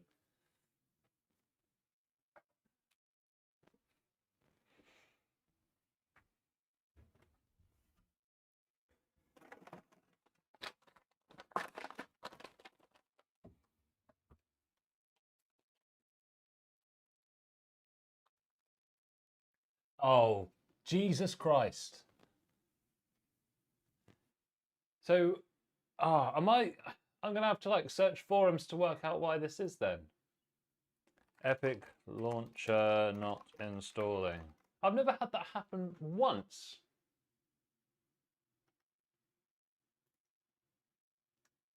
Imagine I have to install it in safe mode or something. Fresh baguette and salted butter. That's not bad, but you need a bit of protein in there, buddy. Where's the protein?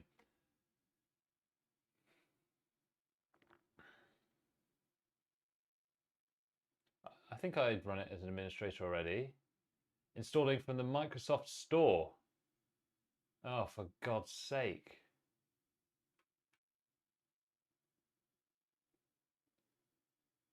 What background? That's a very generic thing to say, to disable background applications. All right, well, if that's what you want me to do, let's have a look then. This is stupid that I have to do this. All right, buy OneDrive. That all seems fine. Windows installer, should we get rid of that? Maybe that's what it is. Oh, none of this looks to be harmful. This is all like pretty standard stuff. Edge, I'll leave that up because we might need it in a minute.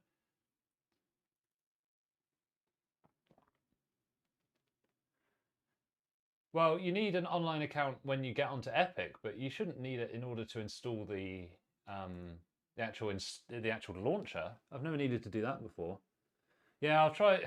But the thing is, I've tried it, the one off my SSD, and I've tried the one I just downloaded. So, I mean, I can do it, but I don't think it will help downloading it again. Dude, all right. Let's just see if it's on here. I hate installing apps this way, but if you have to, you have to.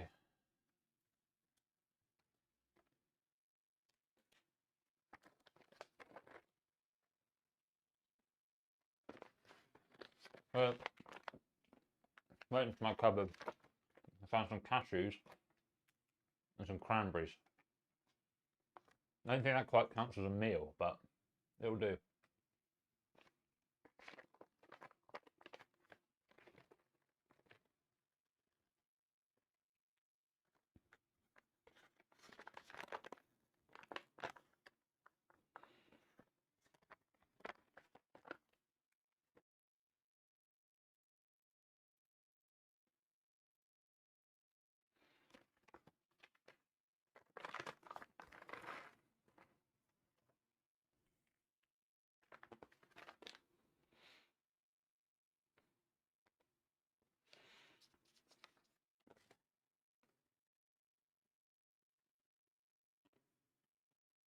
Yeah, it does run as admin because when you open it, oh,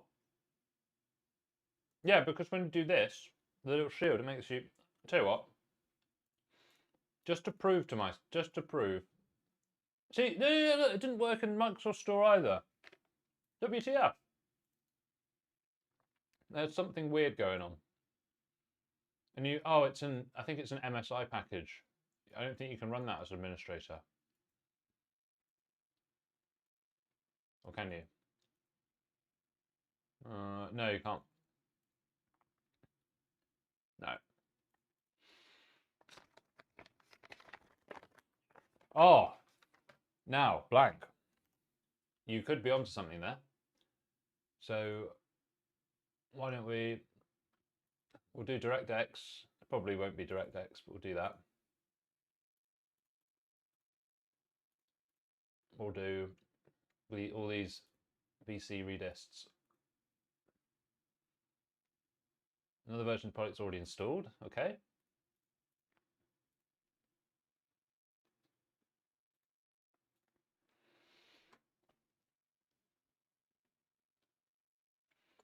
This shouldn't be necessary. The installer should just do this for us, shouldn't it? But I mean, it's not harmful to install this stuff. It's probably helpful actually, but it should not be necessary.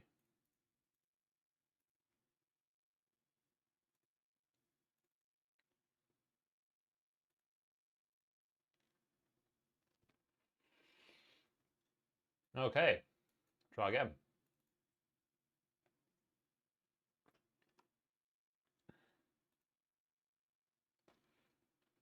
Right, show me the money. It won't work, will it? I'll put it over here, and then I'm going to keep reading this article.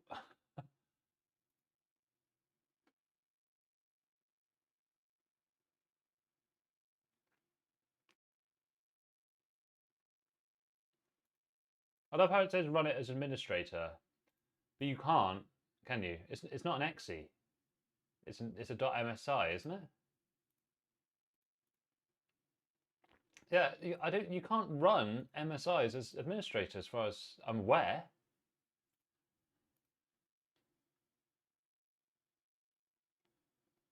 Don't know. Is it Windows Update? Do you think I need to update Windows? Shouldn't need to do that though, should you?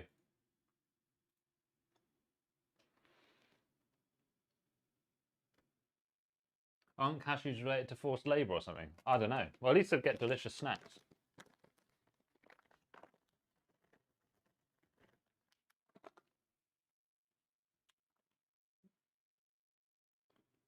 Yeah, exactly. Well, I downloaded it from the official site, so that's what they gave me. I've already done that, Frank. I've already done it.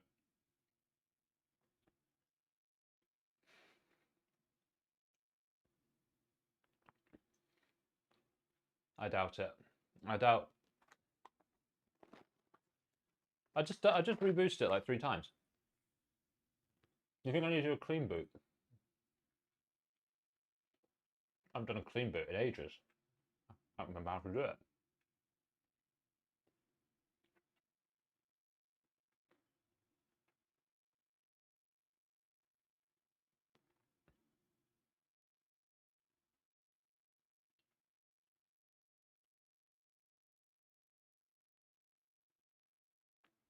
All right, we'll try. Tell you what, should we try do this?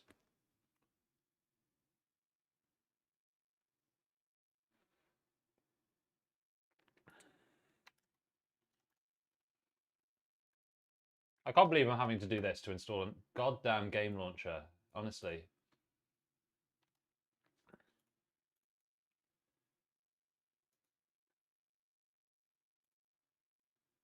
I'll copy it as path. There we go.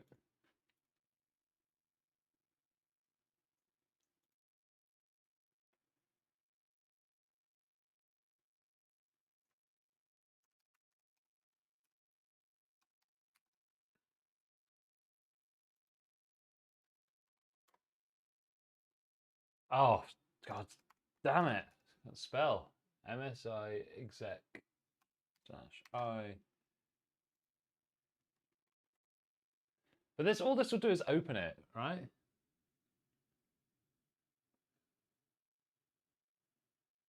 Yeah, I already looked in program files. There's actually nothing there already.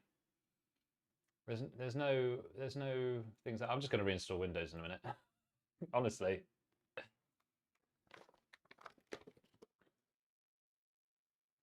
Aaron Hope, what you want to do is download an app called WinDirStat, WinDirStat,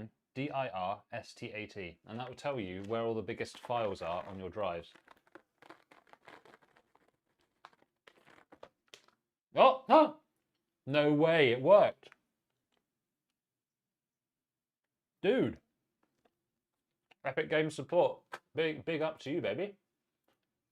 Now, I'm a bit paranoid. I want to make sure that other launchers are going to install as well. So should we try installing something else? Let's just try GOG Galaxy and make sure that installs properly.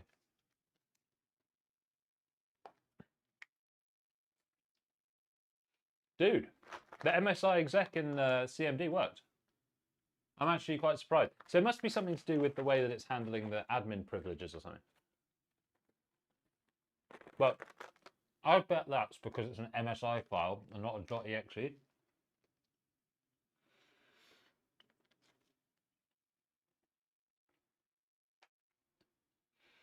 Okay.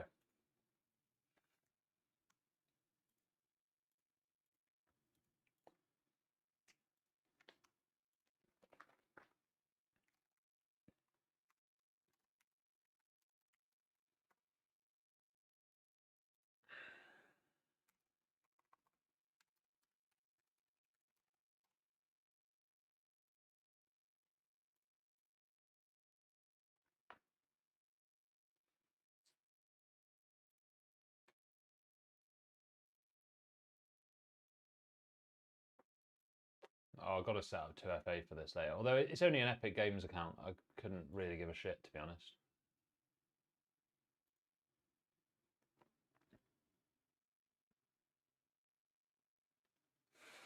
Yeah, I don't know what's going on with the UAC. It's something to do with the because it's an MSI package. Because this GOG Galaxy worked perfectly, so it's no problem. Okay, so boom. Yeah, whatever. Okay, that doesn't really matter. We'll put that wherever we want. Sims 4 benchmark, anyone? Oh God, I'm so sick of things just popping up all the time on the screen. Just let me get on with what I wanted to do. Oh, dude, there's that 80 gig. Oh, for Philip's sake, that's going to take so long.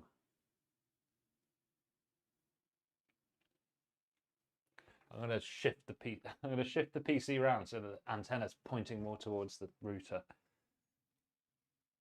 That's actually helped a little bit, I think. Oh, do you know? There's no way I'm waiting for that. No way. We're going to do something else, right? What else can we try? Cyberpunk, because I can.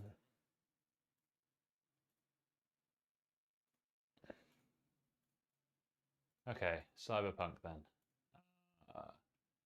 Because I have that already. So, Cyberpunk.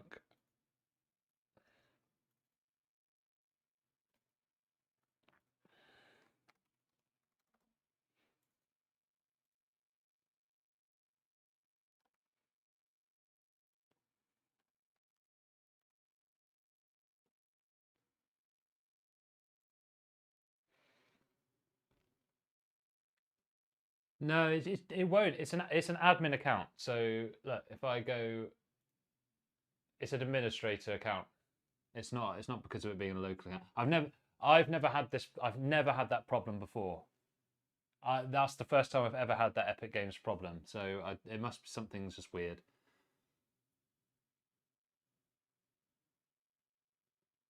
Yeah, there's not going to be any jobs for hardware tinkering because most companies just outsource that. Okay, so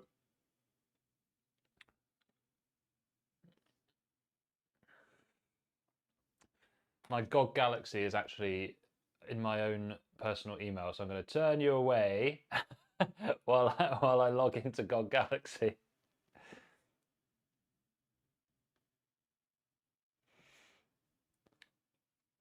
I'll put you back on this cam for a minute.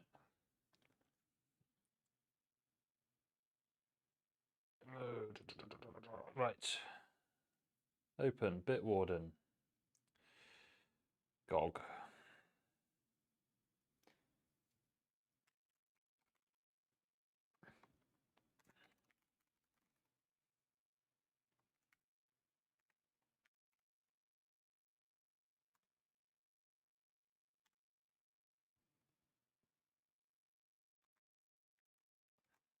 If I, oh God, these passwords.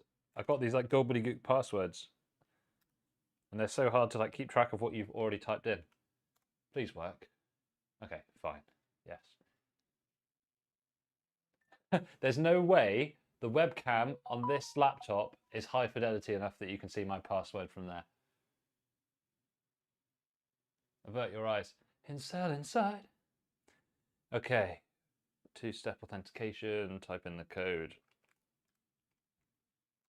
Boom. All right, done.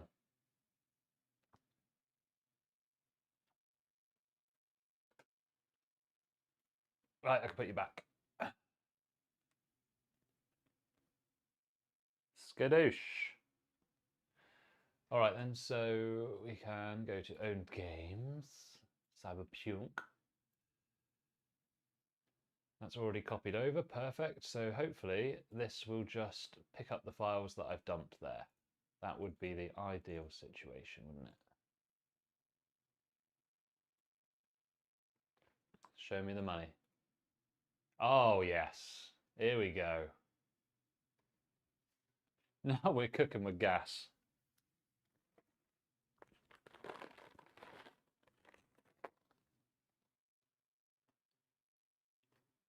Huh. Going to park.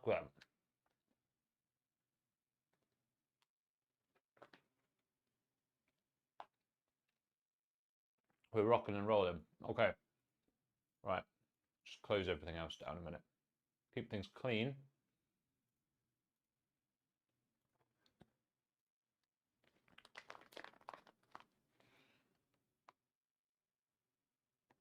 Free Fortnite.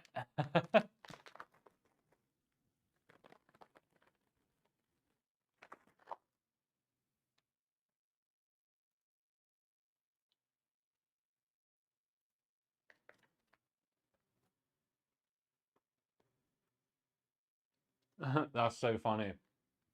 Steam.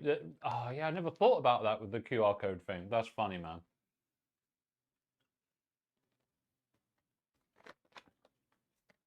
No, stop asking me if you could use my location, for God's sake.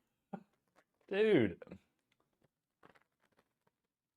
Like every 5 minutes, can I use your location? Can I use your location?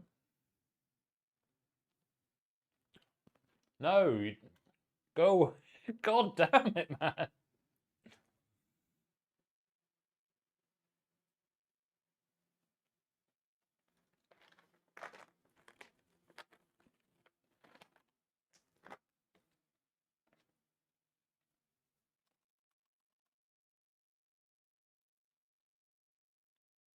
Come on, computer. I don't care about news. Just can I just skip this?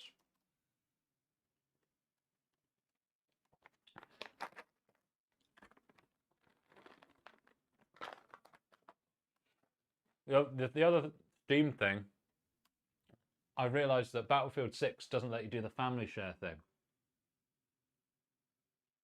Lots of Guna games on it. What do you mean Guna games? Do people not just you not just watch porn? Okay, so we put this on ray tracing medium. Run the benchmark. Windows moment. Just a classic Windows moment. Hey user. I was just wondering, could I invade your privacy, please? Oh, hey user. I was just wondering if you wanted a Game Pass Ultimate for $30 a month.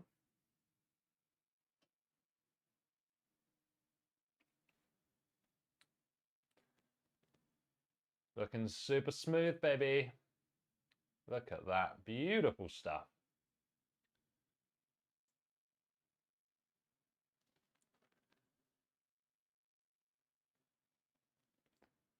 There's a little bit of screen tearing on a minute ago, but it's right. Botted is due to 4K hours in sub 4. Why do they make it into games though? Doesn't that seem like such a waste of time? 4K hours in 2 weeks.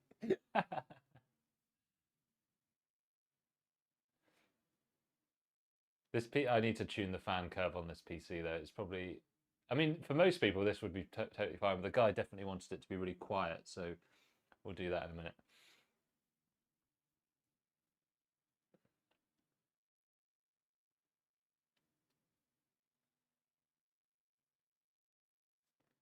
There you go, seems reasonable.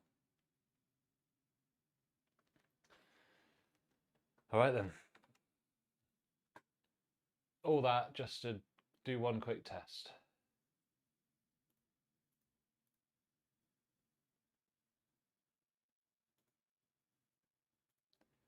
All right then.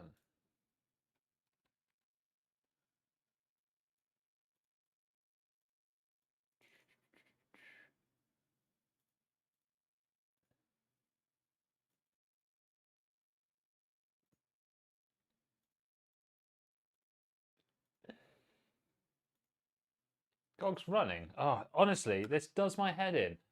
I close something, I want it closed. I shouldn't have to,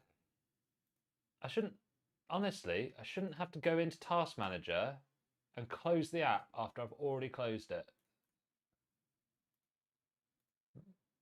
I feel like old man shouting at clouds kind of thing at the moment, but come on guys, like sort it out.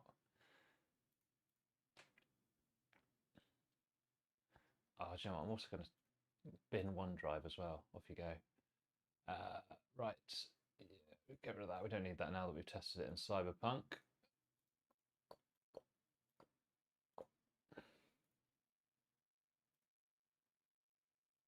Beautiful. Okay. We're clean. We are clean.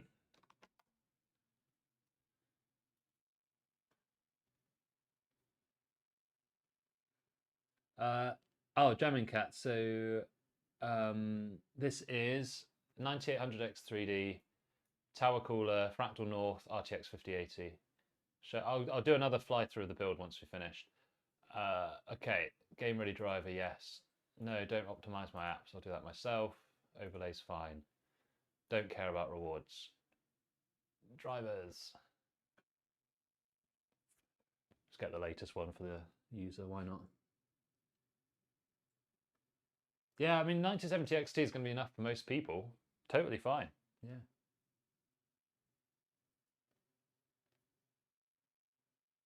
I don't know what any of those are, Max. I don't know. I'm just a lowly incel. What are you expecting from me here?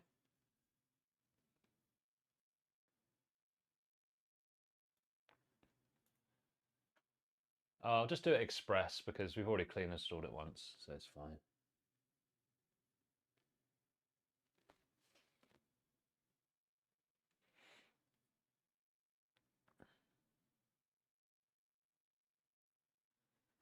So we are just wrapping up this build now.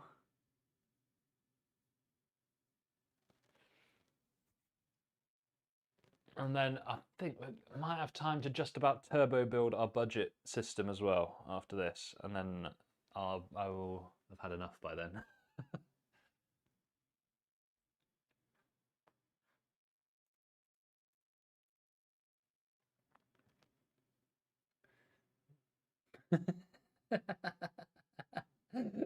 Does Max take shout? Well, we're all asking the same thing.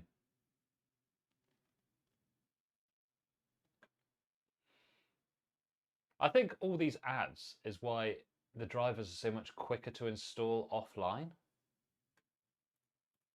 Oh, what's going on with Windows Update? Those are just waiting for a restart. No optional.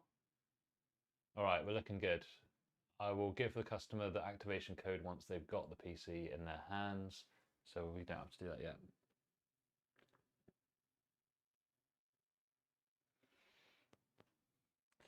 Oh, it's taking so goddamn long.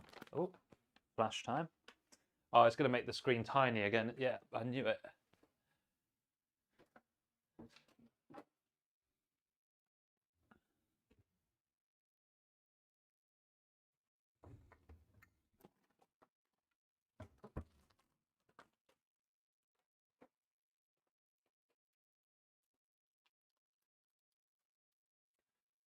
Cool.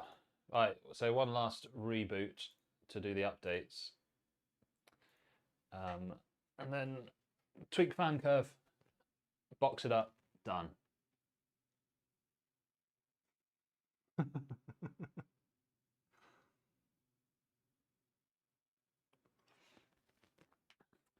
Oh, I'd love to get some free PC systems in, Leo. I'd love that.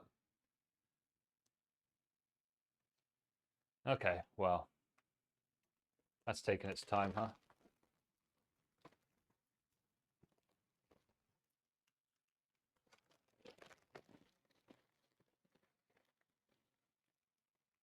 Age of Empires 2 is such a classic, honestly.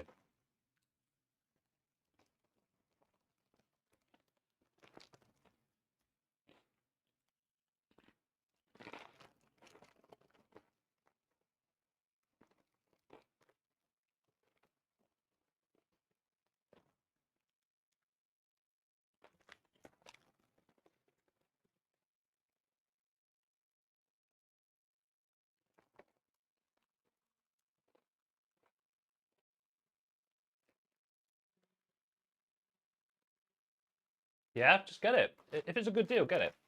As long as you plug in the 12-volt high power cable, you'll be fine.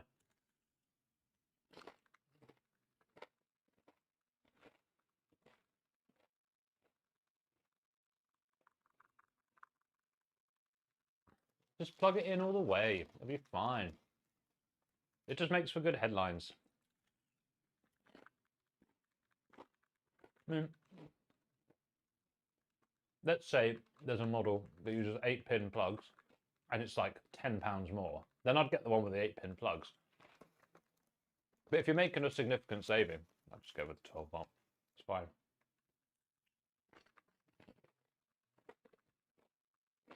I don't know why on earth they would decide to put a 12-volt high power on if they didn't need to, but it is what it is.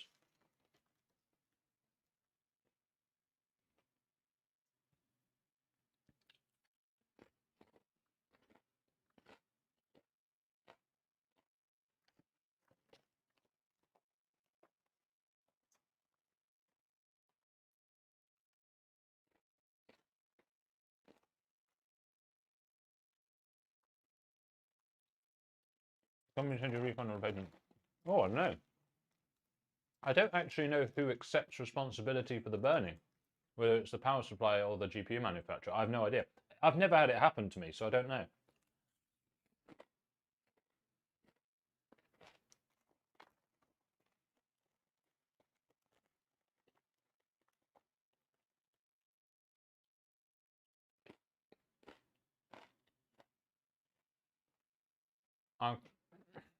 I can't for the life of me understand why Sapphire decided to put a 12-volt power cable on if they didn't need to. It seems nuts.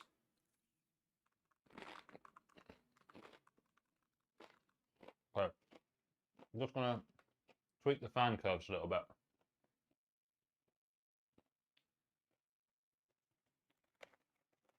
Max is correct. In many ways, a warranty is kind of useless. Like, it's only as good as how much you trust the company. MSI fucked me over. They took a faulty GPU, it didn't display. 90 days later, sent it back, saying they fixed it. It worked for a day and then broke again.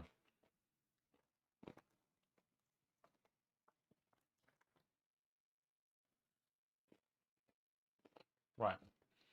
So we need the fans.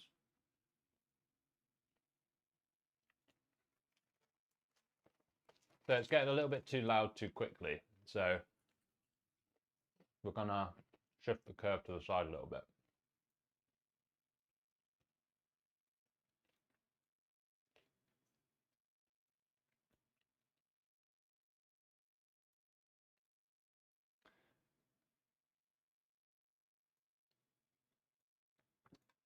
This is a little bit of a clapped curve, but what are you gonna do? He wants silence.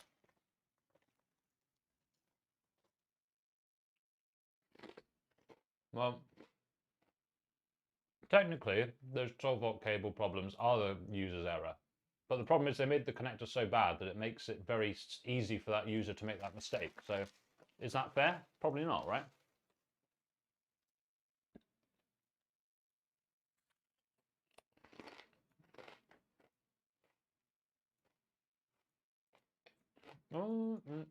God, Gigabyte's BIOS mouse control is not good.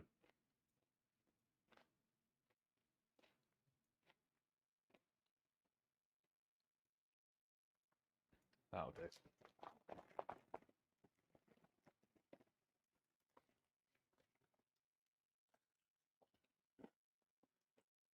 Yeah.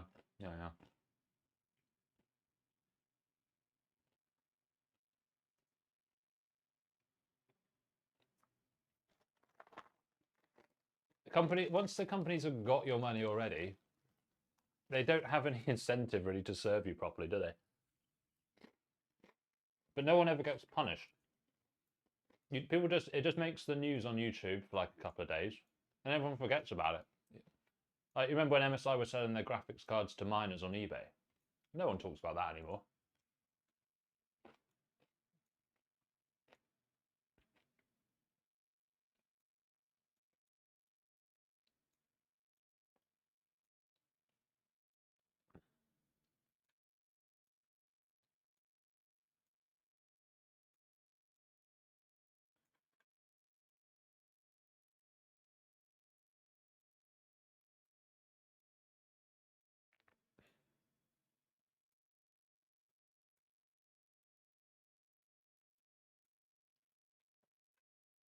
I don't recommend that you do your fan curves like this. This is just how I've got it set for silence, because that was the preference. Atham is back. Thank you very much for the donation, my friend. How are you doing today? No, have your cash afterwards. Yeah, exactly. Wank off the customer. Well, I don't know. I don't know what kind of warranty support you're getting, mate, but tell you what, sign me up. Australia and EU on grabbed it. Yeah, kind of, Tanmay. That hasn't been my experience. I mean, they do fix it. They have to do it, but the result isn't very good. Gigabyte was okay. They sent me a card, but it took 60 days to get the card back, so that was quite a long time. Yeah, people were scared by the legal challenge, so they don't do it.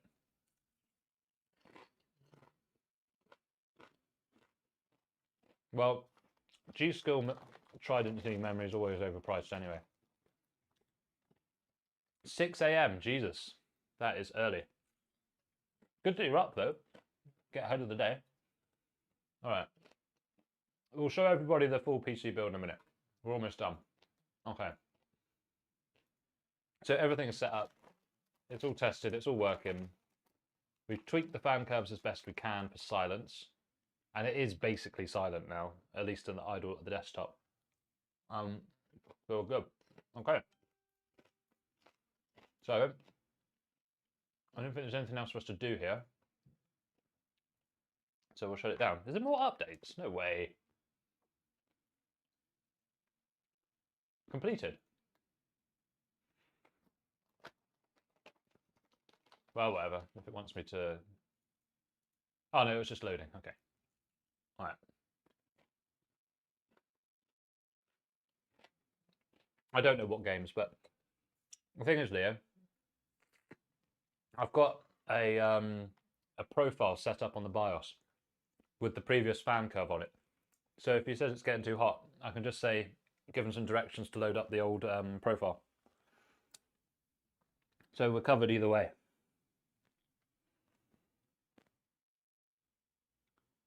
Oh, dude, yeah, Windirstat is brilliant. Windirstat. It's so good. And do you know what it's also really good for? If you're on like a phone or like an external hard drive or something, and then you can use it on that as well. So if your phone's got no space left on it, use the Windirstat, and it will tell you. All right, I'm just chucking out this packet of crisps. And then I'll give the new viewers a little tour of the build before we package it up ready to ship out. All right, give me a second while I get this camera ready.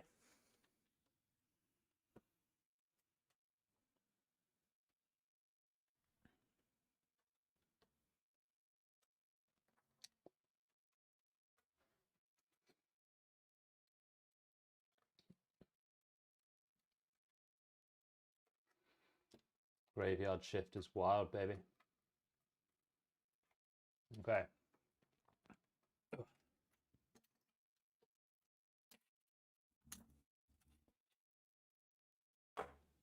Cool. Actually, I might leave that plugged in. Oh no, I won't. Yeah, I'll do that because I'll turn it on. Just to make a bit superstitious about that kind of thing. All right. When we're in, I'll just whip this panel off so we can see the inside. Okay. We can reveal the build to the new viewers. This is what we've been working on for the past few hours. Normally it wouldn't take me a few hours, but I like to do these on stream just for a bit of fun. Yeah, okay. So zoom out, change focus to autofocus, ISO auto, there we go. So this is what we've just completed today. Beautiful Fractal North build.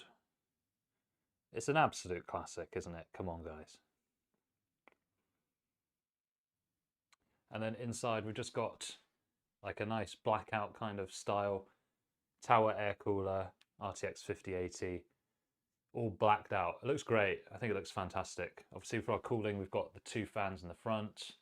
Then we've got a 140 and a 120 on the back there. We've got our fans on a liquid cool on a CPU block. So we're looking really good here. The customer specifically asked for air cooling because they didn't like the pump noise from their liquid cooler they had before. So all good.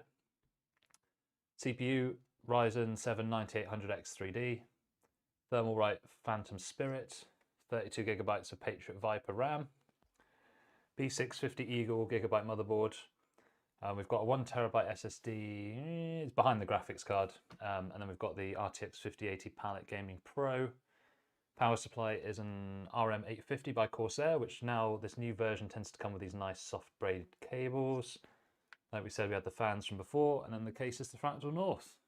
Beautiful.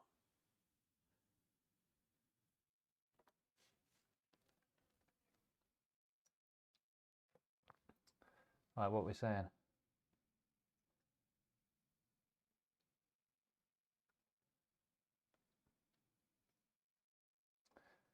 Max, I put the panel on, mate, and it worked first time, so I'm not having any of that. I upgraded my CPU and my PC is not working. You need to update the BIOS, probably. So if you have a BIOS flashback on your PC, then you can use that. If you don't have a BIOS flashback port, you'll have to put your old CPU back in, load the BIOS onto USB and do it from inside the BIOS, and then upgrade your CPU. If you upgrade your CPU, you should always update the BIOS before doing it, just in case. Just put it on the latest non-beta BIOS. Destello, so these are for selling, so I'm going to package this one up, ship it off. Yeah. What's that? BF360 case. What's that one? I don't know that one. Yeah. Yeah. Okay, so what we'll do is I'll get the Instapack foam. We can put that in and we can get it boxed up, ready for the customer. Where should I put this? I'll put this back on the tripod.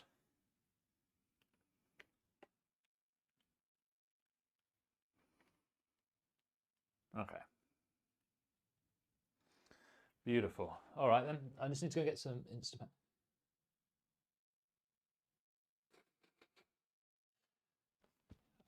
I will probably drop this one off for shipping tonight. So usually I get them collected, but if they're high value PCs like this 5081, I'll drop it off at a delivery point because I can get insurance on it a lot cheaper that way. Oh, Haven case. Yeah. Oh, I have seen that one. It's really expensive, isn't it? I mean, any case over 150 quid is usually not worth it unless it's specialist.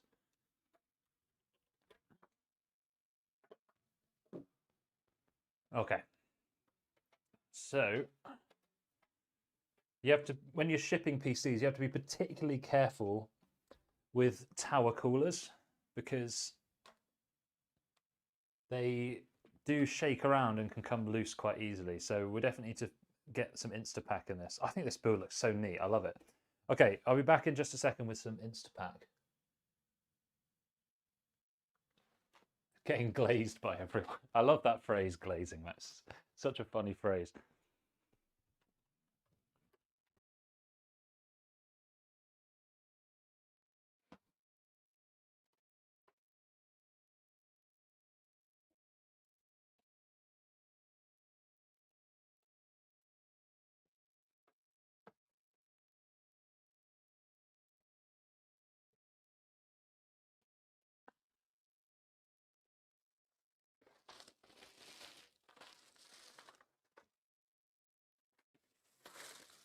Yeah, that's true. I mean, this actually has an anti-sag system in it, so see if I'll pick it up. Quite hard to see, but there's like a motherboard mounted anti-sag system, so that would probably protect the PCIe slot in transit, but it's always good to just be extra secure, isn't it?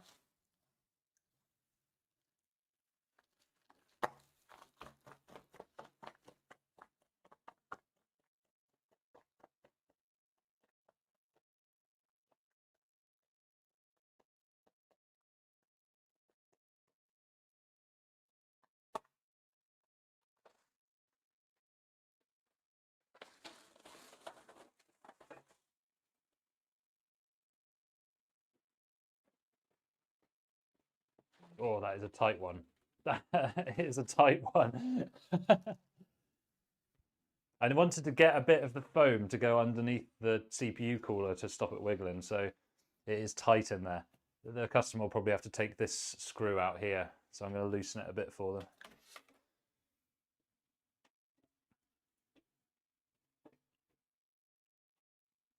So that you can use this, yeah, perfect.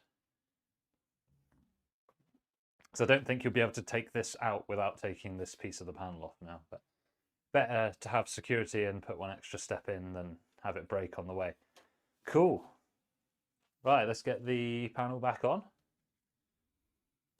And this thing can be shipped.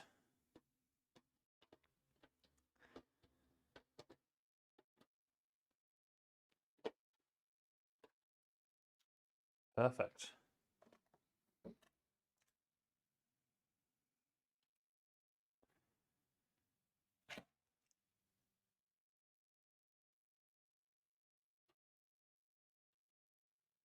Won't right edge if case stop custom. No, because you can take this piece of the case can easily slide out. This bit here, so you'll easily be able to get it out. I'll just send him an email to give him a heads up.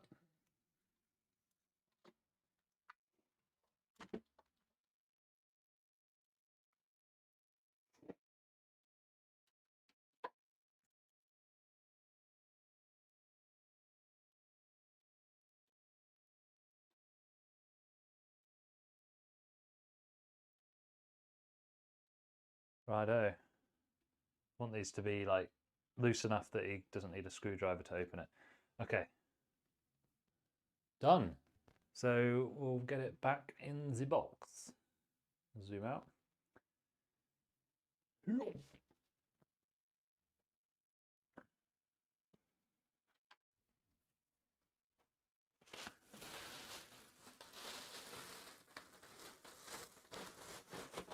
Oh, this is the Logitech G815. Yeah, I've got the G915 on my own desk with the number pad, but yeah, these are cool. I like that they're not like, so you can get those ones that have chunky keys, can't you? They're quite popular, but I like this because it's the keys are low profile. This is good for somebody that like types a lot as well as gaming. Like those big chunky keyboards aren't as good for typing, I don't think. This one's really good. You can easily travel between the keys very quickly. Yeah, the white version's great as well. You know, you can't go wrong. It depends. Like for this one's great though for lots of typing.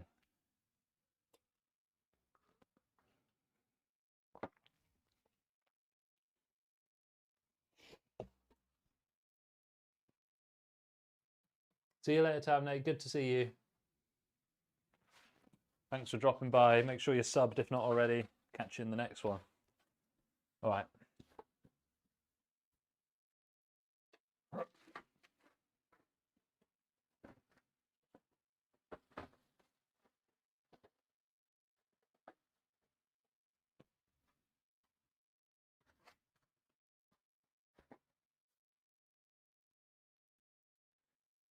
And next we need to get it into the box.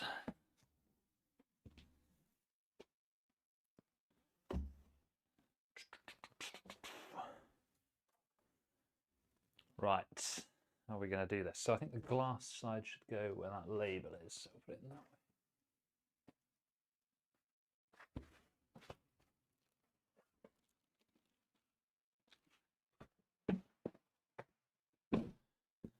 Boom. Done.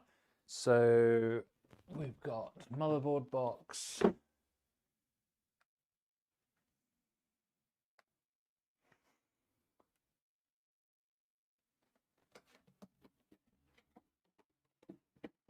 Ugh. Open up, you bastard. There you go. So what we need to put inside there are just some various spare pieces. So antennas, that one.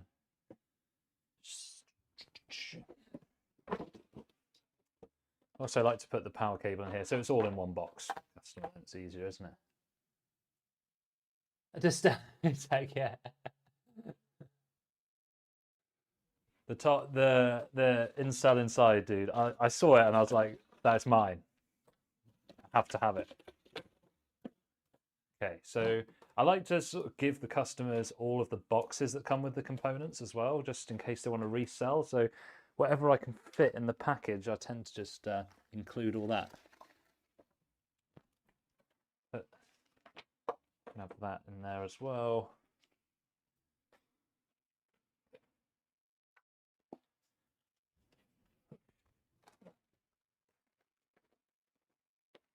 Spare screws can go in this one.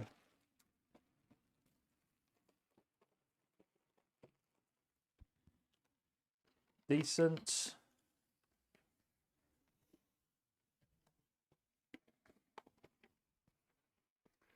What else can we fit in there? Can we get this in there? Yeah, it's going to bulge a bit, isn't it? Get the silicon power in there.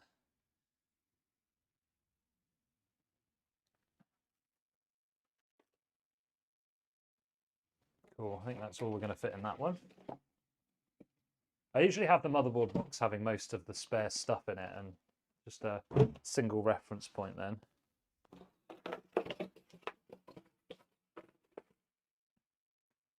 Then we can use the power supply box for some other bits.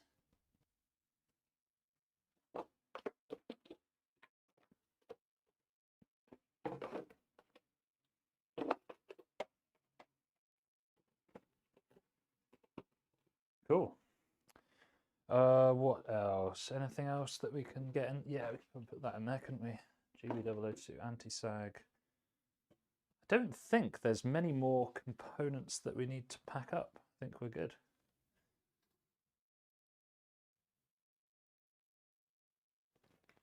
Some people, like, you know, it will swing the sale, like whether they get the boxes or not.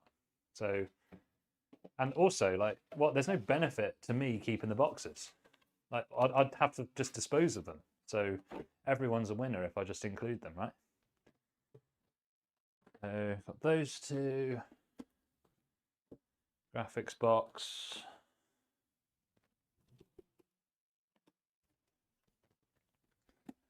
Thermalright box. We might be able to fit all of these inside the actual final package. We'll see. This will be the first one to go, if not.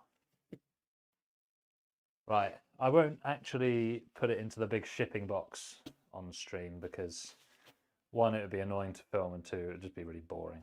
So we'll move all this out of the way. Then what time is it? 3:20. Or should we try a speed build? Let's do a speed build. We've got a budget system as well. And the title does say budget systems, so let's speed build it. I don't know how I managed to sell a PC without any memory. Oh, fair enough. Well, somebody probably just thought, oh, I'll have my own then if it's a good price. So fair.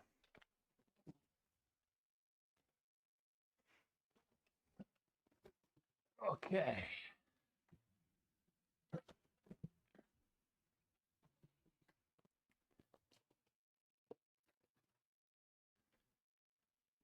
Right, build number 2, Electric Boogaloo.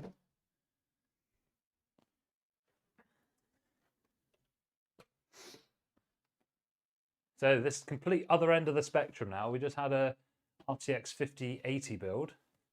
Now we have an RTX 5060 build. These I got at a good price, £210. So I wouldn't recommend this card for most people. It's usually around £250, £260. Probably a bit too much at that price point, but for £210, it's actually quite a good deal.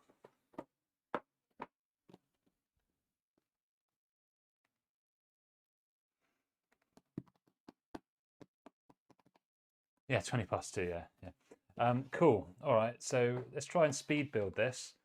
B450 ASRock motherboard, 5060. We've got some imitation Lian Li Infinity fans. Ryzen 5 5500. 16 gigs of DDR4 and a 1TB Gen 3 SSD. Cool. Let's speed build then. Let's see. I need to try and get this done within 40 minutes because my friends are waiting for me on Battlefield. So I don't want to let them down. So M2 screw. Boom, boom, boom. Don't need that.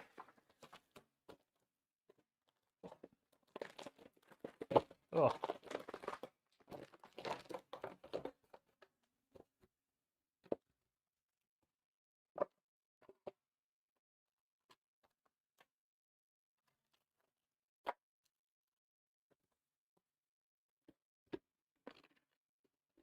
We could put some other bits away while we're here, can't we? Where my scissors gone?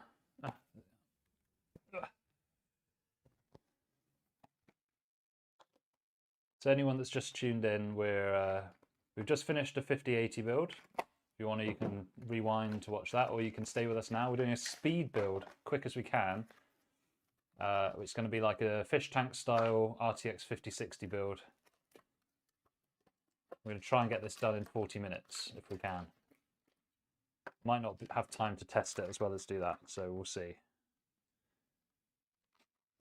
Yeah, that's not a bad shout actually. Yeah, opening them all and then going for it. So this Acer SSD is Gen 3, but it has host memory buffer, and this system isn't going to be capable of Gen 4 anyway, so save the money, especially on a budget system. Why don't we just do what Max says, and we'll just open everything up.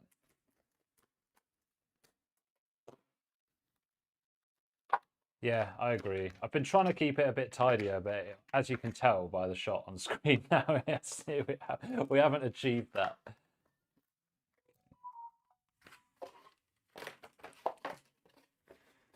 So that's all out, and then we do have to be careful because obviously this is a Ryzen AM4 CPU, so it does have pins on it.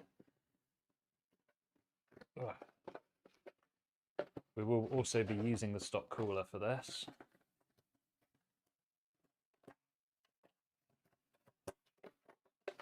We're going to do what you guys say then. We're going to open all the boxes first. It is actually easier. It is easier.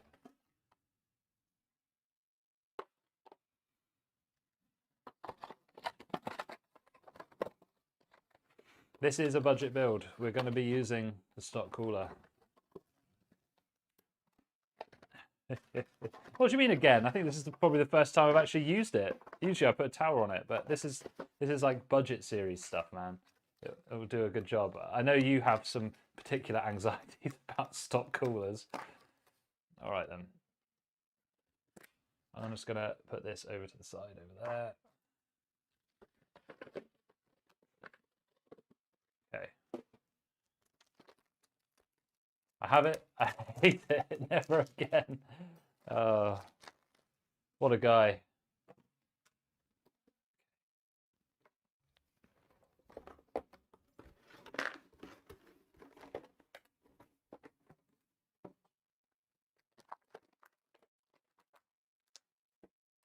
Undo the graphics card next. I think this could be a really nice looking graphics card if you like that sort of coffee coloured aesthetic.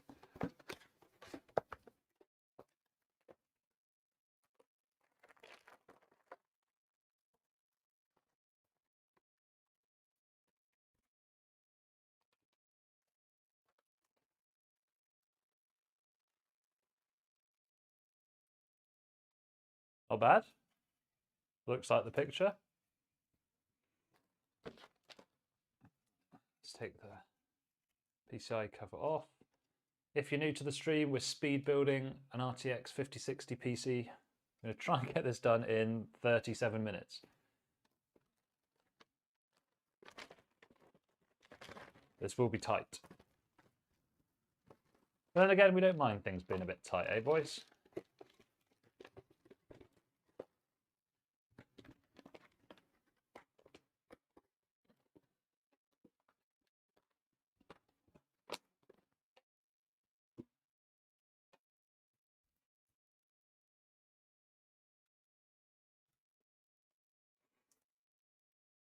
It has peel all over it. I don't know why. Like, loads of graphics cards don't have peel, and I've never seen them damaged, but...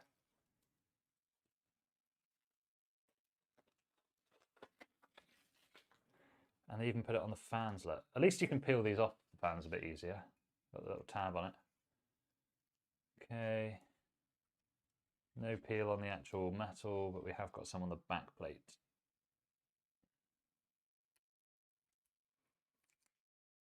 Oh no, that's not very satisfying. It doesn't come off and... Oh. Oh, MSI, no! The peel is supposed to be satisfying. Yeah, the peel should come off of all of your PC parts. You should never leave the plastic wrap on it. The plastic wrap is to prevent shipping damage, and so that then MSI, if you tell them you've got a damaged one, they'll say can't be because it's factory covered. Okay, cool. Looks nice. Like it. It suddenly just got really sunny, so let me just turn up the aperture on the camera. There we go.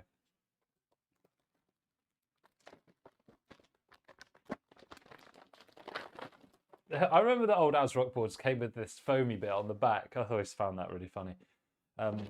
Right. Hopefully it's a bit better now. It's because it just got really sunny. But I'm not. I like the light. It makes me feel more human. So B450 MAC R2. So it looks a bit like the Pro 4 that you had before. But it looks like it's got 1, 2, 3, 6-phase VRM.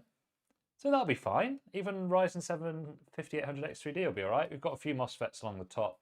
A lot of these are sometimes used for things like the I/O die and other things. So I generally look at the left and see what they've got here. They've got 6 phases, so that's going to be all right. Nice. We've got one M2 slot, which is fine because we're using a 1 terabyte, so that'll be enough. Oh, thanks GTX. I love it. I love doing these streams as well. They're good fun. I get to chat to some cool people. The only thing is I can't get the music to work, which is annoying, but I'll get that sorted for next time. I don't know when I'll do my next stream, probably next week sometime. But if you subscribe and then turn on the notification bell, you'll get a notification when I do go live. So it's all good. It's all good.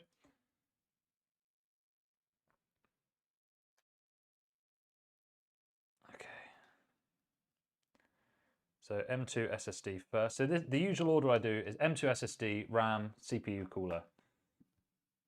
Cool. So M2 SSD is in. Release the slots. Usually it's the nice looking side this way. Nope, it's not. Why, Silicon Power, would you have that side of the RAM facing into the visible part of your system? You are crazy. Because no one can see the design on that side because it points towards the cooler. Idiots. Right. God, this is some real basic RAM. You can tell it's just like, it's basically not got a heatsink. It's got like the cheapest little heatsink on it. Okay, CPU next. I have not done an AM4 build in so long. Jeez. Okay, so we do have to be careful. So on the AM4s, you put it with the writing in this direction. And you also line up the triangles if you want as well. But usually the writing being that way round is correct. And you just slot it in carefully. And you do need to give it a slight wiggle and then make sure it's flush on every side because otherwise you can bend the pins on it and it's a nightmare. So that's in. Boom. This feels so much less secure than the new CPUs. Yeah, absolutely. I always put this is the best order to do it in. SSD, RAM, CPU, cooler. 100%. It's got even sunnier, so I have to turn the change the exposure again. All right. Stock cooler next. It comes with paste pre-applied, so we don't need to do anything else to change it. We could put the cooler that way round. It will inhibit the ability to add more RAM, so why don't we put it this way round? We'll need to take out the existing mounting hardware.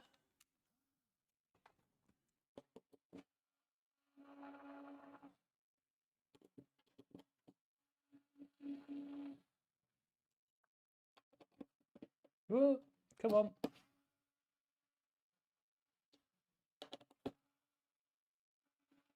Yeah, the paste isn't the best. Right, you have 30 seconds to tell me whether I should change it. I've got some Arctic MX here. Should I just change it? You've got like 10 seconds before I slap this cooler down if you want me to change it. It's not the paste that pulls the CPU out, it's if you leave it too cold. So if you want to remove the CPU cooler, run the PC for a few minutes and then remove it. Change. All right, Tony, you got it, buddy. You got it. We'll change it. I've just got to go and get some isopropyl alcohol. I'll be back in a sec.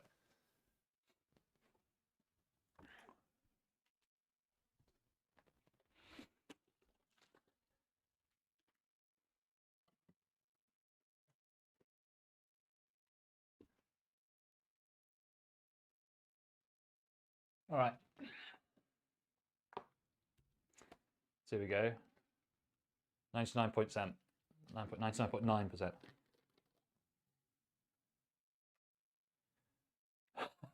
Yeah, if anyone's wondering what the shoe is about, the shoe is a counterweight on my tripod for the overhead cam. So, and you're not allowed to laugh. I just clicked the wrong camera on OBS. Sue me. So I tend to just get the most off that I can with some paper towel to start with.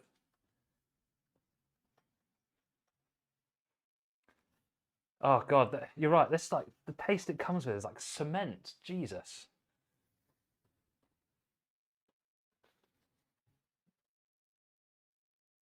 We'll use the IPA.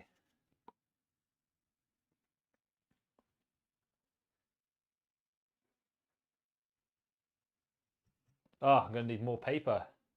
Gross. Pretty sure you could do wallpapering with that paste. I'm pretty sure that's the mortar that they used to build houses back in the 70s.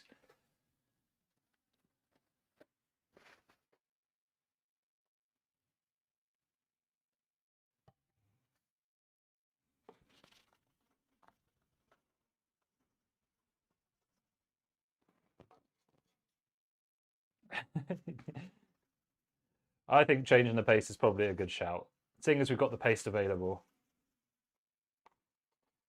Ah, still so much crap on there. Okay, one more lot.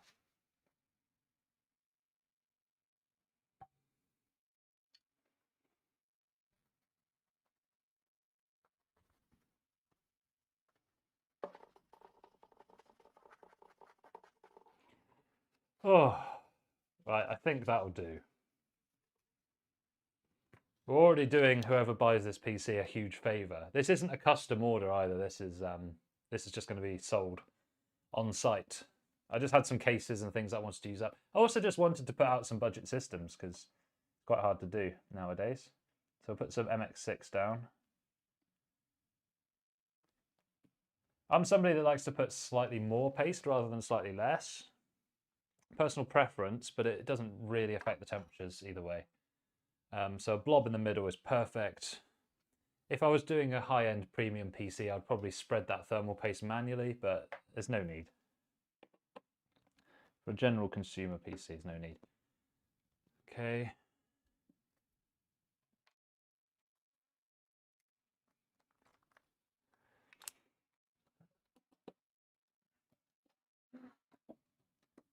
So a few turns in each corner.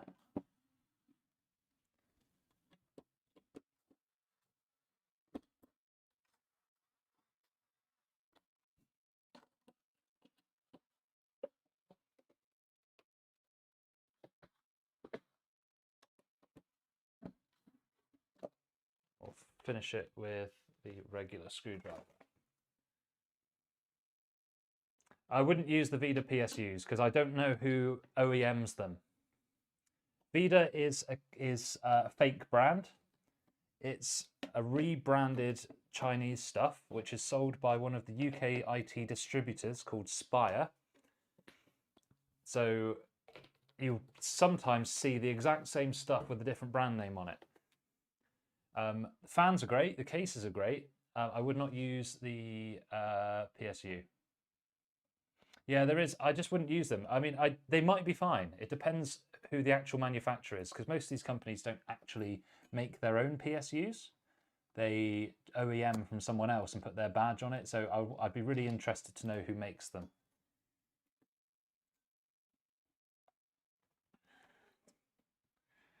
But the cases are fantastic, and these fans, I mean, the pictures look good, so we'll soon see. But have you used the PSUs to Stello? Because I'd be interested to know how you've got on with them, and how long you've been using them for. Because sometimes power supplies, you know, if they might break after a year or something, rather than straight away.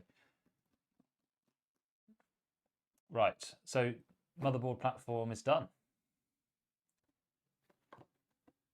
To be honest, with power supplies, if you've got distributor access, I'd go to Target and get deep cool stuff, because this one I'm going to use the PF500 and that's going to be fine. PL750D by Deep Cool as well. Really good choice as well. Great, so I'm going to go grab the case. I also need to go and grab the power supply. So I'll be back in just a minute. 2 minutes.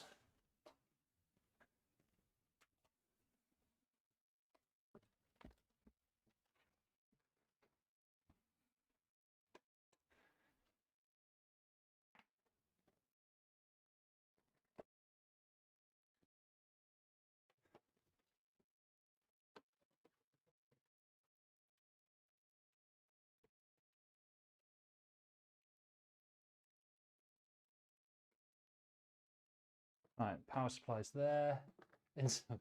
Yeah, Target's, Spire and Target are decent, actually. They don't have everything. I tend to buy more from Spire than from Target,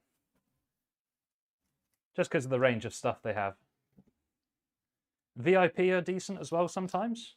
Really good deals on tray CPUs. Ryzen 7800X3D for about £290. Not bad.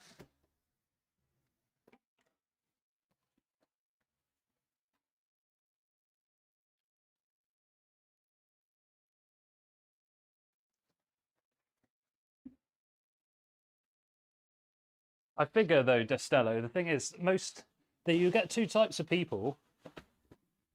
You'll get some that care about the power supply, and that's fine. And they usually just ask me, oh, could you just upgrade it to this Corsair RM? And I go, yeah, fine, this is how much it is. The rest of the people just do not care as long as it works. So I would just leave it open to the customer if you want to upgrade or change anything. Okay.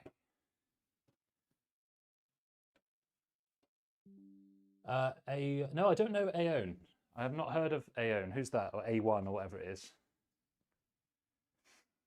I have Exertis, but I don't use them very much.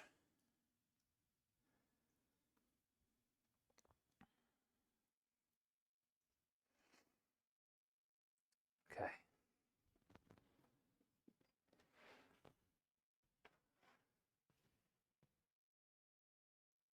No, there's no real brand hierarchy in which one's better, Max, to be honest. The thing is with a power supply, if it works, it works. Do you know what I mean? There's not that much benefit from a very, very nice PSU. Okay, right, so how are we going to do this? Top cam or back cam? Who wants to see my ass? I would never use a CIT anything. I hate their products. I hate them. There's always just something janky about them that I don't like. It's not that one, that one. So this is not Cooler Master, a Game Max Infinity case, but I don't think they make them anymore. I've had them sat in storage. This one sat in storage for so long. I just never had a need for it, but it's a decent case. It's like just a dual chamber ATX thing.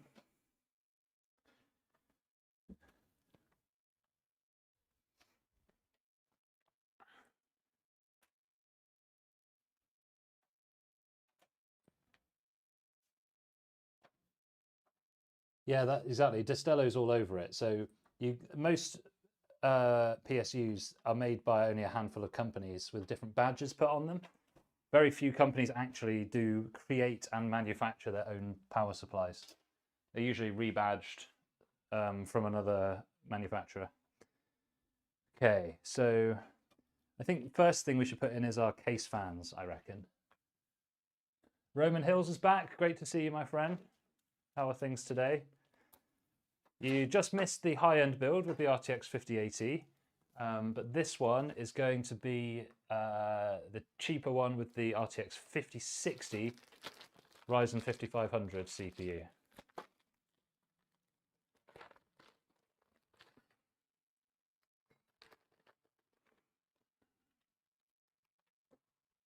What's happened to my camera back here? Is it overheated? That's probably what's happened, isn't it?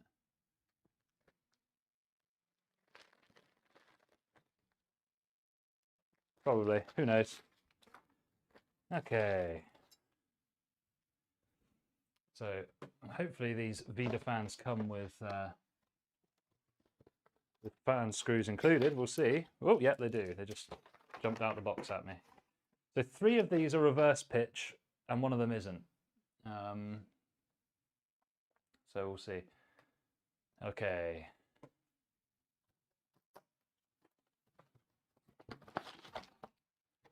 These to me look like reverse pitch. The shape of the fan looks like reverse pitch to me, so we'll see.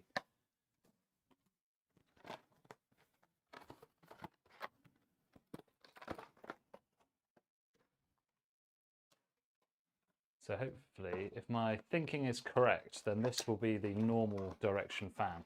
They look quite good from a first glance, these fans, so I think they should be good. No, these are by a company called Vida.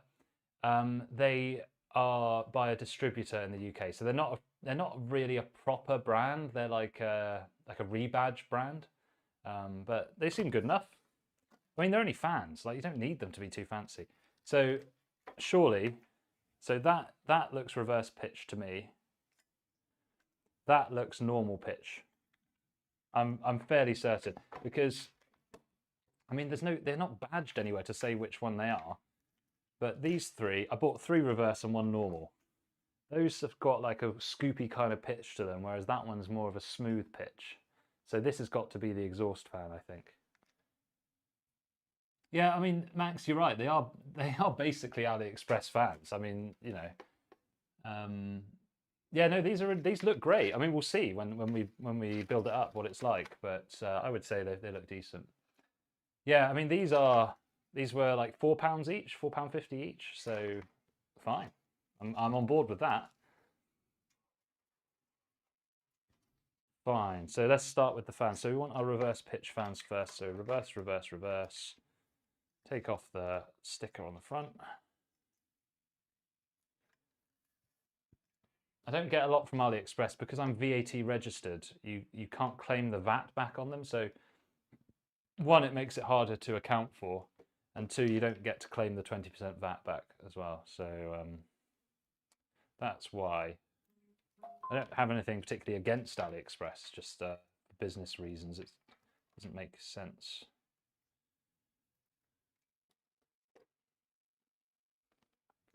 So just untwizzling the twist ties from the fans. And then we'll load them in. So question, should we, I'm not going to put them on this side, but should we stack them like one after the other like this, or should we put a slight gap in between them to be evenly spaced? I mean, I'm tempted just to put them all so they're touching, but be interested to know what you guys think.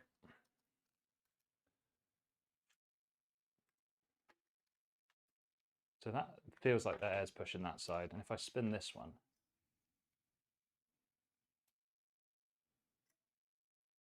yeah, these are reverse blade, I'm pretty sure. Okay. Oh, right. So yeah, see, I don't import stuff. I find it's just a headache to import things, like from a legal and accounts standpoint. So I just don't tend to do it. Maybe if I made more money, it would be worth it.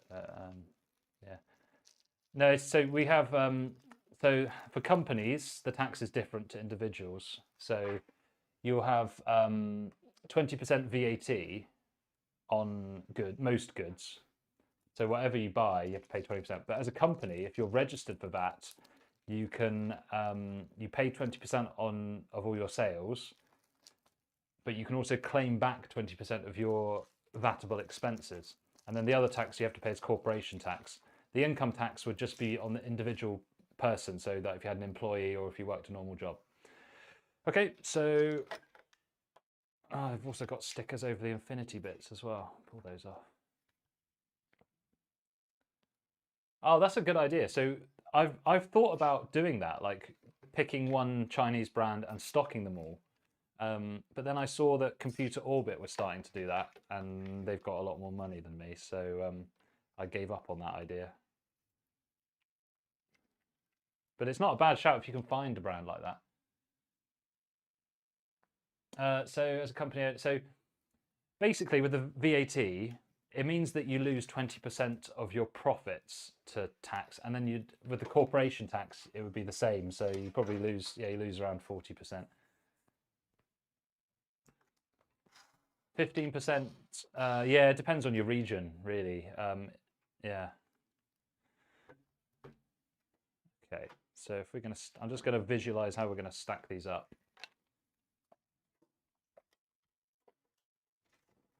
Or just drop them all, that's another way to do it. I'm just gonna free ball it. So I'm gonna put this one here.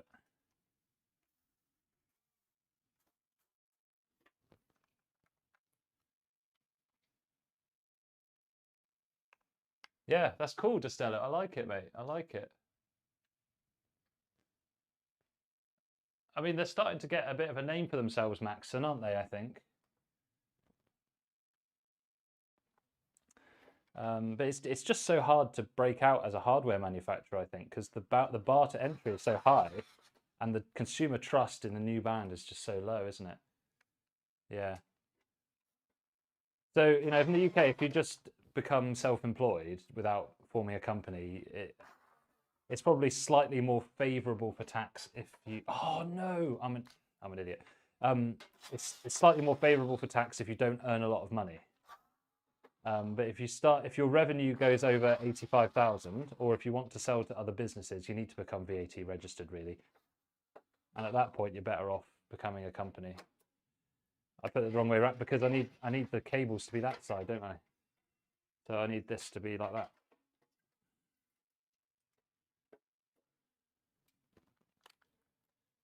Too busy reading the chat, boy.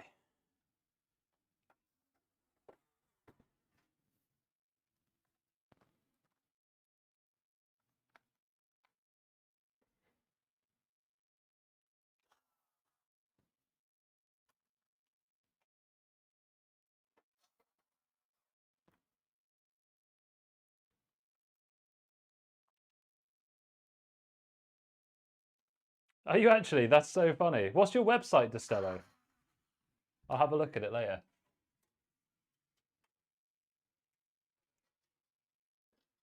But surely loads of people are ordering that ARC card, because is it popular for AI machine learning, isn't it? I mean, that's what I heard because of the VRAM. Depends on the usage, but yeah, that is really cool.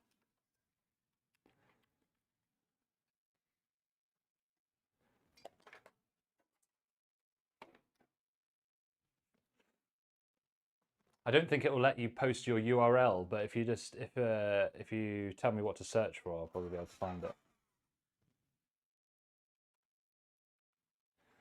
Ah, self-employed insurance. Yeah, any kind of insurance is a bit of a rip-off though, Roman, isn't it,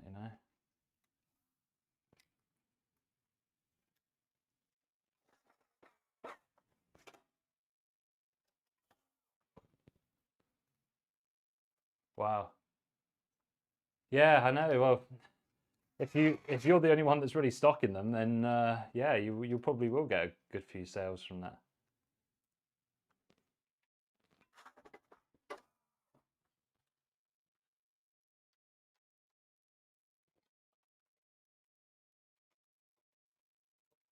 Oh, so that looks a little bit too high, doesn't it? So, tell you what, I'll put in a couple of the screws and then shift them all down. Oh, see, this speed build's completely gone out the window now because of this. One, because I keep chatting, and two, because I need to shift all these down now.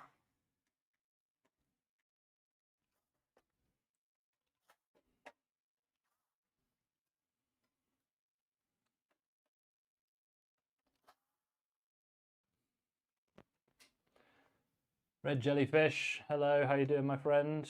Welcome to the stream. Let us know where you're viewing from today. Lots of people from all over the world. Yeah, you distracted me in the chat.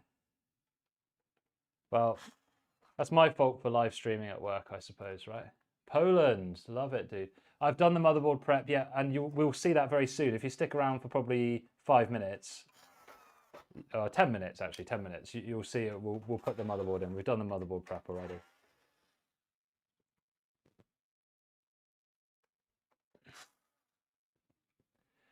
Now, Max, I know what that second word means because I used to date a Polish girl. So, but you know, I'd never ban you.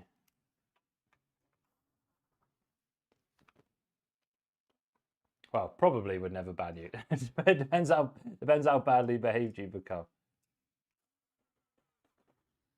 The spacing for the fans on this case was done really badly by GameMax. Okay.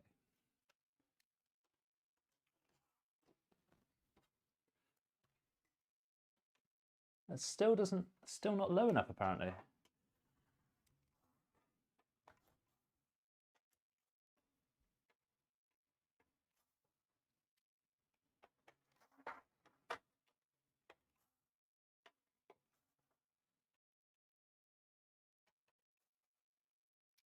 It's kind of full time for me, Destello. So I'm also a doctor, but I've taken a short break until probably like January or February. I'm going to see how I can do with my business. I've got some education products that I'm releasing soon as well, because I don't think the PC building on its own is going to be profitable, and it's quite labor and space intensive. So we'll see. I think if I can't leverage the education side, I might have to just pack it in.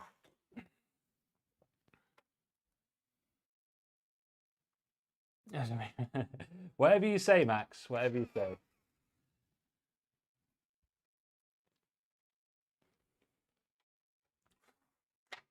Okay. So our 3 reverse fans are in. And then we just need to put our normal fan on the back. Let's take off all the plastic wrap.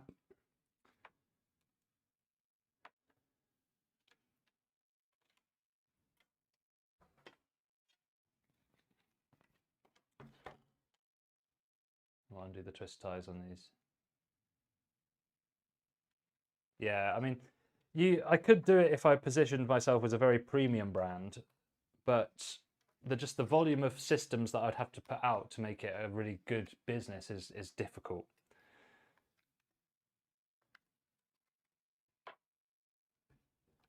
I'm not afraid of doing anything difficult. I mean, it's not easy being a doctor, I'm not gonna lie, but it's just it's like if I'm gonna walk away from a career like medicine, it better be for something good. Well, Ethan, I'd hope the collective IQ is high, but I think Max might be dragging the average down. Yeah, MSI inspired GPU, we'll be using that. Yeah. Got it on a good deal as well, 5060, and it was £210. Yeah, I like the design as well. I think it looks cool. I mean, we'll see when it's completed. Okay. And the other thing to mention, Destello, is that if I wasn't streaming, you know, I can build a system in under 45 minutes most of the time. And then the setup and testing is another like half an hour, 40 minutes. So it doesn't take as long as it's been taking on this stream today. Okay, and we'll just whip out this drive plate on the back to make the cable management easier.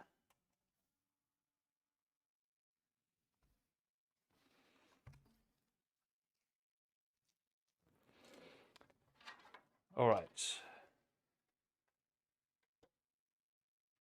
So we'll just feed these cables through, try and keep it neat-ish. Luckily, so the ARGB is daisy chained, but the PWM is not. So I might have to go and get a PWM hub from upstairs in a bit. But, we'll see. Cool, cool, cool.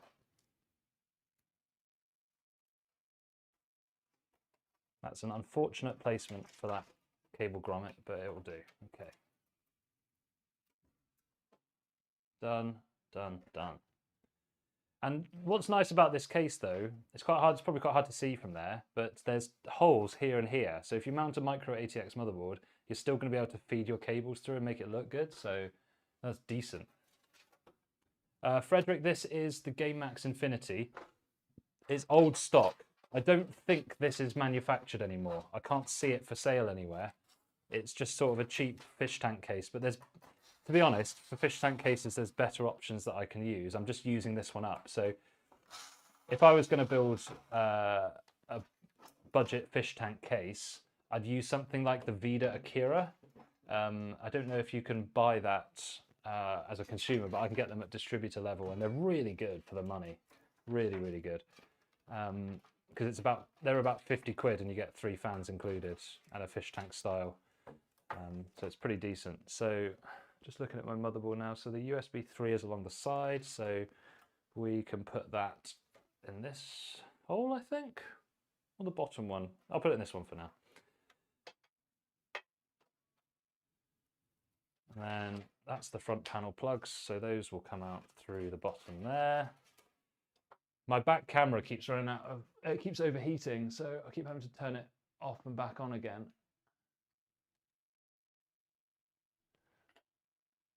It's harder to see from this angle, right?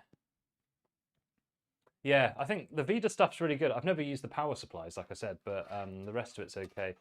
I don't think I would use the powers just because they're not quite proven yet. Like I use deep cool. I'm going to use a deep cool in this one. I just not quite in that frame of mind to be doing that yet. Okay, so HD audio through there. Cool. So this case has a mid-rise power supply placement. We're going to be using this Deepcool PF500 80+ white certification.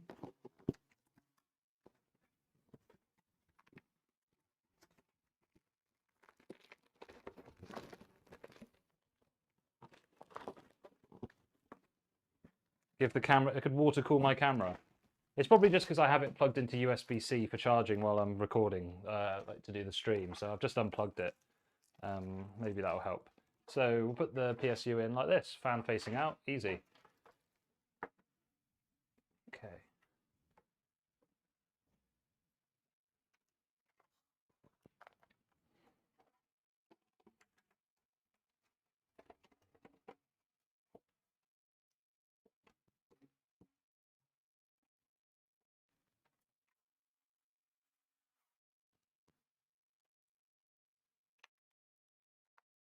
CIT Eclipse. Which one's the Eclipse? I feel like I know that name.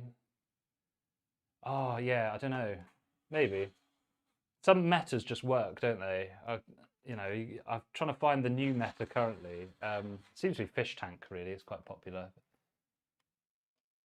Oh, no, those error cool, I always used to call those ticking time bombs, the error cool integrator. As soon as I saw one, I was like, every time a customer brought it around, even for another reason, I said, I strongly recommend that you change this power supply.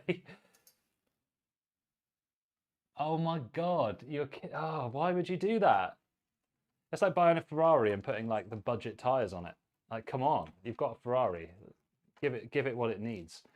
Right, so we'll pre-feed some cables through as well. So pre-feed 24-pin motherboard cable. This case, I don't know why they put rubber grommets on the side. It doesn't really need them. I'd rather just have it open. What are you going to do?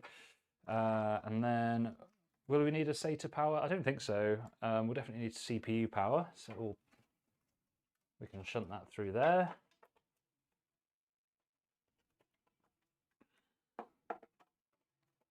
Yeah, the wood is good. Yeah, fish tank, wood. Yeah, I'd say they're both still meta. I agree with you on that. And then we'll also need PCIe power. Where's the connector on this graphics card? It's going to be about central, isn't it? So we could put it either in that hole or in that one.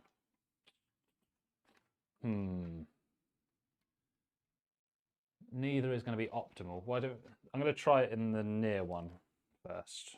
We can always move it if needed later. Okay.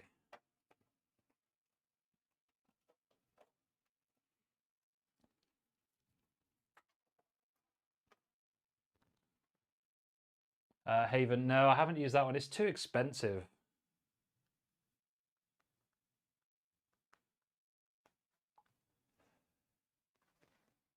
No RGB VD. Oh, I've got a Vida Elegance, and that's one of my next things to do. Yep, it's going to be Vida Elegance with just a black AIO liquid cooler. Real walnut, yeah, real laminated walnut, maybe. I'll believe it when I see it.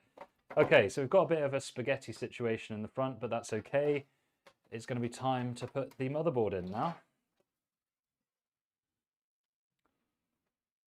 I think the Elegance looks decent. I mean, it does look slightly cheap, but I think if you're doing it, I think some people will fall for it, if you know what I mean, which is totally fine. Okay, right, bring that over. I'm just going to bring over the big key light, so you can see a bit better inside. There we go. And then, okay, so now it's time to put the motherboard in. So I'm looking at the hole spacing pattern, and it looks like it's fitted for a micro ATX. Let's see.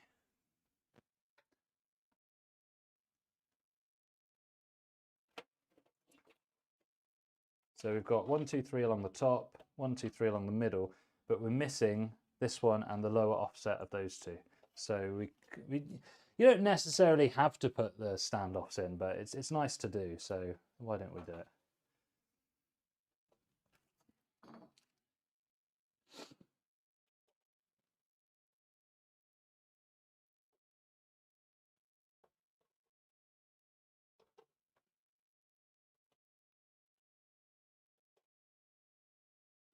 Okay.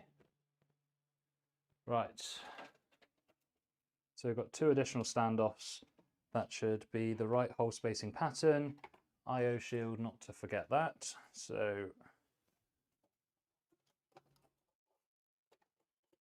pop that in there.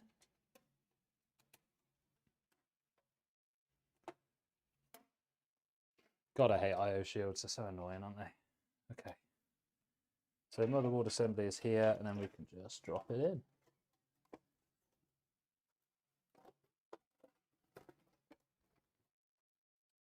Very nice. Okay, so now I just need to find which one of these screws is the motherboard screw.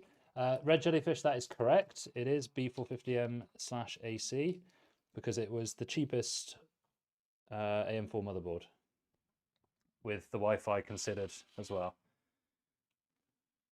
So I will use the electric screwdriver to put this in, but I wouldn't recommend a novice user to use an electronic screwdriver to build. You do have to know the little techniques to stop you from stripping the screws.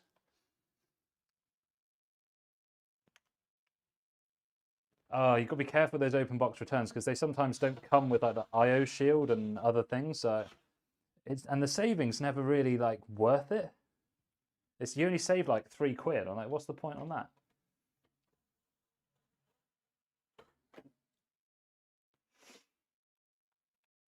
Yeah, no IO shield. Although it depends what company it is, because sometimes if you contact them, they'll just send you an IO shield for free. But it's just like, is that worth the faff of like all that just to save £5? Like, probably not. Yeah. There you go.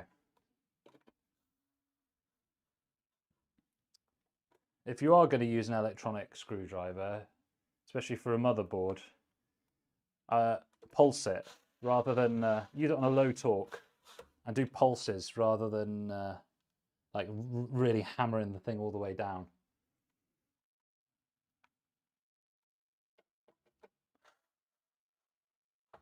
Cool. Right, so we're secured in, and then we'll just get the CPU power cable connected.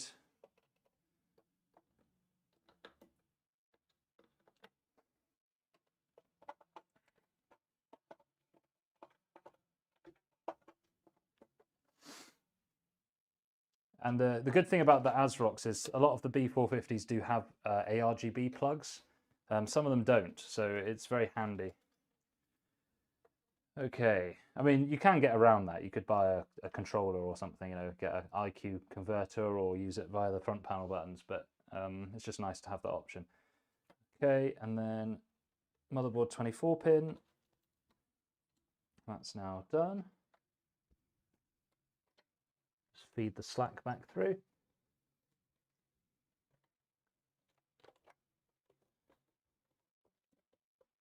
Cool. And then the USB 3. And the cool thing about this case is it has a USB-C on the front panel, but it's wired through the USB 3 plug. So even if you've got a board that doesn't have a USB-C front connector, you can still use it, which I think is a really cool thing. I've not seen anyone except GameMax do that, actually. So that's GPU power, so we don't need that just yet. Oh no, have I...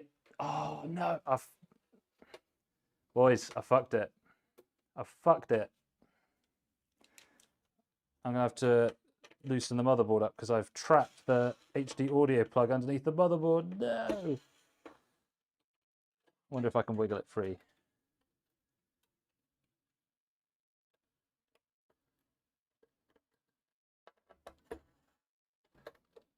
Wonder if I could just loosen it and get it out that way. Yes, oh thank God. Yeah, no. Oh right, fair enough, Destello. Good to get your money back then. Yeah. Yeah, I'd say like GameMax is the only company I've seen do it. I mean, maybe others do, but I mean, I'm like, of all the companies to put something good for the consumer in, I would not have expected it from GameMax. All right, we've rescued the HD audio cable, thank God. Okay, so this can then go here.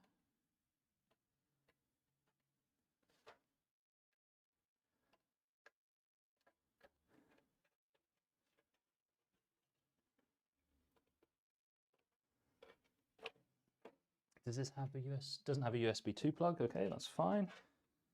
And then we just need to put our front panel plugs. One thing that people don't know that you can do is these front panels, you can peel them back like this and just peel them away from the others to make it easier to plug them in without like worrying too much about them having right next to each other. HDD LED. Let me tell you, you can't see it, but this plug says HDD LED on it. I don't ever plug that in because the blinking light is so annoying. So I'm going to peel it away and I'm going to stuff it back through. We're not going to plug that in.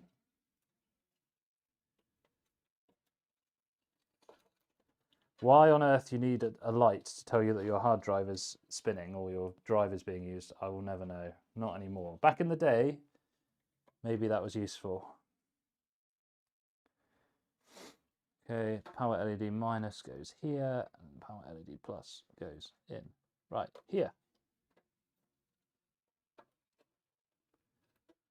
We'll feed that back through. Cool. So we just need to hook up some fans next. I noticed we've only got one chassis fan there and one chassis fan plug there. So I'm going to go and get a USB, a little PWM hub. Yeah, so the power light is another one. If you didn't want to put that in, that's completely fine. Yeah, so really power switch, reset switch is really like all you need. Right, I'll be back in 2 minutes. I've just got to go and get a PWM hub.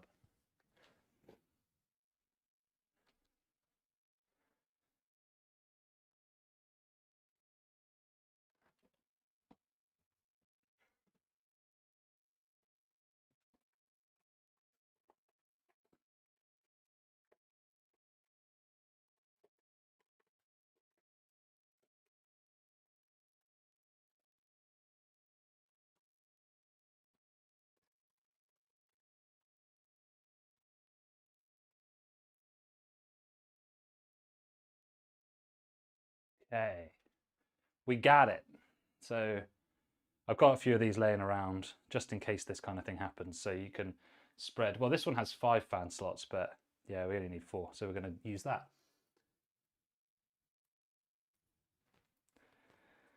So I'll just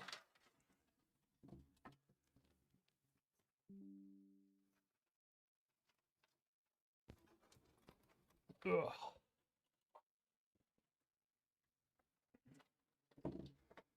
So we've got our PWM hub. Oh, so that chassis fan plug is a 3-pin plug. You are kidding me. So what I'll do is I'll take out the stock cooler from that one and I'll plug that into this chassis fan header here. Fold that cable underneath, and then we'll use the CPU fan header for the fan hub. God, that is cheap, isn't it? Jesus, to make one of your chassis fan headers 3-pin. Christ alive.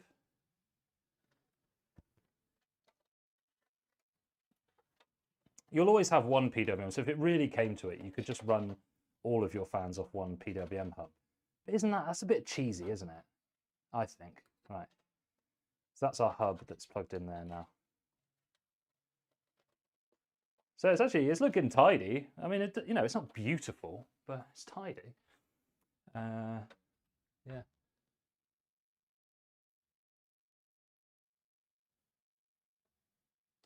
So what we'll do now is we'll free up a couple of PWM. So this is for the PCIe. This is the snap-off type of PCIe cover, which always feels a bit wrong to do, doesn't it? It's one piece. And 2. Yeah, I guess so. It's just a bit annoying, isn't it? Okay, so then we just make sure I've got all the plastic off that, definitely. So this is the MSI 5060 Inspire.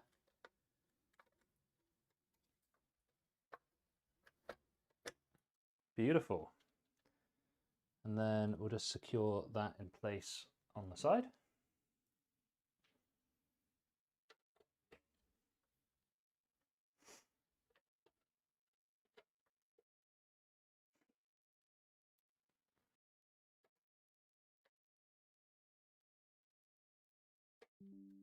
And then it also comes with this sort of back piece. I don't know why that's not just included on it when it comes to you, but we'll put that on.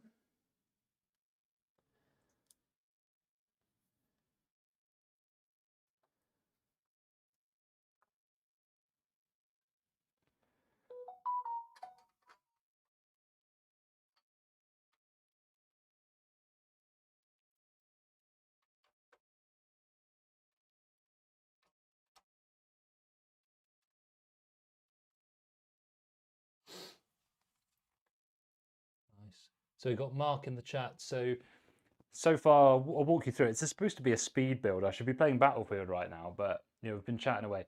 So Ryzen 5500 underneath here, stock cooler. We've replaced the paste on the stock cooler with Arctic MX6 because the chat would not let me mount it unless I changed the paste. So there it is. We've got a B450M/AC. It's an ASRock motherboard. Cheap stuff, but it'll do the job. Looks like a 6-phase VRM on the side. I don't know if it actually is. We've got 16 gigs of DDR4 3200 CL16. We've got the MSI 5060 Inspire version, and we've got some cheap imitation Lian Li Infinity fans, 3 reverse blade on the side, and then 1 regular exhaust. And we've got a 500 watt deep cool PF 500 power supply in the back. And then this is the Game Max Infinity case, but the case has been discontinued, I think. Okay, so we are getting there. Let's plug in our graphics card. Like that.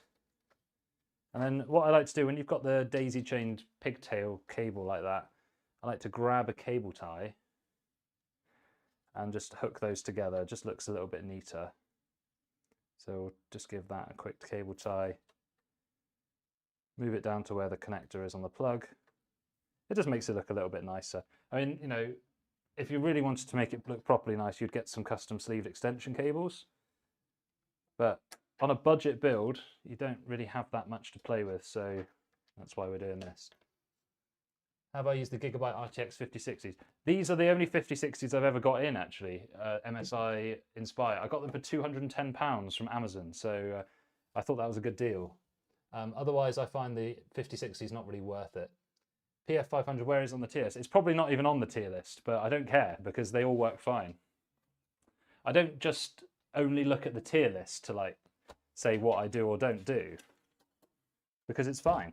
You know, what some snob on the internet says is right is not always the exact thing that is right. It's a good sort of jumping off point, but I wouldn't use the cultists tier list to, you know, with any reverence. Do you know what I mean?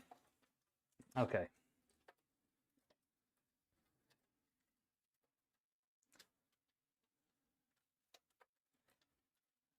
Right. I imagine the PF500 on any tier list is probably very low. Okay. So we'll get one of our RGB cables, whichever one's the longest. This one. Slide that in there as well. Got to plug that one in before, didn't I? Yeah, exactly. Well, the other thing is, yeah, if it's an American company, they won't be reviewing deep cool stuff, or they might put some political thing on their website saying we rate them all as tier D because of this sanction or whatever. So, you know, those kind of lists and things, they're a good jumping off point, but don't treat them as gospel.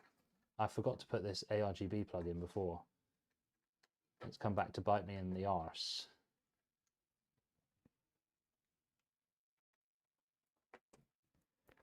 Right, it's in.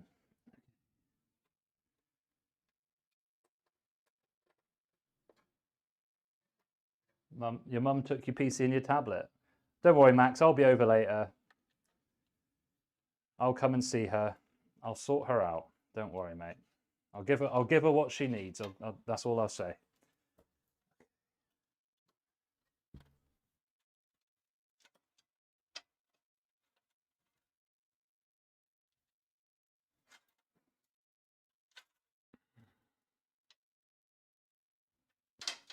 So we'll just hook up the daisy chain. You know, the funny thing is about this case, there is actually zero cable management in it at all. There's no tie down points anywhere. So you're just gonna put it all in a big lump, which you can get away with in a fish tank. It's just it's not ideal, is it? Okay. So we're just daisy chaining these ARGB plugs together now.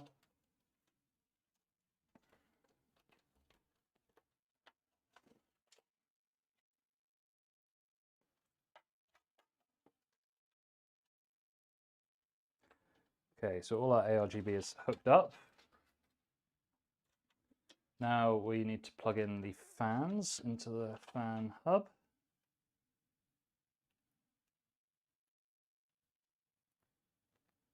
Oh. There you go.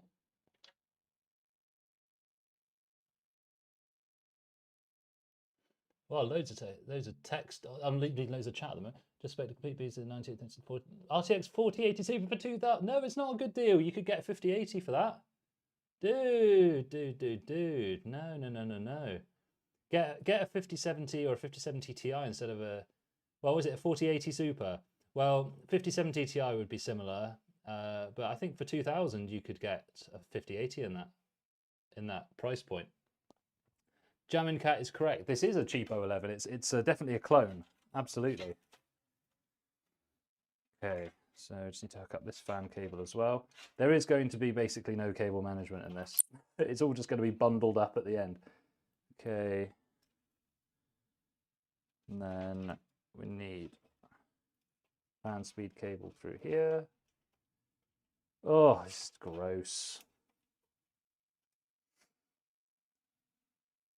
I wouldn't recommend this case anyway. It's just I happen to have one that I needed to use up. Had it lying around for ages. Okay. So we've got our fans hooked up to the fan hub. We can just stick that down somewhere, maybe on the top here.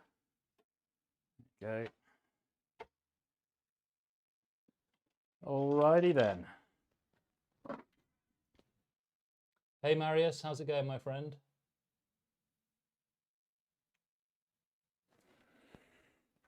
The thing is with a 4080 Super, you'd be buying it used.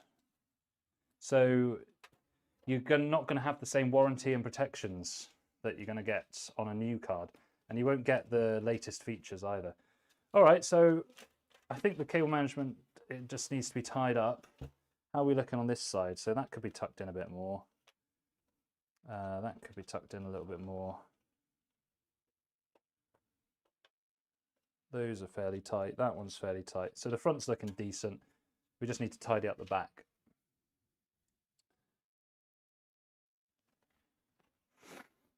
I'm not saying the 4080 Super is bad. I just think you could get better value with the new generation. Because I've got a 4080 Super in my PC, which I built last year. So I'm not saying it's a bad card. It's actually a great card. But if I was building a PC now, I probably wouldn't get it because there's other options available. All right, so we're just going to do classic bundle technique here. Just put it all into one bundle.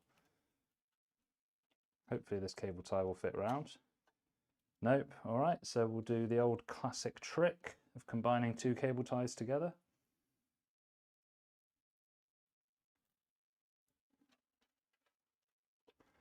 Looks a bit janky, but it gets the job done.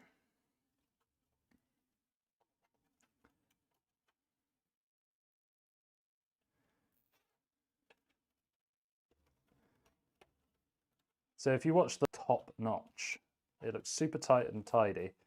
This is like the opposite. This looks terrible because there's nowhere to tie down. Okay. Oh, I don't even know what I'm going to do with this.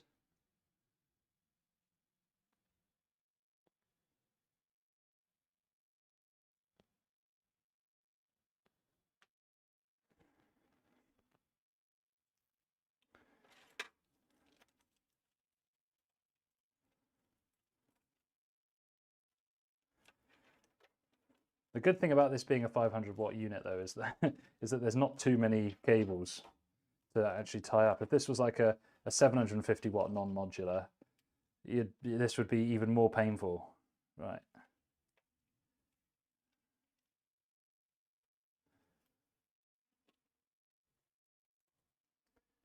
Yeah, I know, Red Jellyfish. I mean, I got this 5060 for £210, which was a really good deal, but I think that was a bit of a glitched price because it's gone back up to 260 now.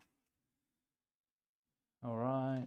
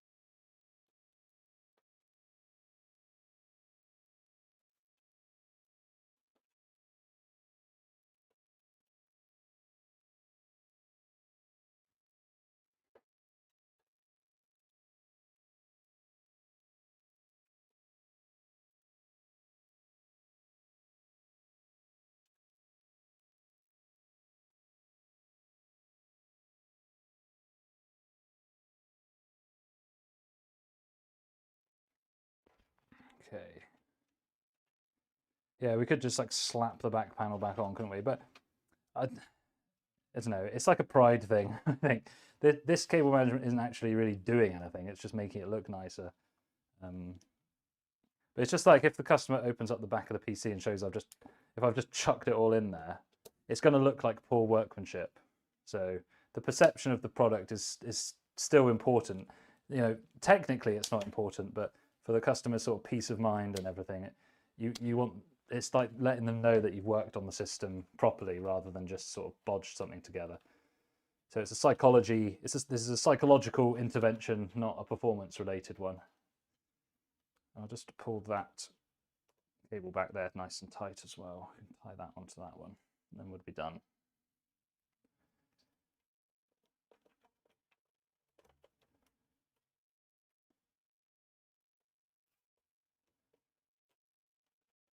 Okay.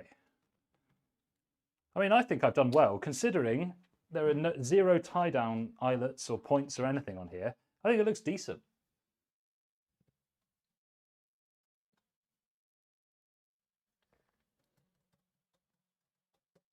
What do you mean? Sharper, you're going to be in the bad times. Why wire clippers? No way. What? Why would you use wire clippers? They're not wires. They're plastic. Use wire clippers, you're going to cut straight through all your cables. Whoever's giving you that advice is not actually an experienced PC builder, are they? Okay, so just pop those down there like that, tidy that up. Okay, I think this is as tidy as we're going to make it, I think. Well, I think it looks clean. What do you think? What do you think, guys? I think it looks pretty clean.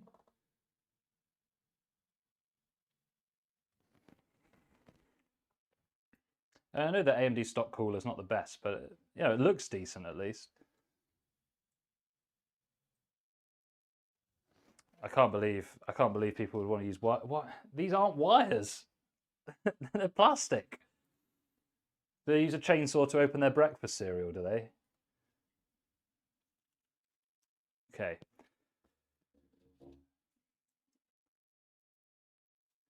Okay, so let's put the back panel back on. I know Max is going to kick my arse here because he says it's bad juju to put the case panels back on before you tested it. But I think it shows courage and confidence in my building skills that this is all going to be fine. Oh, do you know what? We need to put the drive plate back on before we do this. I forgot about that. So this goes there.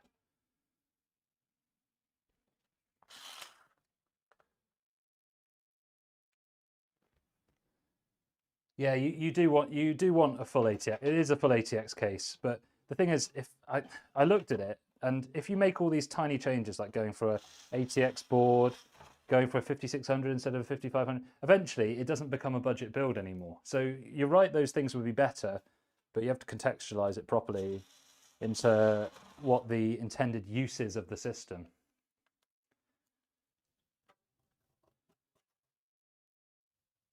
I'd rather compromise a little bit on like how the shape of it looks and everything than have to get worse components to fit it in the same budget.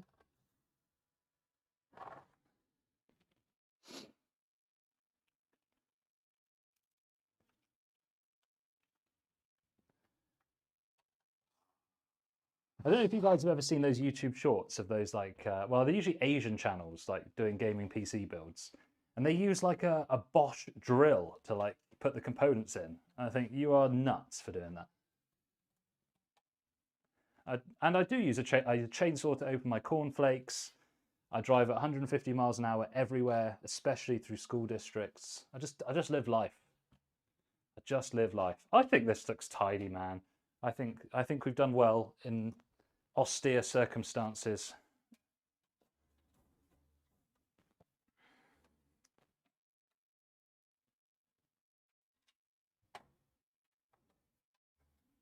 We won't put the glass on though. We'll just put the back panel.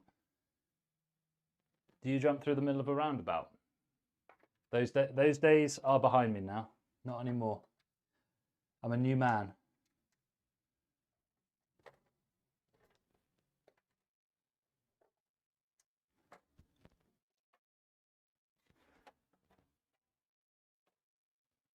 Anyway, I can't believe you Americans don't have roundabouts.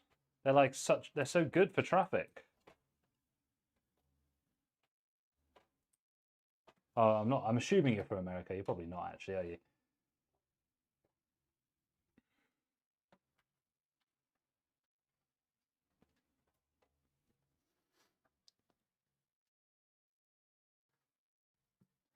Life is GTA. I wasn't expecting philosophy lectures on my computer building live stream. Okay.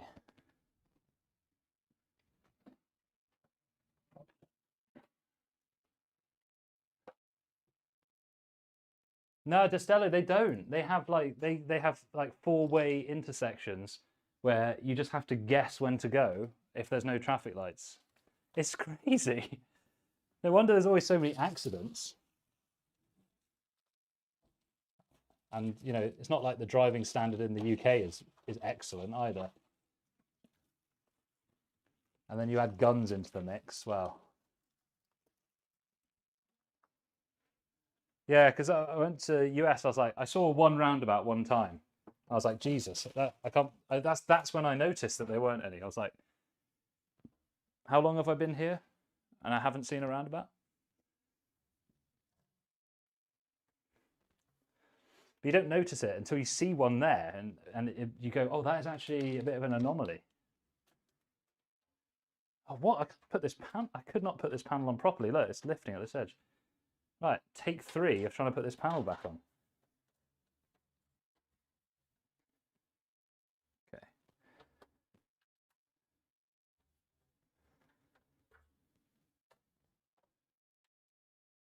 Okay. Pain. Everyone has pain, Max.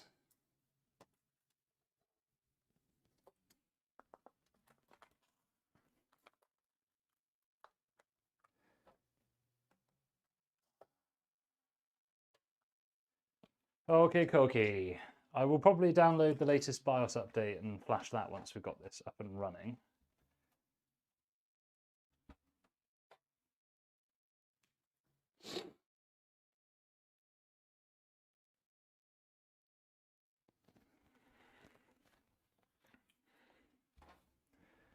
Okay.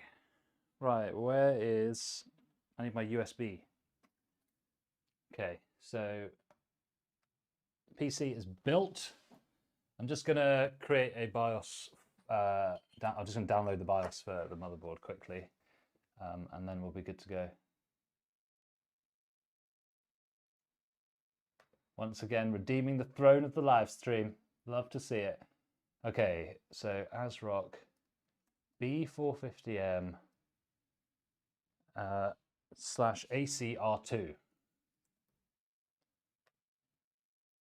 Wow, these R2s and different revisions, they're a nightmare, aren't they? Okay, so do I want... There's so many beta BIOSes. I'm going to get the latest... The latest non-beta BIOS is from 2022, so I'm not doing that. I'll just get the latest one, and hopefully it won't have any weird stuff on it. BIOS, copy, paste.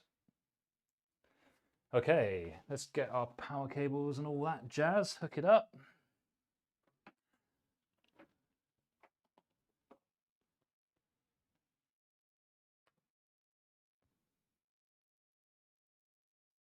Battlefield 6. Yeah, I haven't played it yet. I'm gonna play it this afternoon. My company bought it. I didn't buy it. I bought it for benchmarking, of course. So I'm hoping it's good. But equally, I haven't spent any money on it, so it's okay. All right, so we're gonna hook up cables.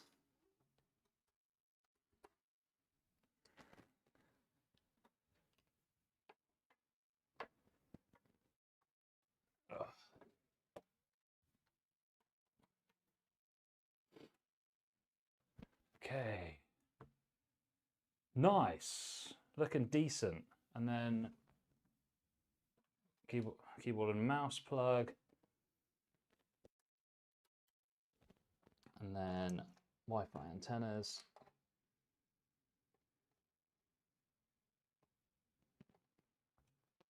Oh, that's not... God, I've never seen Wi-Fi antenna posts so close together. I'll put those in a minute. So power, screen, BIOS USB. I'm going to see if the capture card works for this. It might not.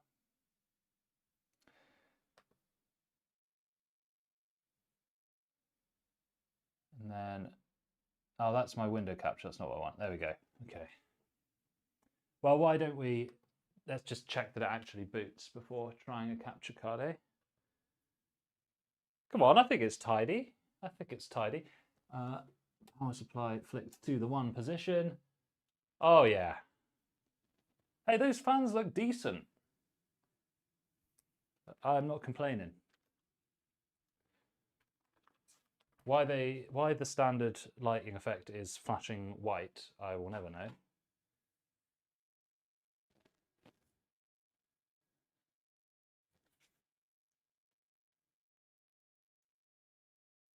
Okay, well I've got a picture on the monitor as you can see there, so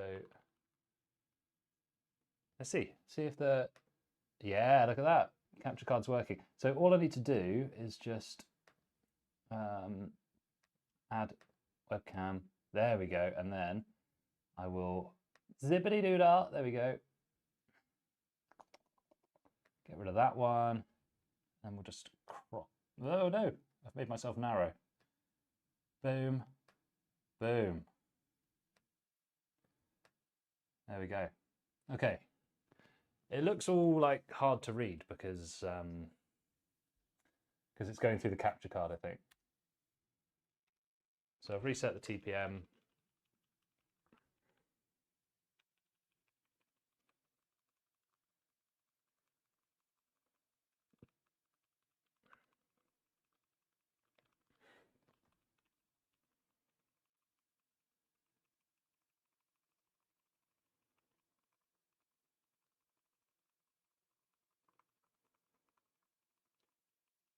So we're in the BIOS. Wait, why is it taking up so much of the screen? Wait. Transform fit to screen. Oh, it looks like that on the thing. It's this goddamn capture card, honestly. Okay, so instant flash. Will I be able to actually see the instant flash? Yes. Update. So there you go. I'll swap over to the camera then and we can have a look over the system whilst that does a BIOS update. That should be fine. Is it trying to like, oh yeah, it's doing some weird, it thinks that it's got like a huge screen to be on or something.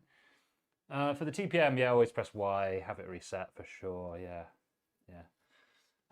Okay, so let's swap over to this cam and we can have another little look over the system, see what we think of it.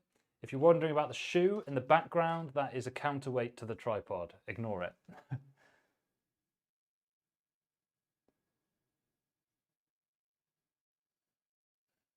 Yeah, I know. Well, it's a pretty lame BIOS, but it's a cheap board, isn't it? What are you going to do? Okay.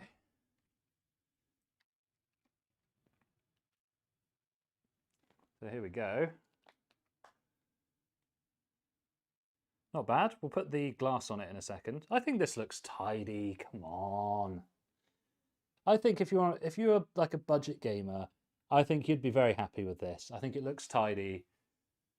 It's going to do the job with the RTX 5060. Come on, come on.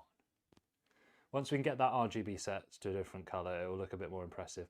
But these fans are like, why would you buy a Lian Li fan for like 30 quid a pop when you can get these for £4.50? And they basically are the same. Like, I know that maybe the RGB effects aren't going to be as varied, but I don't know, I don't care about that. Looks nice. I'm going to put the panels back on so you can see it with the glass on.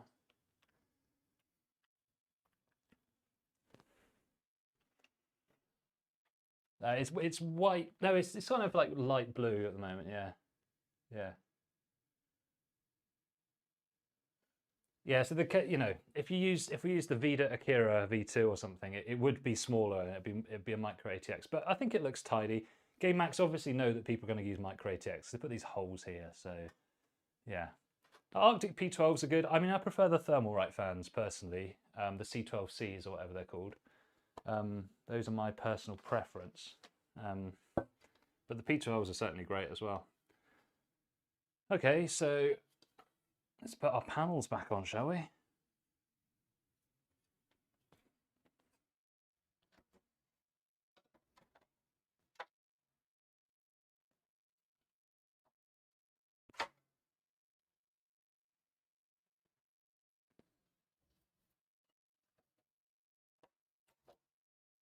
It's one.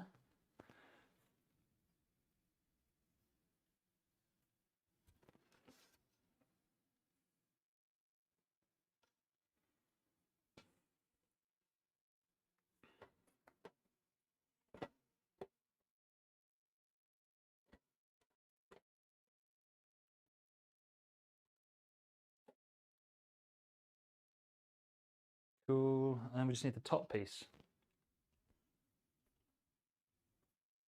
Yeah, baby, I'm liking this. I am liking this. Fantastic.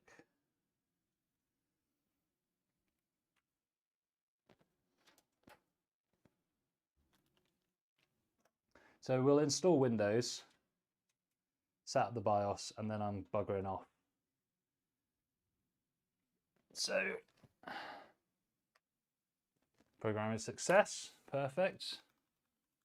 See if the BIOS will like resize weirdly on the screen again this time, who knows. Maybe the previous BIOS was from before 1440p was in it. Saving the peel, I will do the peel, but I put the plastic back on after I've done it so the customer can do that, yeah. So I will peel it now, but I'll stick it back on afterwards because, yeah, I agree. It's nice for them to be able to peel that off. It's one of the nice things about unboxing a new computer. I need to take it off to photograph it. It will look really ratty in the photos if I don't take the wrap off. You know, you do it with the glass off as well, but you need to have some photos with the glass on it. These are by a company called Vida. But if you go on Amazon, there's another brand called TZMRT, and they do something very similar. Okay, so let's load XMP. Let's go to Trusted Computing. It is enabled. Good. Oh, I can do the RGBs here. The controller. Random? Should we just do that?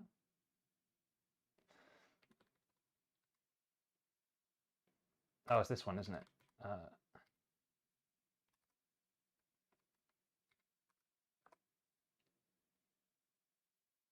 It's not changed it. Maybe I just need... Oh, addressable. Oh, it's because of this stupid BIOS screen. Right. LED control. Oh, it's already in rainbow mode, but it's not rainbow. I think I need to install the app. Right. Well, oh my god, this. I'm gonna come back and do these fan curves later. Right. Where is Secure Boot? Where is Secure Boot? Tell me we have Secure Boot on this B450.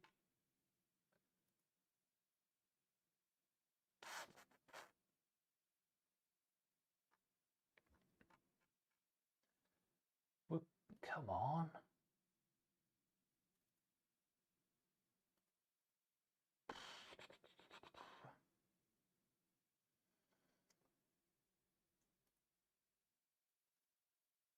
Yeah, so RGB header, but it's addressable LED, isn't it? That's the one. Oh, maybe. I didn't click apply.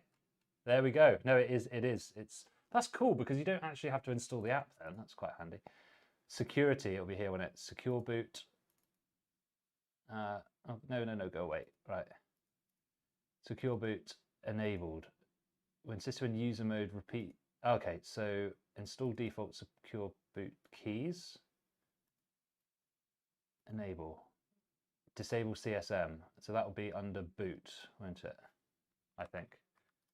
Oh god, this is doing my head in. Right. CSM. Yeah, you don't need CSM for Windows 11 anyway. Bye. Show me. There we go. Secure boot. Right, give it to me. Disable the CSM. I just did. Maybe you have to save and exit. Yeah, okay, fine. I'll just save and exit.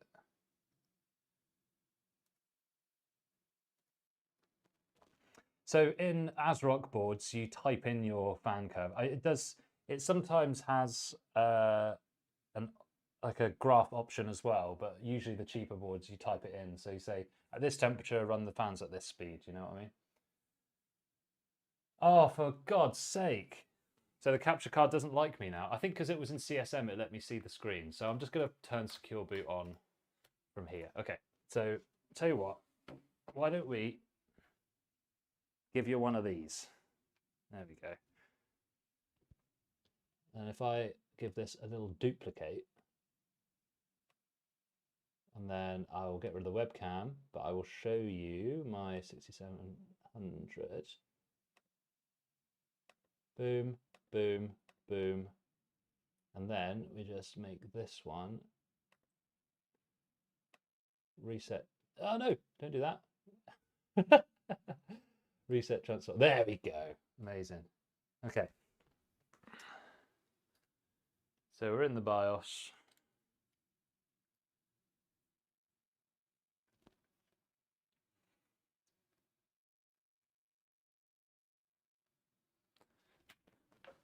So we're going to turn our secure boot on.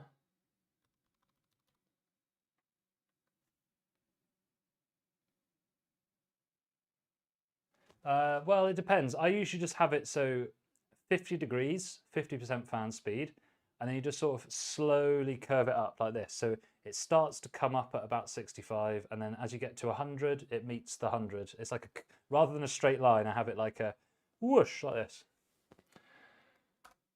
Okay, and then I'm going to plug in my Windows 11 installation media.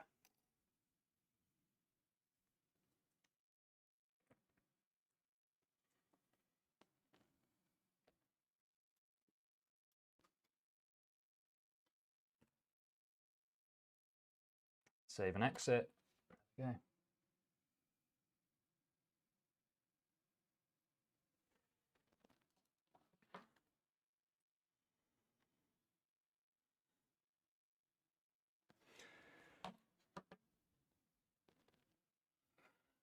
Okay, so I'll just load this up and then we'll show a few more shots of the build and then I've got to get out of here.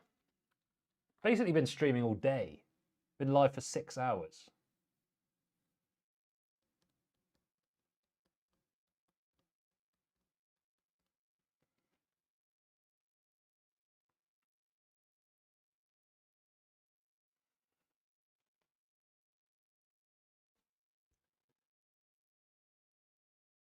No life from the computer at the moment.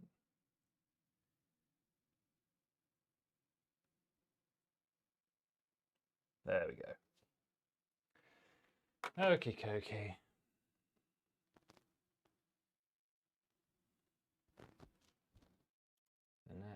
Next. I agree, next. No product key.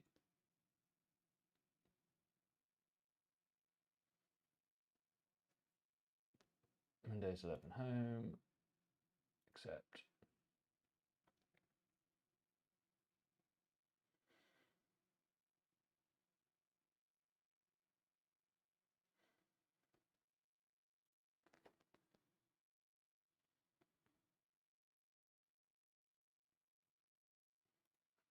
Cool.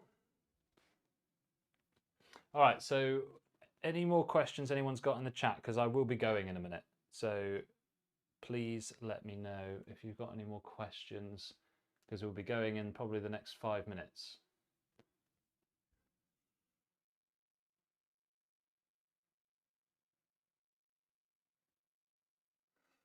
So we can do a little whip through of the case whilst that is installing, because that's going to take a little while. So take you back to this cam view.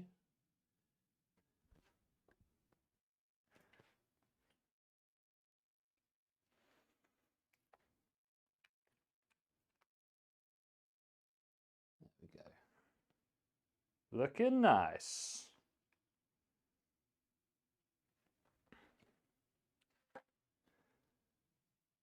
I've been building PCs like in a bigger capacity for probably about 3 years, but I've been building them for way longer than that. The number of them that I've been doing has come up a lot higher in the past few years. Okay. Come on, I think anyone who wants a budget computer, I think they're going to be very happy with how this looks.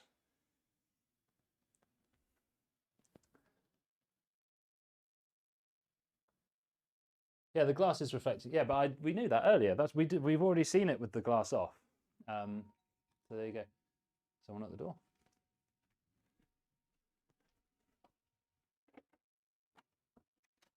Afternoon. Oh, hey fella. Legend, thank you. Bye.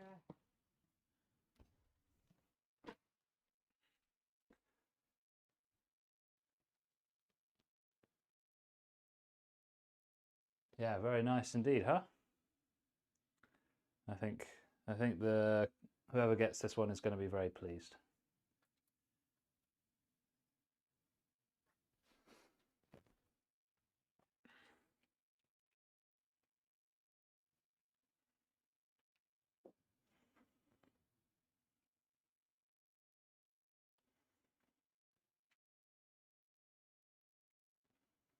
Oh, yeah, you can't really see much through the glass, but yeah, looking pretty good.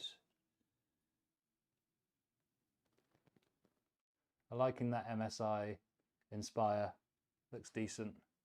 Price was right. I wouldn't pay much more. I think £230 is like the most I would say is acceptable for a RTX 5060. Anything more is just a bit silly in my opinion. But yeah, I'm pleased. It's looking pretty nice. Tidily built. So there you go.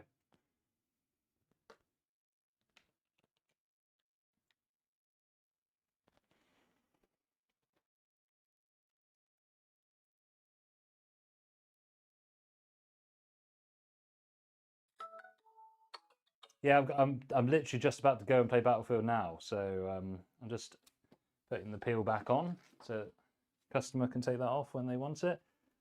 And then I'm out of here. So any closing remarks, get them in now because you've got about 1 minute.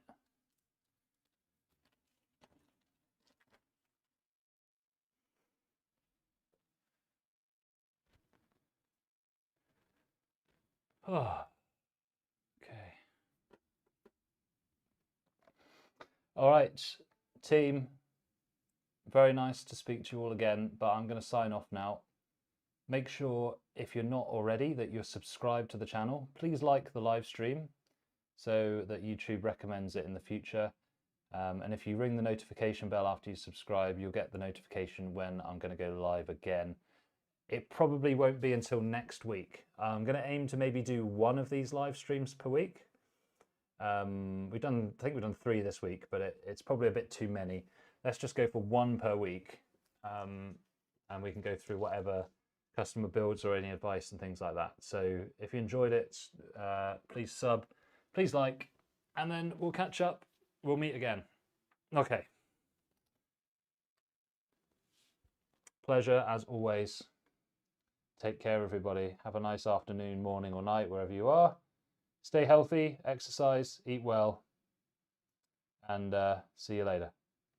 Bye-bye.